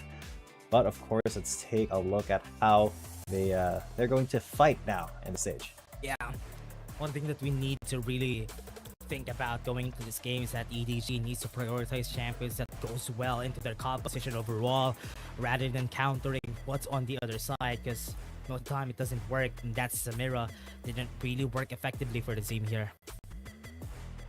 Yeah, but this time maybe it can be a different story, because yeah, the Samira was kind of a response to the Ornn, but it just was not enough to bring the entire composition together, unlike ThunderTalk, who really drafted for their own game plan. So will EDG be responsive, or will they just kind of do their own thing regardless of how EDG wants to draft against them? Yeah, it's gonna be working now because it's on the other side, blue side again for the side of EDG, and ThunderTalk are just gonna be prioritizing different champions here just because they are now on the red side. Because they're now on the red side, they're gonna be banning the same champions that they had a while ago, which is gonna be the Ornn. The Camille is always gonna be a priority ban here. They should change some things. They should force EDG to different champions. But it's the same. It's gonna be the Varus ban again. Yeah, and this time ThunderTalk, they don't want to give that Ornn over to EDG. Understandable, because we have seen how effective Ornn can be with ThunderTalk in the last game. I do want to see them draft something a little bit different, but I feel like EDG, they are still going to put priority on that Kai'Sa. Xiao Zhang has been really good on that champion. So I wonder how ThunderTalk is actually going to respond to this. Yeah, Garen. That's good. He's a great Baron laner here. Yeah. Honestly, it's a good counter, or not counter, it's a good reaction to EDG picking up the Kai'Sa. You doesn't have a lot of options anymore, because picking up this Garen is a different sign. What are you going to use? Are you going to use the Wukong in the mid lane? Are you going to be picking up a Jax maybe, so that you could go to the Baron lane at least? So that is an adjustment that EDG needs to think about, because for 3 games straight, you was on the Garen. Yeah, and being on that Garen does put a lot of pressure on EDG to pick a champion that can go even with him. But EDG does look like they are picking up a very solid and safe couple of ADCs here in Kai'Sa and Ez. But ThunderTalk, the Alistar is up, but they are looking to pick up this Rakan instead with a Grant entrance. Okay, so maybe not the Rakan. Maybe Alistar is still a little bit more solid here as the pick, which, very, very understandable. They have been banning the Rakan for the first few games because SMY is just so good at the Rakan. Kind of threatened it a bit, but Alistar has been a priority now rather than the usual suspects, which is the Nautilus and the Galio. People have seen the value of the Alistar and how much plays they can do with just a pulverize and a headbutt.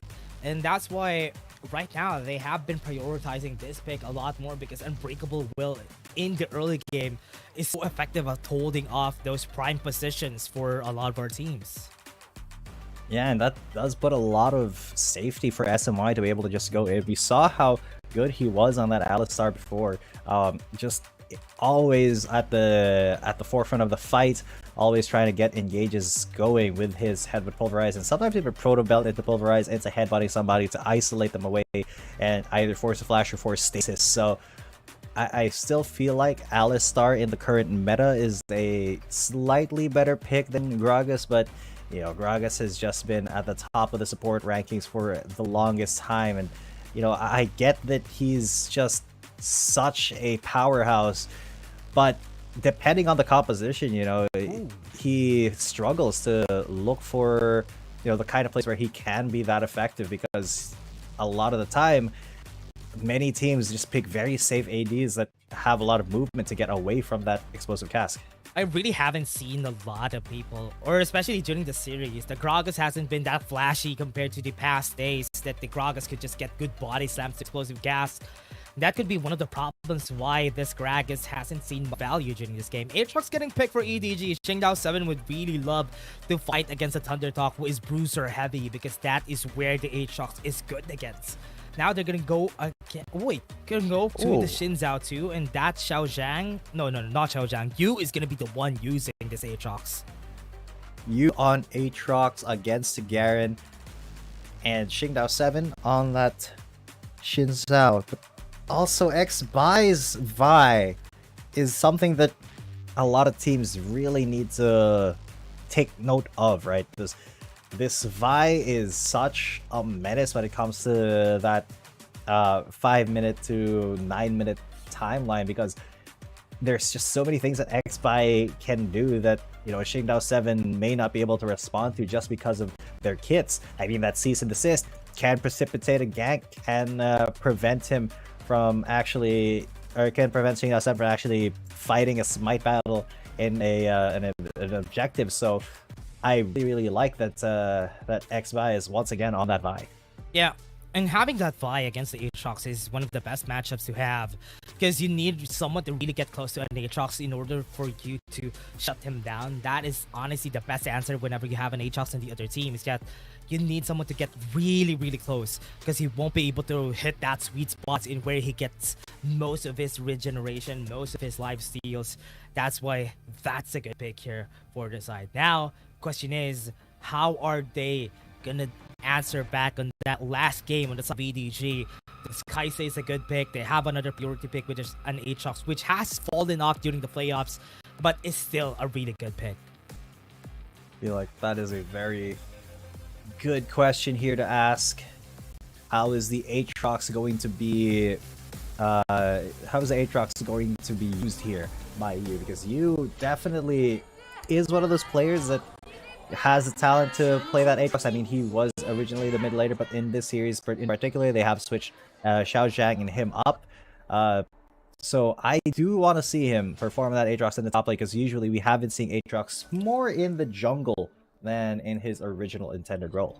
Yeah, and right now, because of the changes of the meta, people have been preferring to have this Aatrox on the top lane, just because it's just way easier to just fight against most of the top laners. But against a Renekton and a Garen, usually you don't really have a good spot against them, because the power spike of an Aatrox is when he gets his first item, his Youmuu's Ghostblade, and when he gets to level 7, in where his Darken Blade would have less cooldown than it is right now at level 1. Yeah, and that Darken Blade is going to be a big factor in some of those later team fights, I feel, because that World Ender just gives him so much power, so much utility in being in a fight, and he has to land those Darken Blades as well. Sol is the one playing the Zeri now, not Z. So this is a good adjustment for them though. So in the mid lane, they're fighting against an Ezreal Jason, where Jace would really have a really big advantage again. But one of the good things about playing the Zeri against the Kai'Sa matchup is at least Soil would have easier ways of moving around in the early game, and that's what you want whenever you're fighting against a Kai'Sa. You don't really need to necessarily win, because Zeri in the late game is much more of a beast, because people have been building the Kai'Sa AP. Yes, she is strong in the late game, but the Zeri is way stronger. Oh yeah, 100%.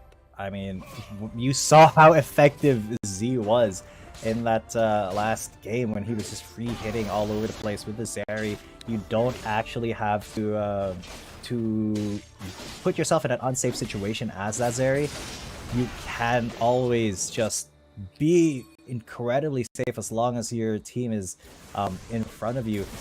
That, I feel, is going to be the case here with SMY on that Alistar and X-Bai on that Vi. This is a good spot. X-Bai, this is going to be what a deny! But SMY, he's going to tackle a couple of tower shots. A very good denial there to keep them off and actually give EDG the first blood.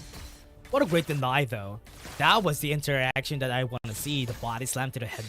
Because he got cancelled, he got a brink of that damage from the tower. Wasn't even able to use the flash effectively. And that's why EDG just took a really good first blood in the bot lane.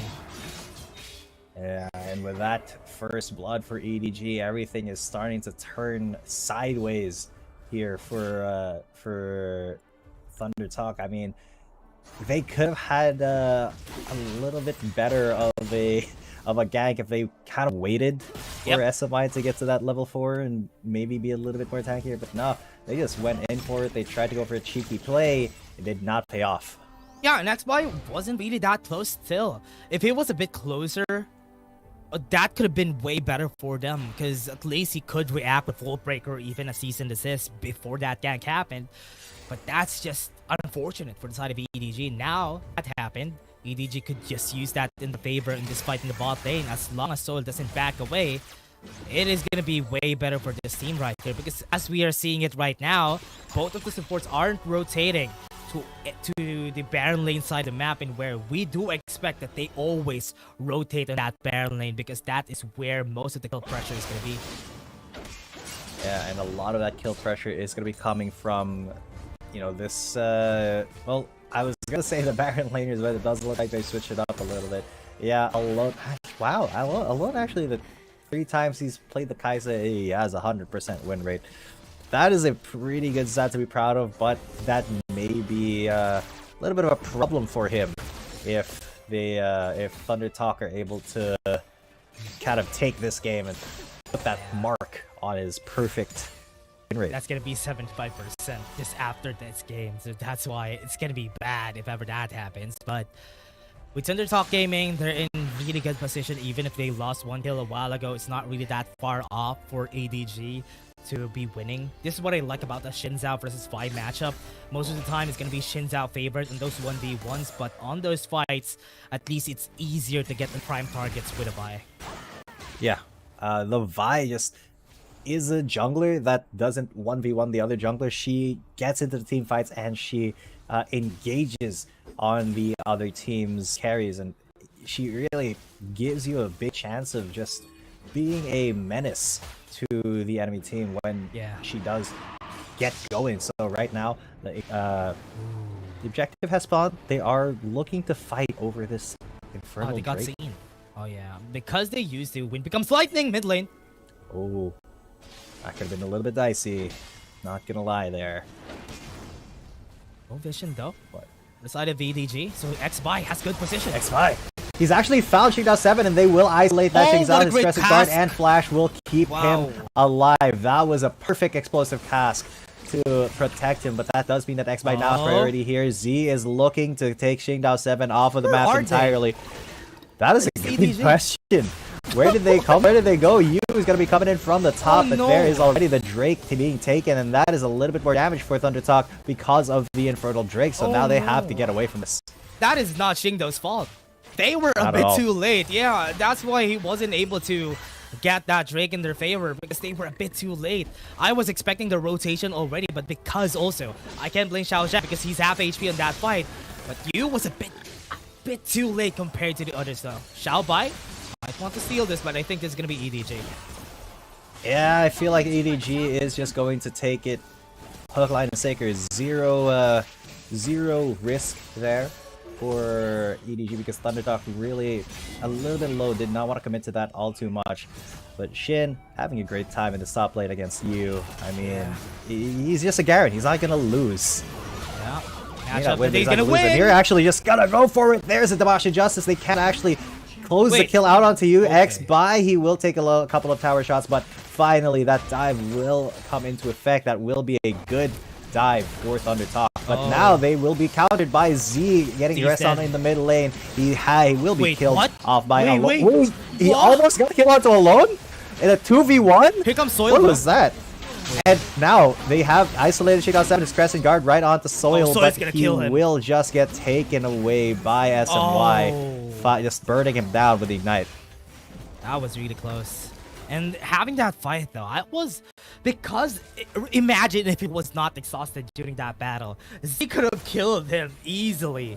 And Xiao Zhang will be surprised, or rather, mid lane Alone is gonna be surprised before that even happens. And now ThunderTalk, what are they gonna do here? With the advantage that they got the dragon, and now without any refill to the mid lane, they're just gonna punish Xingdao7 again, and this is not really a good spot for BO7. Losing the early game is just bad. Look at that replay. Really good flash from Soil. He could have been killed there. Yeah. But Soil, knowing his limits, knowing when to pull away, knowing when to flash away is incredibly key to playing that Zeri. So good hustle there, but will it be enough for ThunderTalk to get back into this game a little bit? Because yeah, EDG is the one that is kind of calling the shots. They are pretty much even 2-2 so far, but EDG does have that one tower. Because at this point, they do need to rely on that Vi's playmaking ability. They would really need to go for kills though, for the side of the ThunderTalk Gaming. Top lane is super low. They can take that down easily, but with BO7 in the area too, Shin might not be good here. Yeah, X-Spy is there, but Shin with the 2 versus 1, still holding his own. He is Garen, so... Wait a second. Okay, X-Spy though, he found Shingdao, and now he's gonna go for the cease and desist even through the flash. 1v1? I said that Vi wasn't a 1v1 champion, but he proves me wrong, and he does take that 1v1 kill against the Shin Sao. And now they back away, they get away scot-free. ThunderTalk! What a play! He's not even ahead, and he got that kill easily. So now with that, you can definitely say that even in a 1v1, he can definitely fight. But Xiao Zhang, where are you? He's gonna go down here. ThunderTalk once again looking for more. That Ezreal was just not in the right place at the right time. He did not expect SMY to be there. He did not expect Soil to be there. And that's just what happens when you let your guard down. ThunderTalk, they are pulling ahead. They're catching them. ThunderTalk is just showing who's boss. The way they move around the map usually isn't expected by EDG because of their specs. Don't really have a lot of priority in the early game. That's why they are struggling. This chase pick has been it's been really bad for the side of EDG, because who could fight a chase in this early in the game? Because even on the 2v1 could really hold his own. And now EDG with the disadvantage with a 0-2 on Xingdao 7. A while ago it didn't really work in their favor when Xingdao was at this point. Now how are they gonna answer now with the Mountain Drake slowly but surely is gonna spawn right now? Yeah, and once again, EDG are the first ones here. Although the Scuttle Crab Shrine is there for ThunderTalk, EDG was the first ones there, but they have kind of peeled off of it. Now ThunderTalk just going to hard commit to this Mountain Drake. Yeah, you is there, but they're just gonna get this smite, and that is an okay cast, but X-Spy is still there. Langui trying to play Interceptor. He does not want his team to get engaged on. That's just a free Drake. EDG really did not contest that. Yeah, because they invested a lot on the late game power of their champions, it's really hard for them to contest for these first 2 objectives. And because they don't really have that much items and Xingdao 7 is not really fed, this is all coming into place for ThunderTalk. Oh, Langui! He gets aggressed on. There's a Demolition Justice coming in from the skies, but the exhaust goes in onto Shin. Now Xingdao 7 with the re-engage. He's going to get put into the bomb and taken down. And that was a little bit ambitious from EDG. They are still going. They got the exhaust now onto Soil, so they were trying to take that carry down with them, but not quite yet. Z though with the barrier will keep himself alive. There's another re-engage coming in. Alone burning down, but they will be able to take that Garen with them. But there's the pulverize onto Xiao Zhang, and then another kill onto you. Langui, the last man standing, who is able to fight because that Ezreal is not in here. They will take that tower, and ThunderTalk have gotten another advantage. SMY is just crazy with the pulverizes, and now ThunderTalk just got a lot of kills, 4k gold lead just because of that fight. And we got a tower 2 in the mid lane, and now let's take a look at that replay, how they started this fight. A great pulverize on the back line was the reason why Langui almost got taken down, but that tower takedown in the mid lane and also this headbutt from SMY was just perfect. And the re-engage that came after here was won because SMY was able to get a really great pulverize after that. And look at this, SMY just gonna swoop in, it's gonna go together, and he's gonna get a triple pulverize out of nowhere. What a big Alistar this is. SMY, even with low mana, knows that he has enough to just impact that fight and give so many kills, so many advantages to his allies, to ThunderTalk. It's 4-1 in terms of towers, 7-4 in terms of kills. 7-3 in terms of kills, and ThunderTalk is starting to pull away here with the gold lead that they have. They can just threaten this Baron, and they are just actually committing to it. There is no Xingdao 7. He is going to get aggressed on head, but pulverized and jumped on. There's the Demolition Justice, takes him out of fight. Oh, Longwee's dead as well, and then they get another catch onto you. Alone and Xiaojang, the last two members. And what a ball breaker! What a ball breaker flash! Alone has been put alone under that turret. Xiaojang, the last man alive, Here and comes Soil is Soil. going to look for it. He wants to take this Ezreal down with him, but maybe not diving down that deep. That's a 4 for nothing. Oh man, now they're just gonna be taking this Baron for free just because of that. And ThunderTalk, especially when they start this fight, they have two ways of going at it: SMY or X-Buy, and whoever starts it, the other one is just gonna follow through, and that just snowballs in favor of ThunderTalk Gaming. And they're just so good at manipulating these fights, especially if they got towers down. They're not gonna be afraid of taking this fight against EDG. There is nothing in the world that is more intimidating than an Alistar coming to bear down at you at full force with a Garen pitting you at the same time, and 3 members of EDG just fell to them immediately. Yeah, and so far I've been surprised that the Gragas coming in from Langui hasn't been that perfectly playing, and that's what I wanted to see. But because he doesn't have any space, doesn't have any damage from EDG, it's hard for him to make any plays. That's why EDG is having a lot of problems here. Now they can't even execute their composition well. Yeah, I feel like the Gragas has been overvalued here compared to the Alistar, because the Alistar really is just a playmaker. That's what he's good at, and that is what ThunderTalk is always using him for. I mean, SMY has just made some of the most beautiful pulverized plays that we have seen in the playoffs, and he's gonna make another one right here onto you once again, and even that World Ender can't save him from the Demolition Justice. They get Xingdao 7 as well as that inhibitor tower in the bot lane. They're gonna go on to the mid lane now as well. They accelerate shot blast, takes Alone down to almost half HP with just 1 skill. It's really hard that ThunderTalk can't even take them down. Oh, Langui! Oh god. Yeah, Langui in danger as well. He used the flash to get out of there, and everybody just chased him down. The pile on from ThunderTalk is so insane. They're not afraid of just taking EDG. Oh my god, SMY there again. The action shift buffer just barely saved Xiaojang's life. Yeah, now because of that, EDG loses 2 towers, 2 inhibitor towers, and ThunderTalk is just gonna take them down left and right. Again, starting it with SMY with a really great pulverize again. And what was that? Wait, the shock blast was the reason why that was an easy Demolition Justice right there. Damn. Good communication from ThunderTalk. And now because of that, they have enough space in taking this resources. Xingdao 7 can't even get close to his jungler, and now Bolt Breaker. X-Buy doesn't even care that everybody's near him, that EDG has more members, because he's really tacky. SMY messed up that pulverize, and that may be the cause of him not actually dying, but getting no presence in this next fight.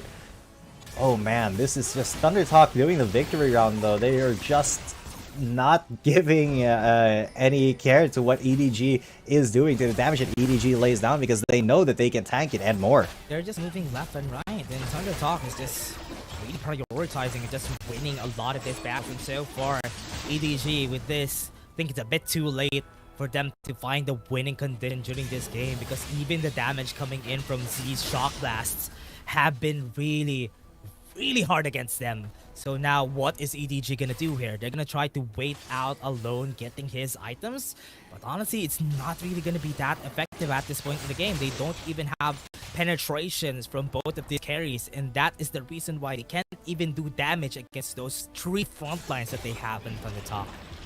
Not to mention the carries of ThunderTalk are insanely ahead. 3,000 gold ahead on the side of Soil, and Z 2,500 gold ahead. They are just absolutely taking them to task. And another catch here onto Xingdao 7. He's been a little bit too in front, and he will get chased down there. And it will be Z's kill, and they're looking for more. Xiaozhang has to flash out, Langui a little bit low, you with Ender looking to try to turn this around, but not really that effective here, as Shin is going to put a little bit more lane pressure to secure them this Baron, so that EDG really have no way to get into this fight and to steal this. No damage. They may just look for picks. Oh, they can't even do anything. SMY, if he gets close, that's that. That's it. And that's going to be it. That's exactly what you said. Predicted. Langui just dies there. There's no way can you get anywhere near ThunderTalk at the moment. And the entire base is gone. Might be the last time.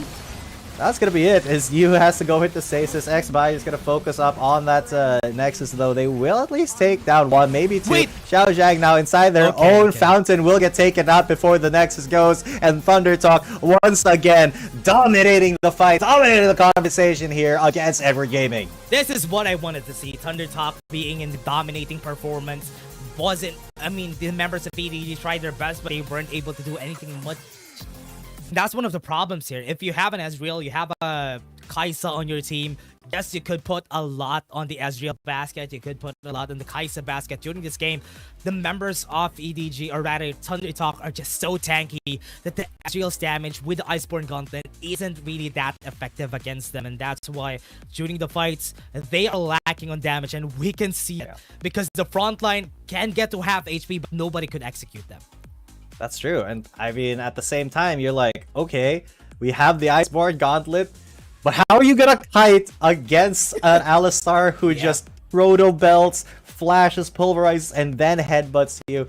There's no way to actually kite against that. So that the Xiaozhang on the Ezreal was not really performing there. So I kind of feel bad for EDG. They did draft a composition that would look good on paper, especially with you on that Aatrox, but it was just not clicking because of the aggression from SMY and X-Bai. Yeah, and it's also because of the fact that Xiaozhang really tried to perform well during this game, but this is the problem whenever you pick an Ezreal, right? Whenever you have a 3 frontline matchup against you, and not a 3 frontline, because Z is tanky in himself whenever he uses the Mercury Hammer. So that's why it's really hard to find any value in that Ezreal. And that Shingdo 7, not a great game for this guy because he was 0-6-0 during game 3. This is also what happened to him, and that's why whenever your jungler fails to perform, everybody just topples over. Yeah, very, very tragic for EDG. So they really have to put Qingdao 7 on a jungler that can perform, that can outperform that Vi. Either that or just ban the Vi altogether, because honestly, it has been such a good champion for X-Vi to use. Just he's so effective along with SMY and that Alistar. The game plan is so solid there for ThunderTalk. You have the Vi, you have the Alistar, you go in, you engage as hard as you possibly can, and then ThunderTalk, the rest of them just follow up at different points where EDG can't really respond because they're CC'd. The layering is too good. Honestly, the composition of the ThunderTalk Gaming is just an easy composition to really work out. Because remember, we have a Vi, we have an Alistar, we have a Garen.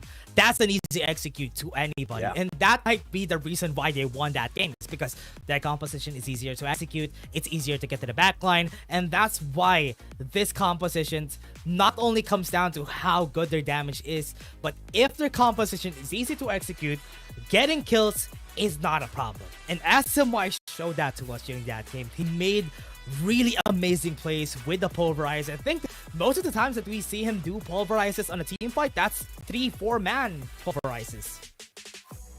Yeah, at this point, it just, you have to either ban the Alistar against SMY or pick it against it, because the defensive style of play with the Gragas is just not working against ThunderTalk. They don't want to, play that game. They want to be hitting as hard and as fast as possible, and we'll see if we can hit it as hard as fast as possible in this match point game. I'm G10 coming at you. With me is Dash, and we'll see you for what is possibly the last game of the night. After 2 months of intense competition, the WRL A1 regular stage concluded splendidly.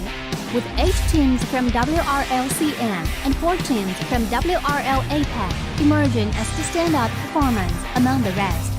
KBG secured the top position in WRLCN with an impressive winner's streak, closely followed by JT. In WRL APAC, Seoul KTRY showcased remarkable dominance, while Bariram ERU also displayed commendable performance. For those summoners who crave more action, the playoffs will commence on June 21st, where the 12 victorious teams will continue battling for the prestigious title of WRL A1 champion. The playoffs in both WRLCN and WRL APAC will follow a BO7 double elimination tournament, allowing only 2 teams from each conference to progress to the finals. The first place team from the regular stage in WRLCN, Team KBG, will go head-to-head against Team Nova, while the remaining team, JT, will directly versus EDG. The 2 victorious teams will then compete for the first spot in the WRLCN finals. Meanwhile, in the losers bracket, the 5th place JDG team will select TE as their first round opponent, while the remaining team, WBG, will confront TT. The winner of the first round in the losers bracket will then face the opponent determined by the first place team in the regular stage, and the final winner will earn a spot in the finals. Additionally, the 4 teams from WRL APAC that advances to the playoffs will also engage in the double elimination tournament, where 2 winners will be chosen to proceed to the finals. The finals will unfold over 3 thrilling days, promising an unmatched level of excitement. On the first day, the 4 teams will engage in a BO1 single round robin, and the team that finishes with the top rank will secure the first ticket to the grand finals. The remaining 3 teams will then face off in a single elimination bracket on the second day, vying for the chance to compete against the top-ranked team. Finally, on the third day, the 2 winning teams will enter a gripping BO7 Ultimate Showdown to determine the ultimate WRL A1 champion. With all 12 teams fully prepared, the question remains, who will emerge victorious and claim the coveted championship glory? After enduring such intense competition, get ready for a wild ride. Let's eagerly anticipate the thrilling spectacle together. Dear Summoners, welcome to the Wild Rift League Asia 1! With the new season comes a fresh upgrade to our Spectre UI, designed to provide everyone with a better viewing experience. First thing is about the original UI information at the top bar. We make it into a functioning ring design in the upper left corner. The ring not only includes basic information such as team names, match duration, kills, towers, also displays the gold difference through the red and blue rings. What is a great game without the competition for map resources? When a team takes down the elemental dragons and gets the buffs, the stunning special effects not only make the acquisition of resources more ceremonious, but the elemental dragon's specific color-coded buff energy block will also be intuitively embedded in the corresponding red and blue sides. Whether a team speeds up the match tempo by getting Rift Herald, expanding their lead by killing Bear on Nature, or stealing the Elder Drake for the final. Welcome back, Summoners! You are still watching the WRLA playoffs. I'm Jaden coming at you. With me is Dash, and this is now match point for ThunderTalk Gaming. Can they close it out against Edward Gaming? Let's see if this is going to be the time for ThunderTalk to get another 4-1.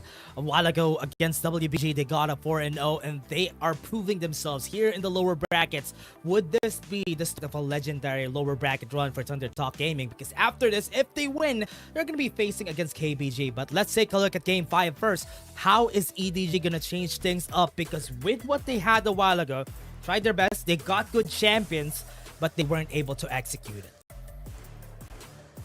Yes, it is a question of execution here now for EDG, because they have some great theory in their compositions and the way that, you know, they draft. It's just that ThunderTalk, when they have a superior game plan, right, especially with the Alistar with a Vi, it becomes so difficult for Edward Gaming to even move around the map without being hunted down, without being engaged on by SMY, who's usually the tip of the spear here for ThunderTalk. So it remains to be seen how Edward Gaming can dig themselves out of this hole.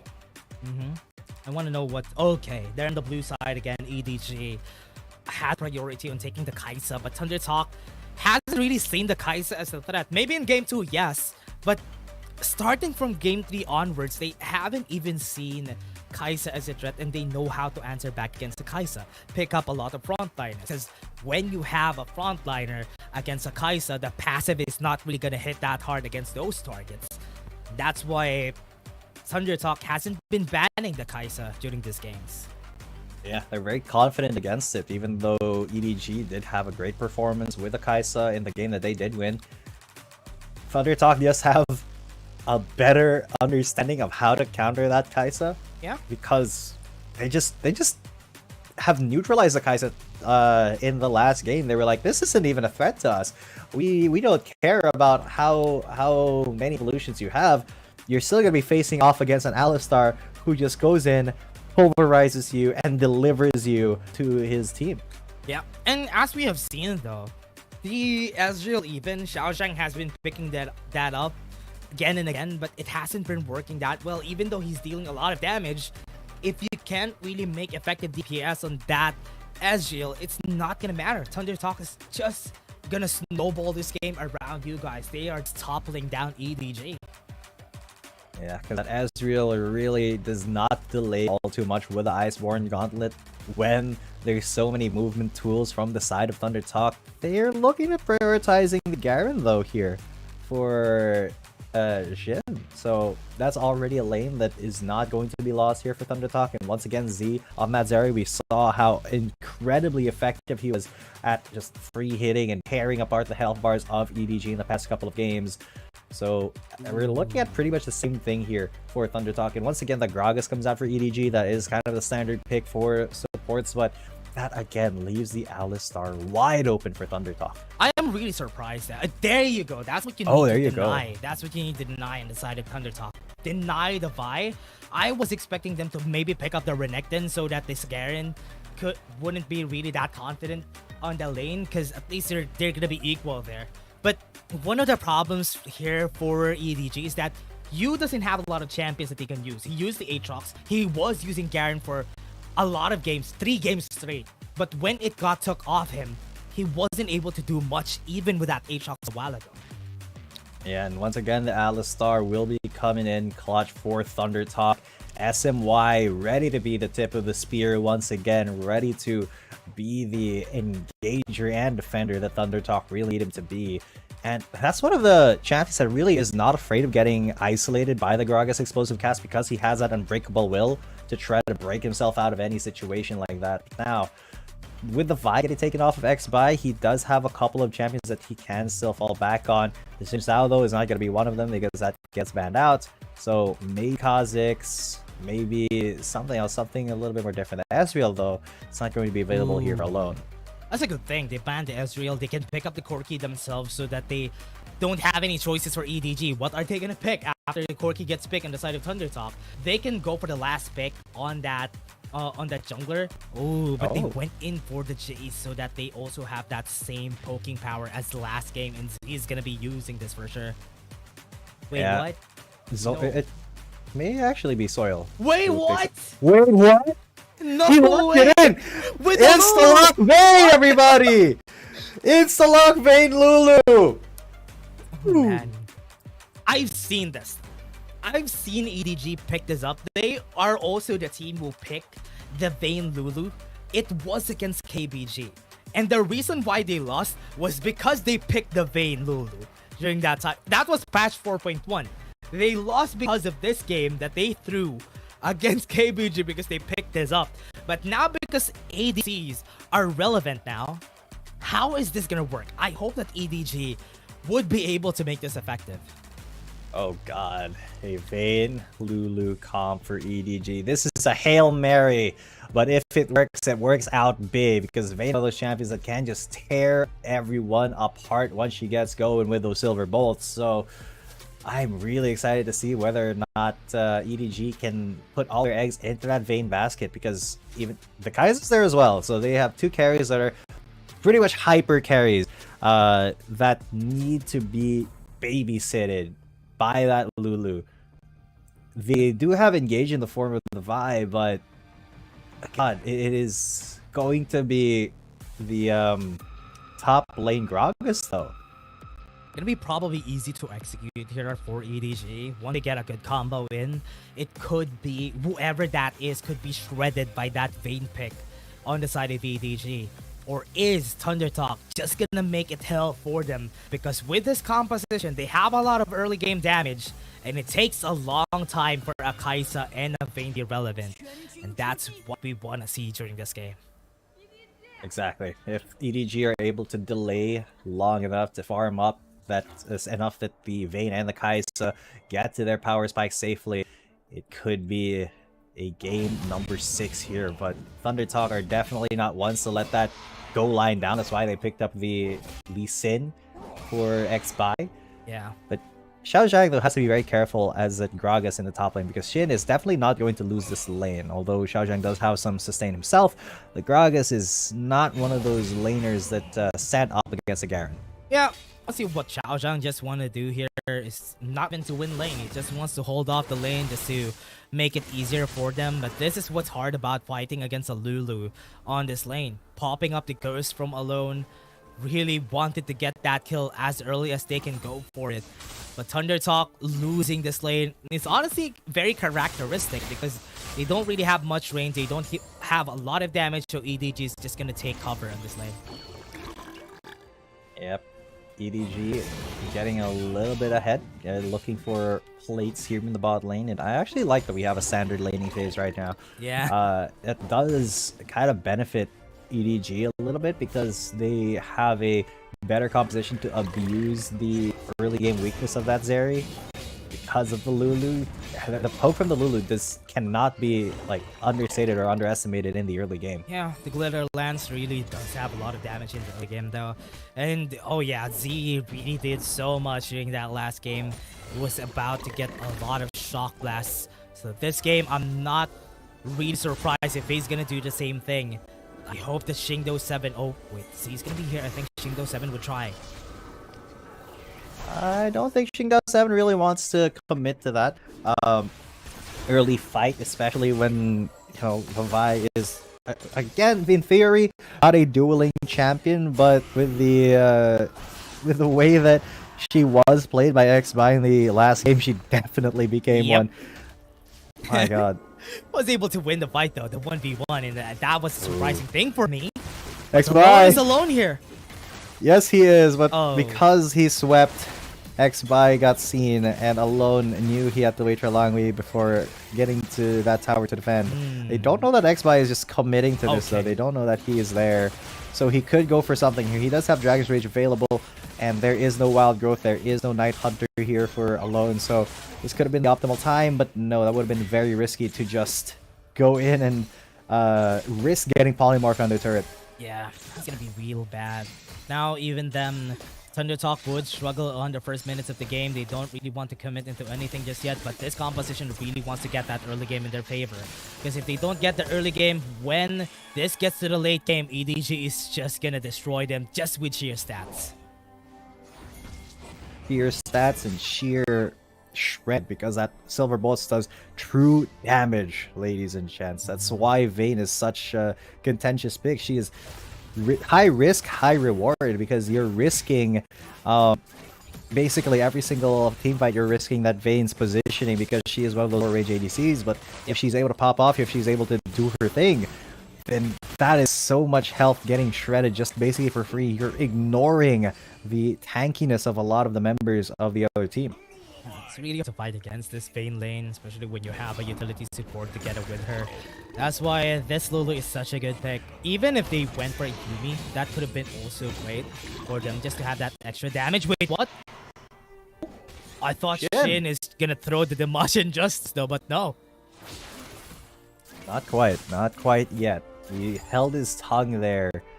Although he probably could have gotten that kill, he just committed to it, I think. That is true, yeah. I didn't really expect him to not commit there. I don't know if he brought a barrier or an ignite, that's why he didn't go for it. I can't see if he did. But if he didn't get an ignite, probably the reason why he didn't but did much injustice during that fight. But again, everybody, we're close to getting our first objective. We are 30 seconds before that objective comes out. So let's see how they're going to position themselves here. The backs have been timed. The first items picked up. We got a Knight's Edge on C. We got that more mana starting to tick up for you.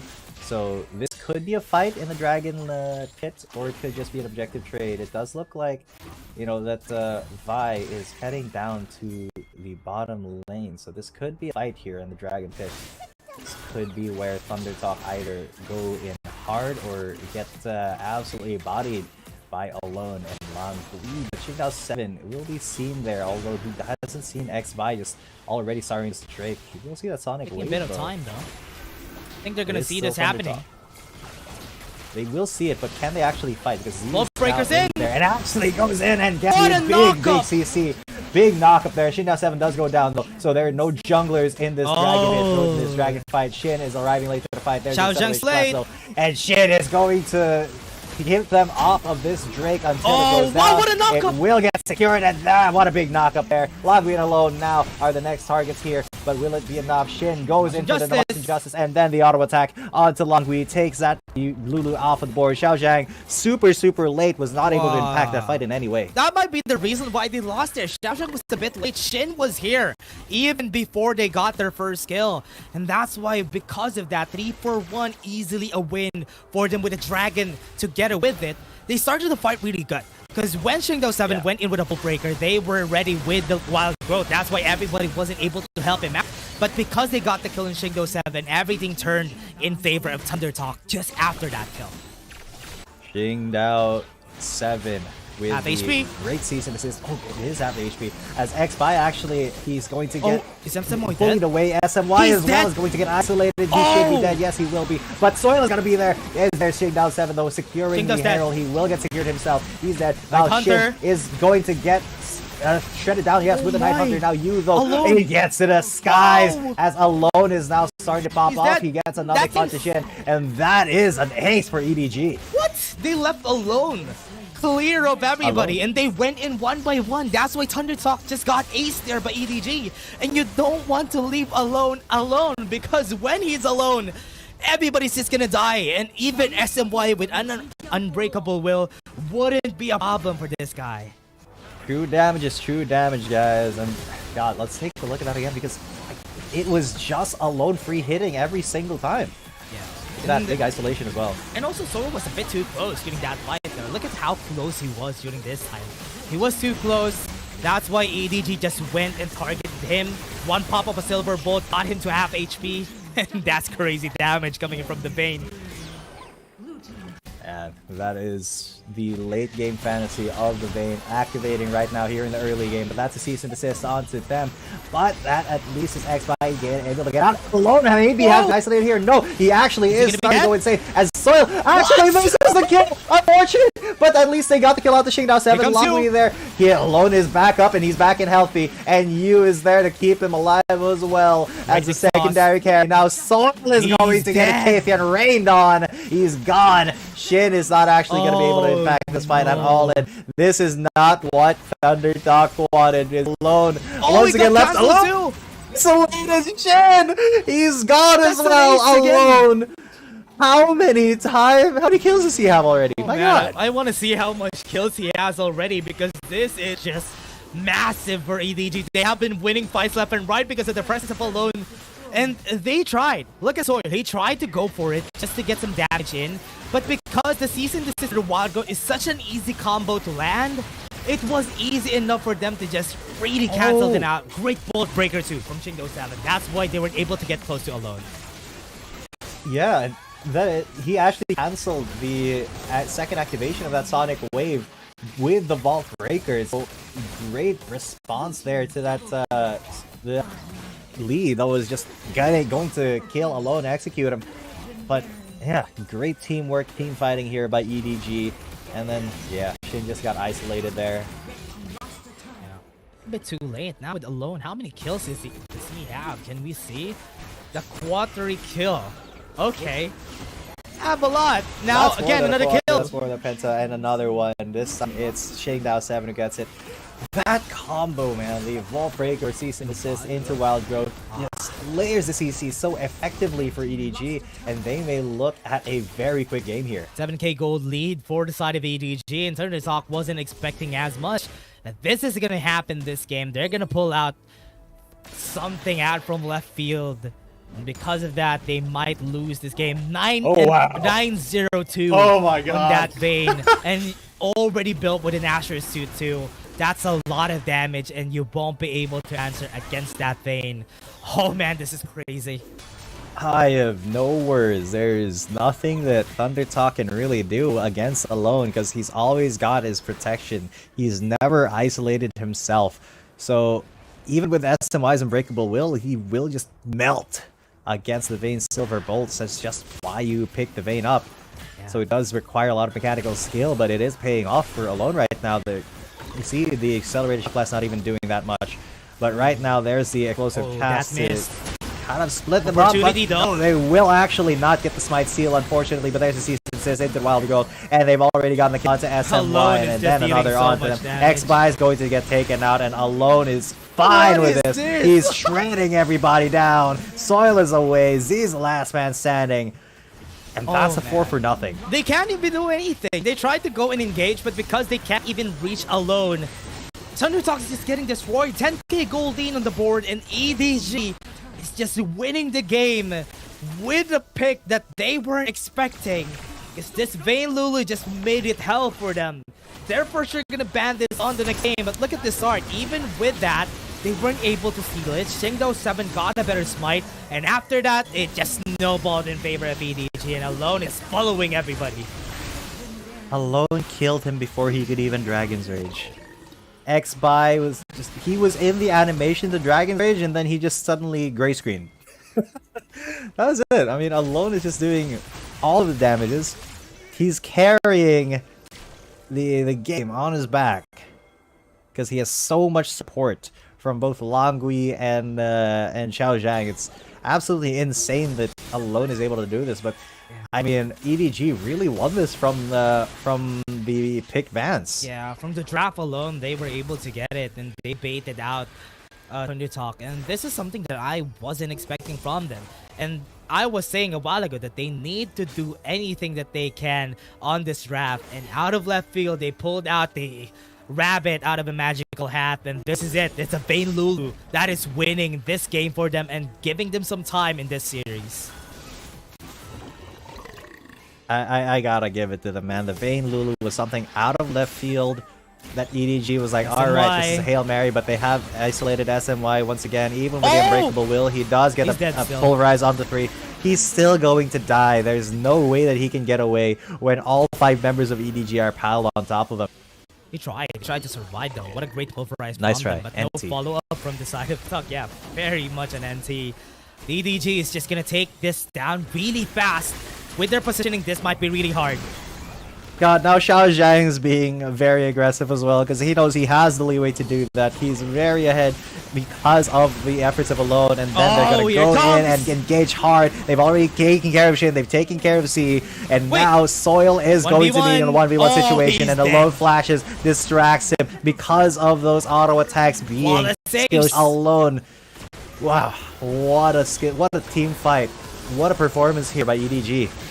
Don't even want to say anything because that was just good performance from EDG. Alone just made it hell for the members of ThunderTalk in this game. And in this meta, you really expect this marksman to be doing their work. That is just on the vein. Didn't really expect it to be this effective. No assassins on the side of ThunderTalk. It's just free reign for this Vayne. 13k gold lead in 13 minutes. EDG is just, this is the most I've ever seen a team lead in this at this point in the game. Yeah, there have been games that were faster, but a 14,000 gold lead in 14 minutes, almost 15,000 here. it's just absolute insanity that EDG was able to get away with this after such miserable performances the last couple of games. Yeah, okay. Here comes the punish, though. Isolated you. What? Maybe, no, he's able to get away because of the stasis. Not quite a punish, but they are just banging on the doors now. Alone once again, squeaking the Alistar to the butcher's shop to grind him for steak. And now Shin has to get away. Soil is incredibly low. Z may be looking for something. Shane down maybe a bit enough more than he could chew as he gets taken out there. As ThunderTalk live to fight another day here, even though their base has been broken. Yeah, they're not going to be able to buy some more time for themselves, even with this. A very fed Vayne. I'm not really sure how much items the Vayne have, but if she has full items now, I won't be surprised. Almost right there. Half item, maybe even a 1/3 of the last item, and it is just enough to end this game. Yeah, that could be it, though, because the isolation of play from Xiao Zhang. Good cast, but nobody to follow up. Alone was not enough there. My god. Man, really surprised that they are making this composition effect. But now, with the Drakes available, ThunderTalk would have one last fight here. And it could be the final fight here as the pulverize onto 3. This could be the opening that they needed, but Alone is still in the back. He's still re-hitting, and they've already taken down 2 members. SMY very desperate, and there's nothing else they can do. Alone very low, but he managed to stay alive and free hit. That's it. That's the ace for EDG. 27-8! They're so fed, they can't even do much, and EDG is just gonna end this game. This is embarrassing at this point. They got this to 3-1, and with just 1, or rather 2 picks on the side of EDG, they completely turned the tides against ThunderTalk. And now ThunderTalk, they're even smiling because they weren't expecting that to happen. They're happy. They're definitely happy to play that. What was that? We don't know what happened. We did not draft for this. We did not account for this. But that was cool that the Vayne has actually ran rampant. But I mean, at least there's no bad feelings there. They're still a good sportsman. They're like, okay, I see how it is. Yeah. But man. Probably karma, man. That was karma. Yeah, definitely. That's why during this game, they picked it up without that composition being in their minds, and that's why they were surprised. The last pick wasn't really that effective against them, and even with them going for the chase again, the Vayne Lulu, that was too late. After they got their 4th pick, it was too late to answer the Vayne Lulu with something else, and that's why it was easy enough for them to just snowball the game in their favor. And now what are they gonna think during the next game? Are they gonna be banning the Vayne during the next game? Because that could be one of the reasons why they lost. But if ever they want to answer that effectively without sacrificing what they want to do, they could first pick an Akali, and that's not going to be a problem for them. Lord, that was just a very, very big pick. Look at that, 34,000 damage in 15 minutes. 15 minutes and 54. God, what a game. If ThunderTalk was dominating the last 2 games, they just got destroyed by EDG here. I mean, even you was fed 6-2 and 17, but really, it was Alone that did so much of 18-0 and 6. What? 24 KDA. 24 KDA. That's just crazy. Having this much KDA on a Vayne, you don't see that every day. And especially on this league in WRLA, you don't see an 18-0 and 6 on it. That's probably the highest KDA that we have in the tournament so far, and that was because ThunderTalk was not ready for that pick. Yeah, I mean, they got bamboozled. They were like, okay, Gragas, we see you. You're going to go for Gragas. We'll go for the Alistar. And then suddenly, the last 2 picks, Vayne Lulu. What? What?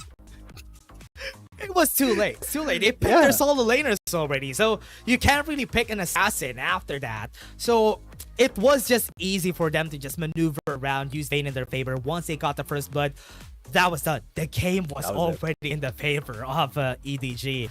And they don't want that to happen again. If he didn't get the MVP here, I'm gonna be mad. I'm gonna be mad too. Oh man, I'm surprised he doesn't have 100% kill participation. Honestly, yeah. Probably some I guess solo there were a kills. couple of kills. Yeah, there were some solo kills right there. But again, such a great performance. The last time we've seen this from KBG, but KBG knew how to answer this, and also because it was also an assassin meta during those times. That's why Alone wasn't able to make that Vayne pick effective. But now that we are really rooting into the marksman meta, and a Vayne pick isn't really that bad now. Yeah, that was an absolutely insane performance. Maybe EDG can leverage that to get another game and bring us to that mythical game number 7 here. But we'll be getting on to game number 6 after a short break. We'll see you guys then. After 2 months of intense competition, the WRL A1 regular stage concluded splendidly, with 8 teams from WRLCN and 4 teams from WRL APAC emerging as the standout performance among the rest. KBG secured the top position in WRLCN with an impressive winner stick, closely followed by JT. In WRL APAC, Seoul KTRY showcased remarkable dominance, while Bariram BRU also displayed commendable performance. For those summoners who crave more action, the playoffs will commence on June 21st, where the 12 victorious teams will continue battling for the prestigious title of WRL A1 champion. The playoffs in both WRLCN and WRL APAC will follow a BO7 double elimination tournament, allowing only 2 teams from each conference to progress to the finals. The first place team from the regular stage in WRLCN, Team KBG, will go head-to-head against Team Nova, while the remaining team, JT, will directly versus EDG. The 2 victorious teams will then compete for the first spot in the WRLCN finals. Meanwhile, in the losers bracket, the 5th place JDG team will select TE as their first round opponent, while the remaining team, WBG, will confront TT. The winner of the first round in the losers bracket will then face the opponent determined by the first place team in the regular stage, and the final winner will earn a spot in the finals. Additionally, the 4 teams from WRL APAC that advances to playoffs will also engage in the double elimination tournament, where 2 winners will be chosen to proceed to the finals. The finals will unfold over 3 thrilling days, promising an unmatched level of excitement. On the first day, the 4 teams will engage in a BO1 single round robin, and the team that finishes with the top rank will secure the first ticket to the finals. The remaining 3 teams will then face off in a single elimination bracket on the second day, vying for the chance to compete against the top-ranked team. Finally, on the third day, the 2 winning teams will enter a gripping BO7 Ultimate Showdown to determine the ultimate WRL A1 champion. With all 12 teams fully prepared, the question remains, who will emerge victorious and claim the coveted championship glory after enduring such intense competition? Get ready for a wild ride. Let's eagerly anticipate the thrilling spectacle together. Summoners, welcome to the Wild Rift League Asia 1! With the new season comes a fresh upgrade to our Spectre UI, designed to provide everyone with a better viewing experience. First thing is about the original UI information at the top bar. We make it into a functioning ring design in the upper left corner. The ring not only includes basic information, such as team names, match duration, kills, towers, but also displays the gold difference through the red and blue rings. What is a great game without the competition for map resources? When a team takes down the elemental dragons and gets the buff, the stunning special effects not only make the acquisition of resources more ceremonious, but the elemental dragon's specific color-coded buff energy blocks will also be intuitively embedded in the corresponding red and blue sides. Whether a team speeds up the match tempo by getting Rift Herald, expanding their lead by killing Baron Nashor, or stealing the Elder Drake for the final victory, the countdown timer special effects and the Welcome back, ladies and gents, and I hope you watched the last game because that was an absolute banger. My name's Ethan coming at you. With me is Dash, and we're at game number 6. It's still ThunderTalk at match point, but EDG are making a great case for themselves in that last one. Are they going to be able to come back just from that game? But I think ThunderTalk really knows how to answer that now, because that just came out of left field, and that was the reason why they lost during that game. But still, it's possible for EDG to come back, maybe get us to a Game 7. But now it's a 3-2, and ThunderTalk has much more to lose compared to EDG, so they can pick anything they want right here on the tournament. Yeah, and I feel like with that Vayne pick, with that performance by alone, ThunderTalk now have been thrown a wrench into their plans, especially during the drafting phase. Are they going to ban out the Vayne, or are they just going to trust that EDG is going to do the same thing twice? Because now that ThunderTalk know, they can maybe counter it their own picks with maybe an Akali or something like that. But it is a difficult proposition now for ThunderTalk to try to ban out the key champions here of EDG. Yeah. And for now, what are they going to do? Are they going to ban the Vayne, or are they going to ban Lulu? I think the Vayne is a much better ban than anything else. Because if ever, there's only one champion that could do the same thing as her, which is the Kai'Sa. But Kai'Sa could be answered. But that Vayne wasn't answered in any way possible by the members of ThunderTalk Gaming. Are they going to be reacting accordingly and pick maybe an Akali during this game, even if we're not in the assassin meta?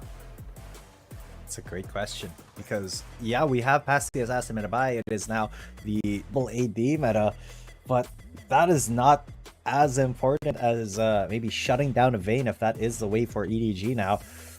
But I feel like EDG, they're not gonna strike gold twice, right? They're not gonna win the lottery twice in a row, because now that ThunderTalk knows, they can potentially suss it out and ban against it, especially now that they're on blue side, which I think EDG was kind of betting on the last pick priority of blue side to get both the Vayne and the Lulu in one fell swoop. But now they have to commit to something a little bit different here on the red side. Yeah, now that they're once on the first pick, it would be a way different match here for them. ThunderTalk won easily when they got priority, but EDG could still react accordingly to whatever they're gonna pick. Yeah, with bans now coming in, of course, ThunderTalk, they are going to be banning out the Gragas for the first time here. Making sure that EDG can't bamboozle them to flex Gragas anymore. So EDG, though, is still responding with a... Okay, there you go. The respect ban. The respect ban by ThunderTalk. Yeah, you need to ban that Vayne, because if you don't, that's going to be bad for you. Now they open up something else. Are they going to be picking up the Camille on the side of ThunderTalk, or are they going to prioritize the Kai'Sa? But the Camille is open, so ThunderTalk is just going to pick that up. Yep, that is a great first pick here for Shin. That gives him a lot of lane priority. There are still quite a few things open for EDG that they want to pick. Once again, the Kai'Sa is given to them. ThunderTalk really not putting a lot of priority on that champion compared to other champs that are a little bit better for their lineup. But yeah, the Alex are being picked up here for EDG along with the Kai'Sa spells a little bit of a difficult team for ThunderTalk. Yeah, picking up Rakan or maybe a Galio would be way better here for ThunderTalk Gaming. But if ever they're going to be picking up the Rakan, okay, they're that confident. Picking up the Rakan, not even the Galio for the side. So ThunderTalk Gaming is just going to... Wait, that's a lot of combos for that Camille. So they're all inning on that pick-off composition.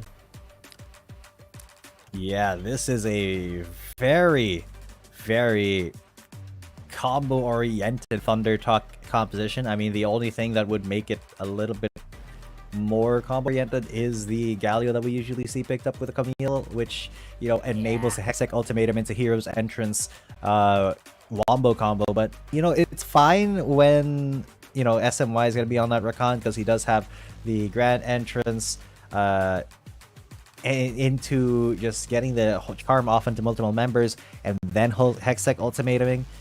But it's still going to be a Jax that shit is going to be up against, so Camille this can go either way depending on how either of them play this. Honestly, Jax is on a really good pick against Camille. Camille wouldn't really do as much damage as she was during the start of Wild Rift. That's why right now she's basically just a Hextech Ultimatum bot, and that's what ThunderTalk is lacking in this composition. They don't really have a lot of damage though, so they would need someone to deal damage for them, and Singe is honestly a good ban here. Because with the Singe, it could really foil most of the plans here of ThunderTalk whenever there's a Mega Adhesive in their front. So what they want to do is just to deny anything that could foil their pick-up potential here with their ults. True. This Singed, while it may seem strange on paper, it's just the way the ThunderTalk are drafting, they will be very countered by that just slow feel of the Mega Adhesive. So good ban for the composition that they're running, but otherwise this is not something that EDG I think would have picked up if ThunderTalk were drafting a different composition. But the Wukong ban to take away a little bit of power from BO7. Yeah, and also just to take off the CC that could really stop them from snowballing the fight. Now, I think because of this chase pick, ThunderTalk is going to be forced to use the Ezreal and Zeri on their side. So they're going to be the ones using that.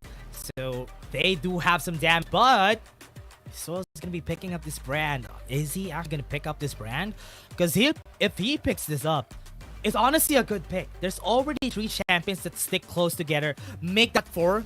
Put the Kai'Sa in together with that because Kai'Sa doesn't really have long range. But the Ashe, they're going to lose damage though. If they pick up this Ashe, they don't have a lot. Ooh. I do hope they pick up the Zeri so that they would have at least a bit of damage. There you go. Yeah, they will. They will. Z is going to be on Zeri. Soil being a little bit more of a supportive force here on the Ashe. But that is a lot of pressure to put on Zeri, on Z and Shin, because they're pretty much the damage dealers here for ThunderTalk. While EDG, they have a lot of ways to actually do that damage. Hold on a second. The Renekton picked up at the last moment here to counter Shin a little bit. Counter, yeah. That is really good. That does put the Jax in the jungle. Either the Jace or the Jax in the jungle. Yeah. Either would be good. What are they gonna put you? Yeah, that's way better. That's way better. Putting Xingdao 7 on that Jax. We haven't seen a lot. We have seen the Jax getting picked up on the jungle now, because before it was the meta. Last year it was the meta. Jax in the jungle is always gonna be there. But because of the nerfs, because of the monster damage nerfs, it hasn't been seen a lot anymore. But some junglers in the WRLA have been making this work. But it's only because of the fact that the other jungler doesn't have much pressure. That's why it's easy to just farm it up even if you don't have a lot of wave clear. True. Very, very true. It has been working. I mean, Jax jungle is kind of a classic pick. Even in League of Legends PC, he just has been, slightly more effective at the top lane. But even in the jungle, he can perform to a very high level.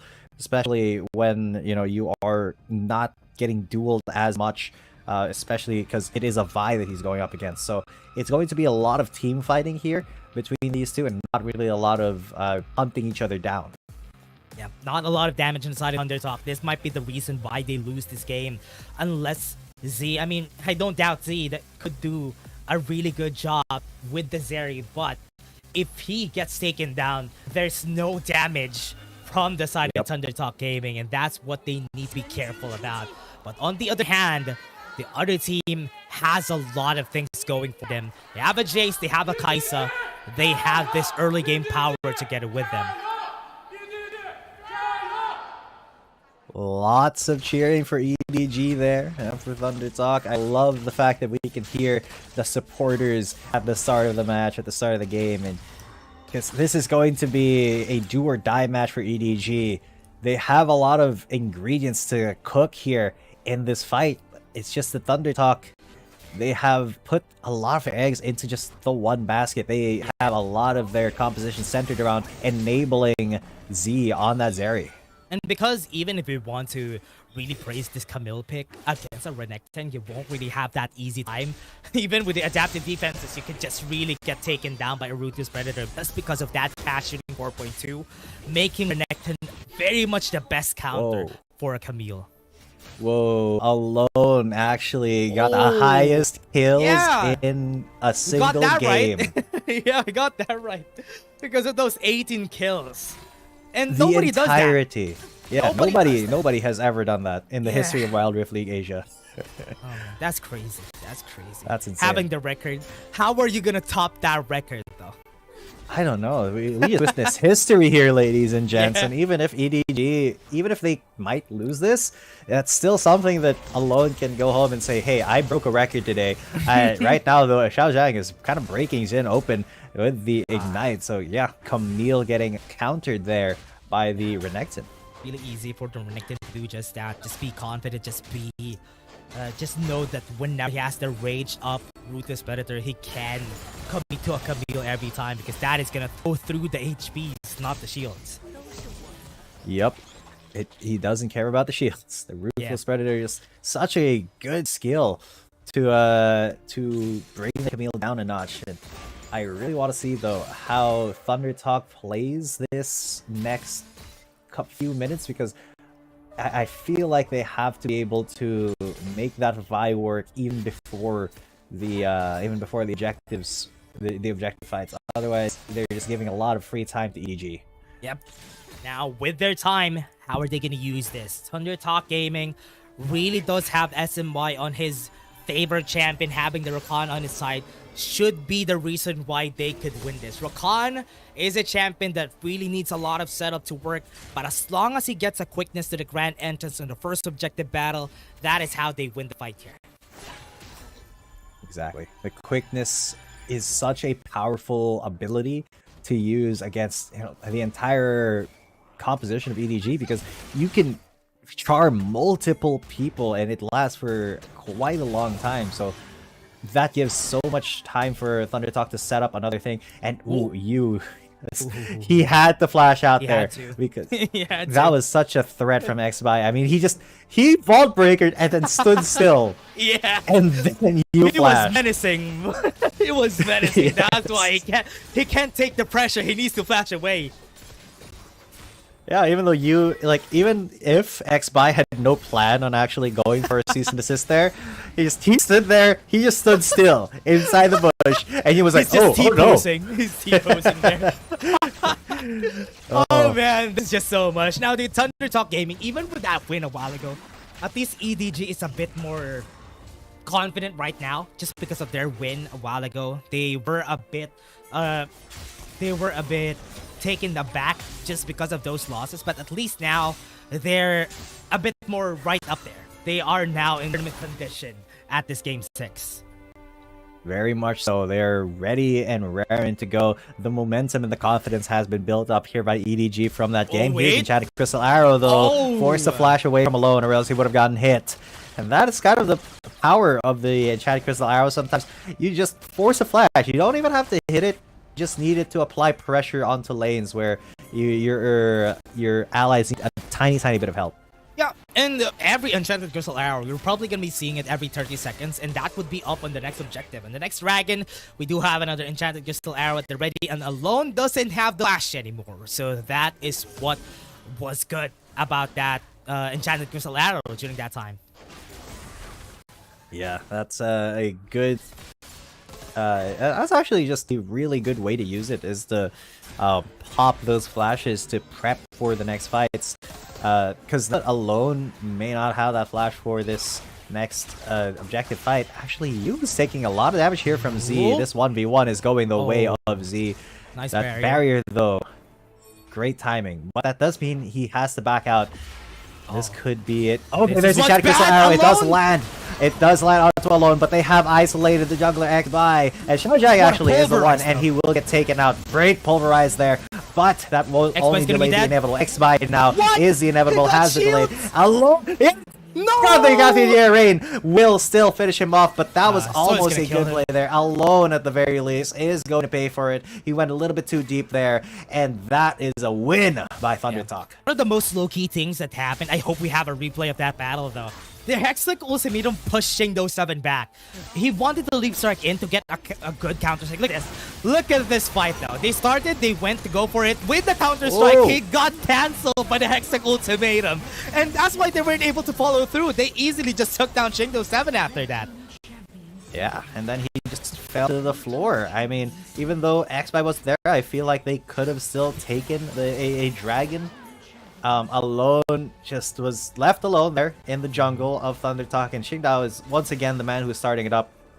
XBY He does have, I think he has a wall break. There's the comes the enchantment arrow. once again. It hits the Jax. Jingdao7 once again the target here. He's seized and desisted. He's gone. No jungler here. Xiao Zhang as well. Gets Hextech ultimatum. Pops the Dominus under the tower. And that's a free dragon for ThunderTalk. No way! Are they getting away with this? That's what the reason why it's hard to pick up the Jax. It takes a long time to take any objectives. They tried to take the dragon, but because he got comboed easily, it was just countered by ThunderTalk Gaming. And because of that, we're going to a pause, everybody. Yeah, that better be a technical pause, because I feel like there is.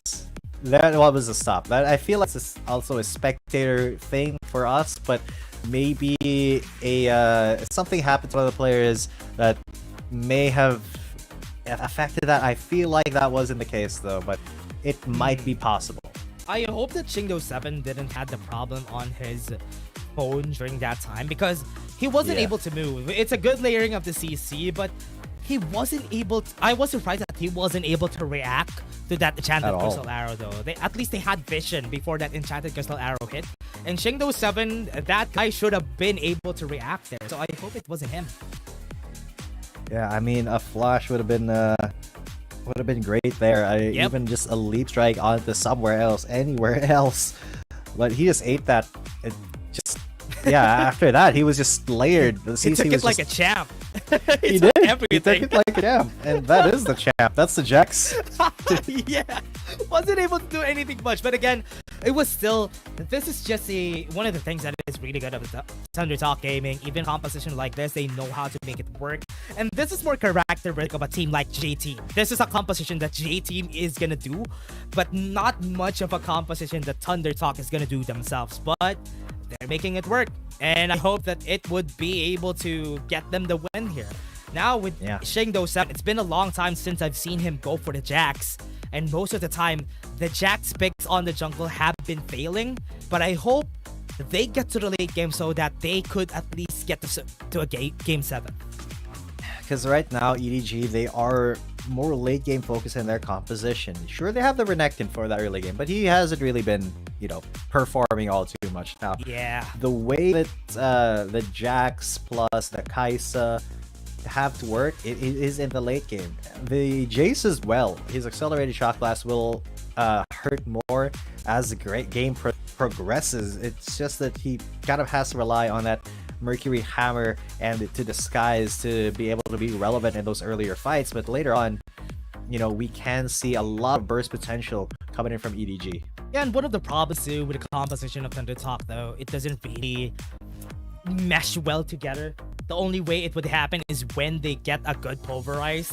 So I hope, it was Z having the problem. It wasn't Jingdao7, so he wasn't really just able to move during that fight. But even with that, they were able to get a good performance out of it. Yeah, a great performance still from ThunderTalk, even though Z is the one who got who had that problem. It should be solved now. He should still be able to get a good good performance after that fix, but it would have been a lot more controversial if it was Jingdao7 who had the problem. But no, just Z, and because they were ahead, because they did win that fight, it'll be completely fine here. No resets need to happen. And once again, ThunderTalk have the onus here on the Rift Herald. Yeah, it's gonna be easily taken. There was no Jingdao7 in the area. They got the kill on him a while ago, and that just gave them double objectives to the side of ThunderTalk. And this is exactly what this composition wants to do. Get the early game in their favor. 4K gold lead at this point is a bare minimum for ThunderTalk Gaming. Yeah, it is. This early on, this big of a lead, I wouldn't say it's insurmountable, but it's definitely starting to get a little bit dicey for EDG when they try to engage onto them. Now, the Triforce has been built here for Jingdao7, but I mean, Black Cleaver, Kindle Gem for his jungle opponent. It is going to be a lot less effective for Jax to try to go for those pick-offs. He has to go with his team. They have to fight us 4 or 5 here. Otherwise, ThunderTalk are just going to decimate them. Yeah. Now with that, ThunderTalk Gaming is just gonna be easily just farming. Remember, they want Z to get to that prime position, get some kill, get some gold. for their side so that it would be good. But the Enchanted Crystal Arrow has been called. Oh no, it's not. Swing and a miss, but still a Hextech Ultimatum under tower. Xiao Zhang. That is a lot of damage. It is Camille who is pretty much ahead. And oh god, the Q, the tactical sweep as well, doing a lot of damage. Xingdao popped that counter strike a bit early, don't you think? Oh, I was surprised about that though. I thought he had the flash. That's why he wanted to go for a counter strike. Shin is just winning this fight, and this is not what you want to happen in a Renekton versus Camille matchup. Yeah, especially if you're the Renekton. But now that is going to be a free tower in the mid lane. I don't think ThunderTalk want to commit to giving it that second, escorting it to get that second bonk.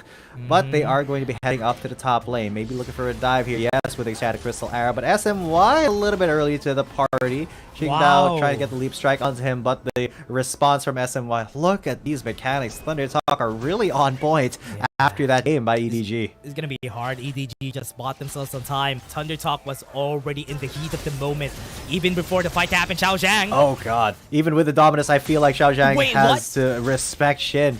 Here they come. He just stunned him up, and now X-Bai is going to click the button, cease and desist. Bam. One button. That was it. And that's a kill. They got a kill easily. And that is just, this is not good. Winning the lane as a Camille should not be happening, especially when you're fighting against a Renekton. Right now, I thought that they're going to go for that Jax matchup also in the bot lane, because even if the Jax doesn't win in lane per se, late game, that Camille is just going to get taken over by that Jax. That's why even with the Renekton, it just foiled their plans. It is counterintuitive now that they lost this bot lane matchup.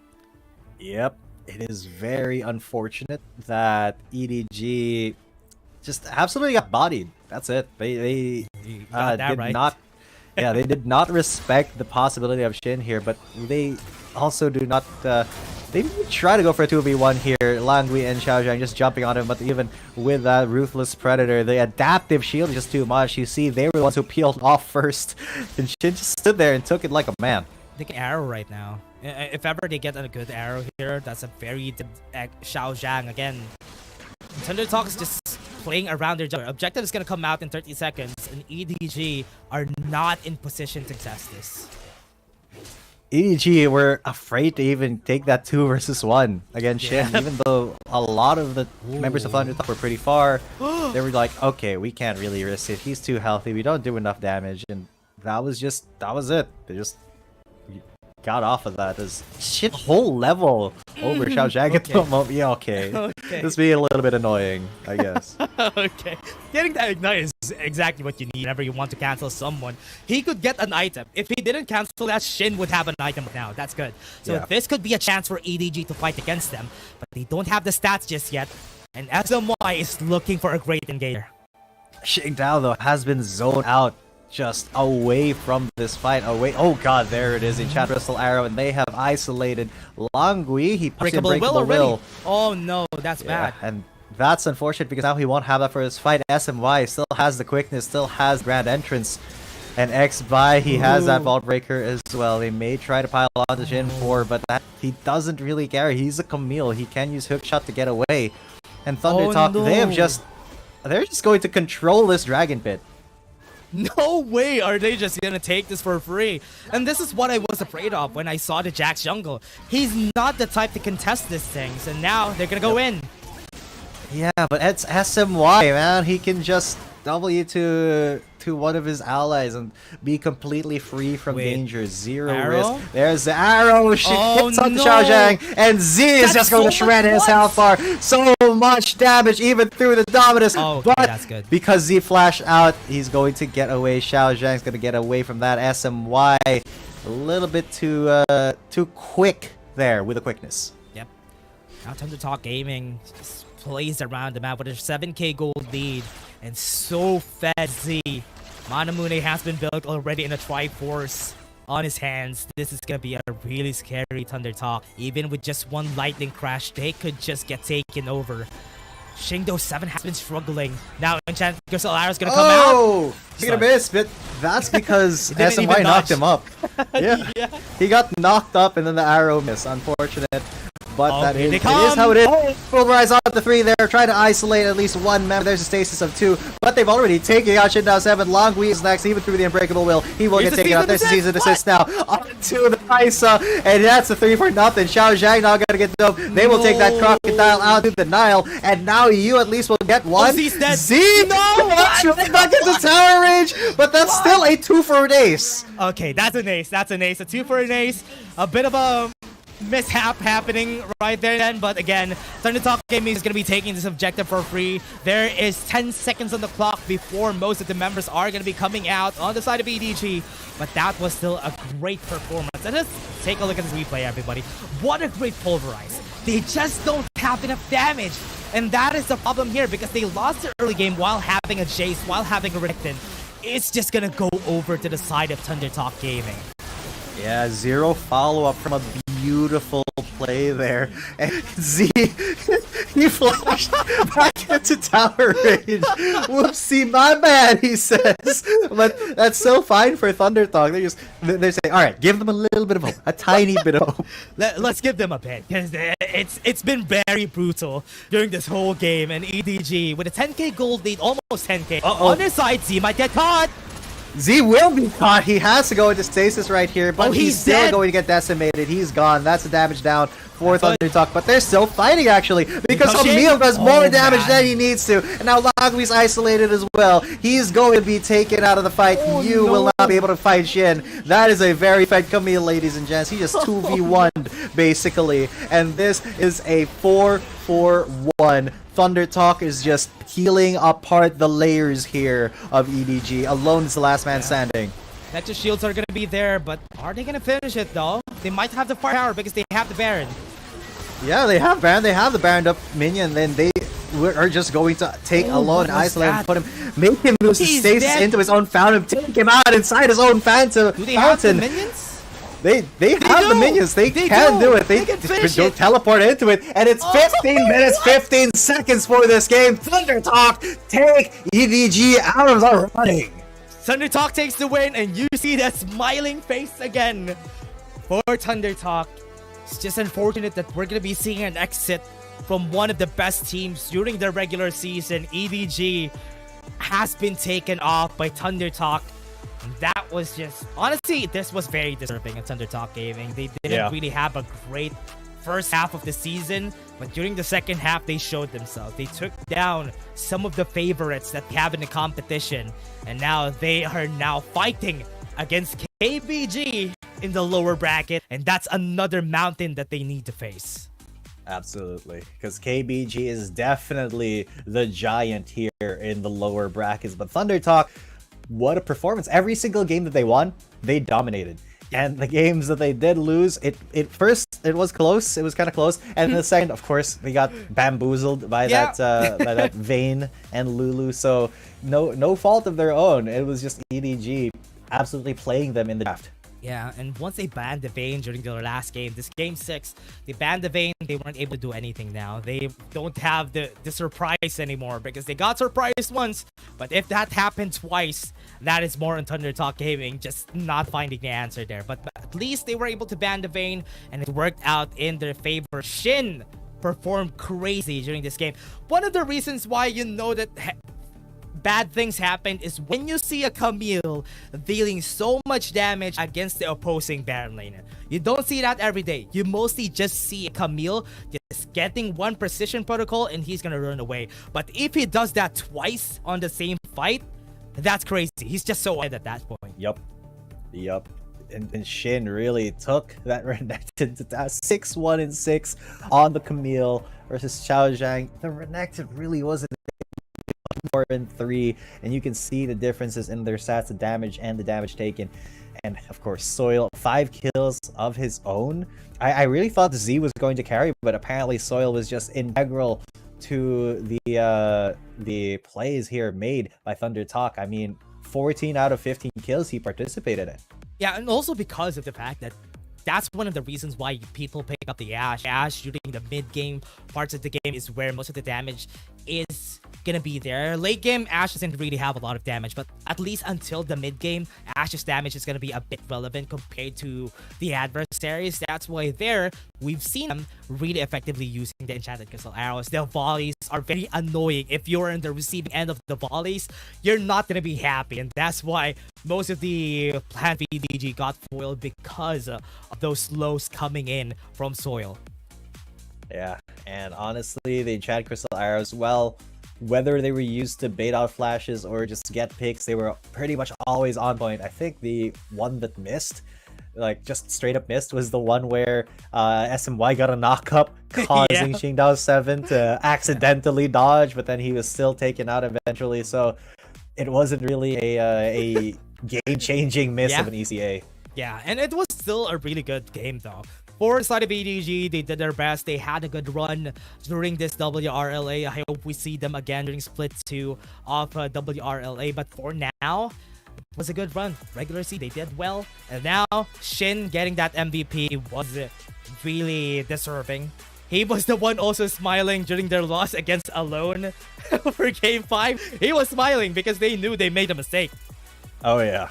But unshakable mental, just shake it off and go to the next game where, you know, Camille was left open and he was left to perform, and he performed to perfection here. My God, yeah, he just was this always the guy that was doing all of the damage to the lineup of EDG. He was such a threat. He was 2v1ing and winning against two members of EDG. So they really weren't able to control the Camille, and that's why she is one of the highest pick and ban rates in the entire WRLA. Yeah, now let's take a look at what happened today. ThunderTalk Gaming won 4-2 against EDG. A very close game during the first time that EDG won, but the second time was an easy game for EDG. At least that is gonna leave a mark on the WRLA history just because of Alone's high skill record for the WRLA. Now, let's take a look at the bracket, everybody. These are the last 4 teams that we have in the competition. Nova, J-Team, KBG, and ThunderTalk. I really didn't expect. If you asked me during the start of the regular season, ThunderTalk is gonna be on top. No, I'm gonna say no. They're not gonna be there, but at least now they're here. There's a chance. There is a very decent chance that ThunderTalk can suss out the weaknesses of KBG and maybe eliminate them, because they have just been on an uptrend. But this is it, guys. The top 4 of the Chinese conference. At the end of the weekend, we will have at least one qualified for the finals, and the last couple. What's the next match? The last qualifier will be the next match. Okay, so yeah, it will be the reckoning here for one of these teams. Are we the gonna top dog versus the rising force here? You know what? A great story for this though is that they're the top 8. ThunderTalk was the lowest. They were the lowest, and KBG was at top 1 during the regular season. Yes. It's just mind-boggling that they're the ones fighting each other in the lower bracket.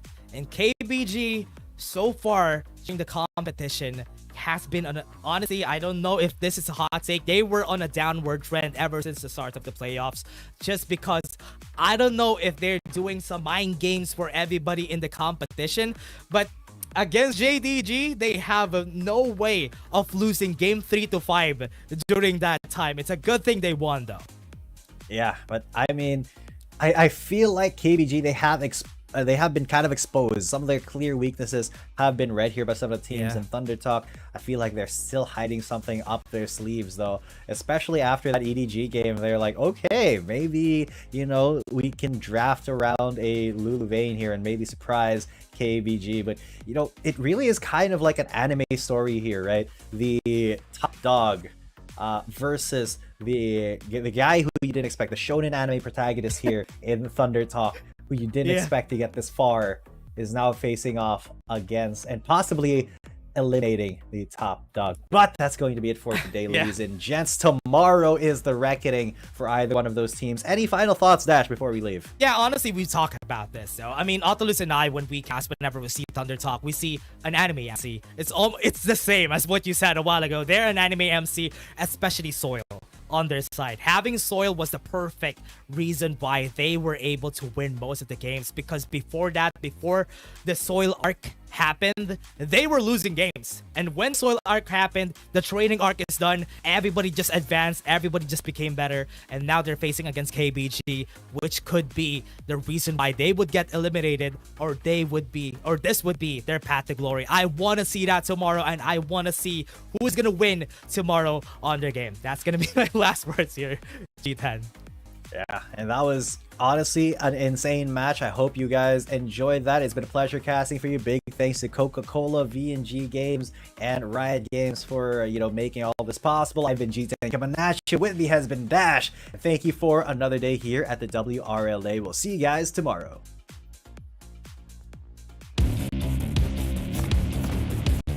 There's something about game.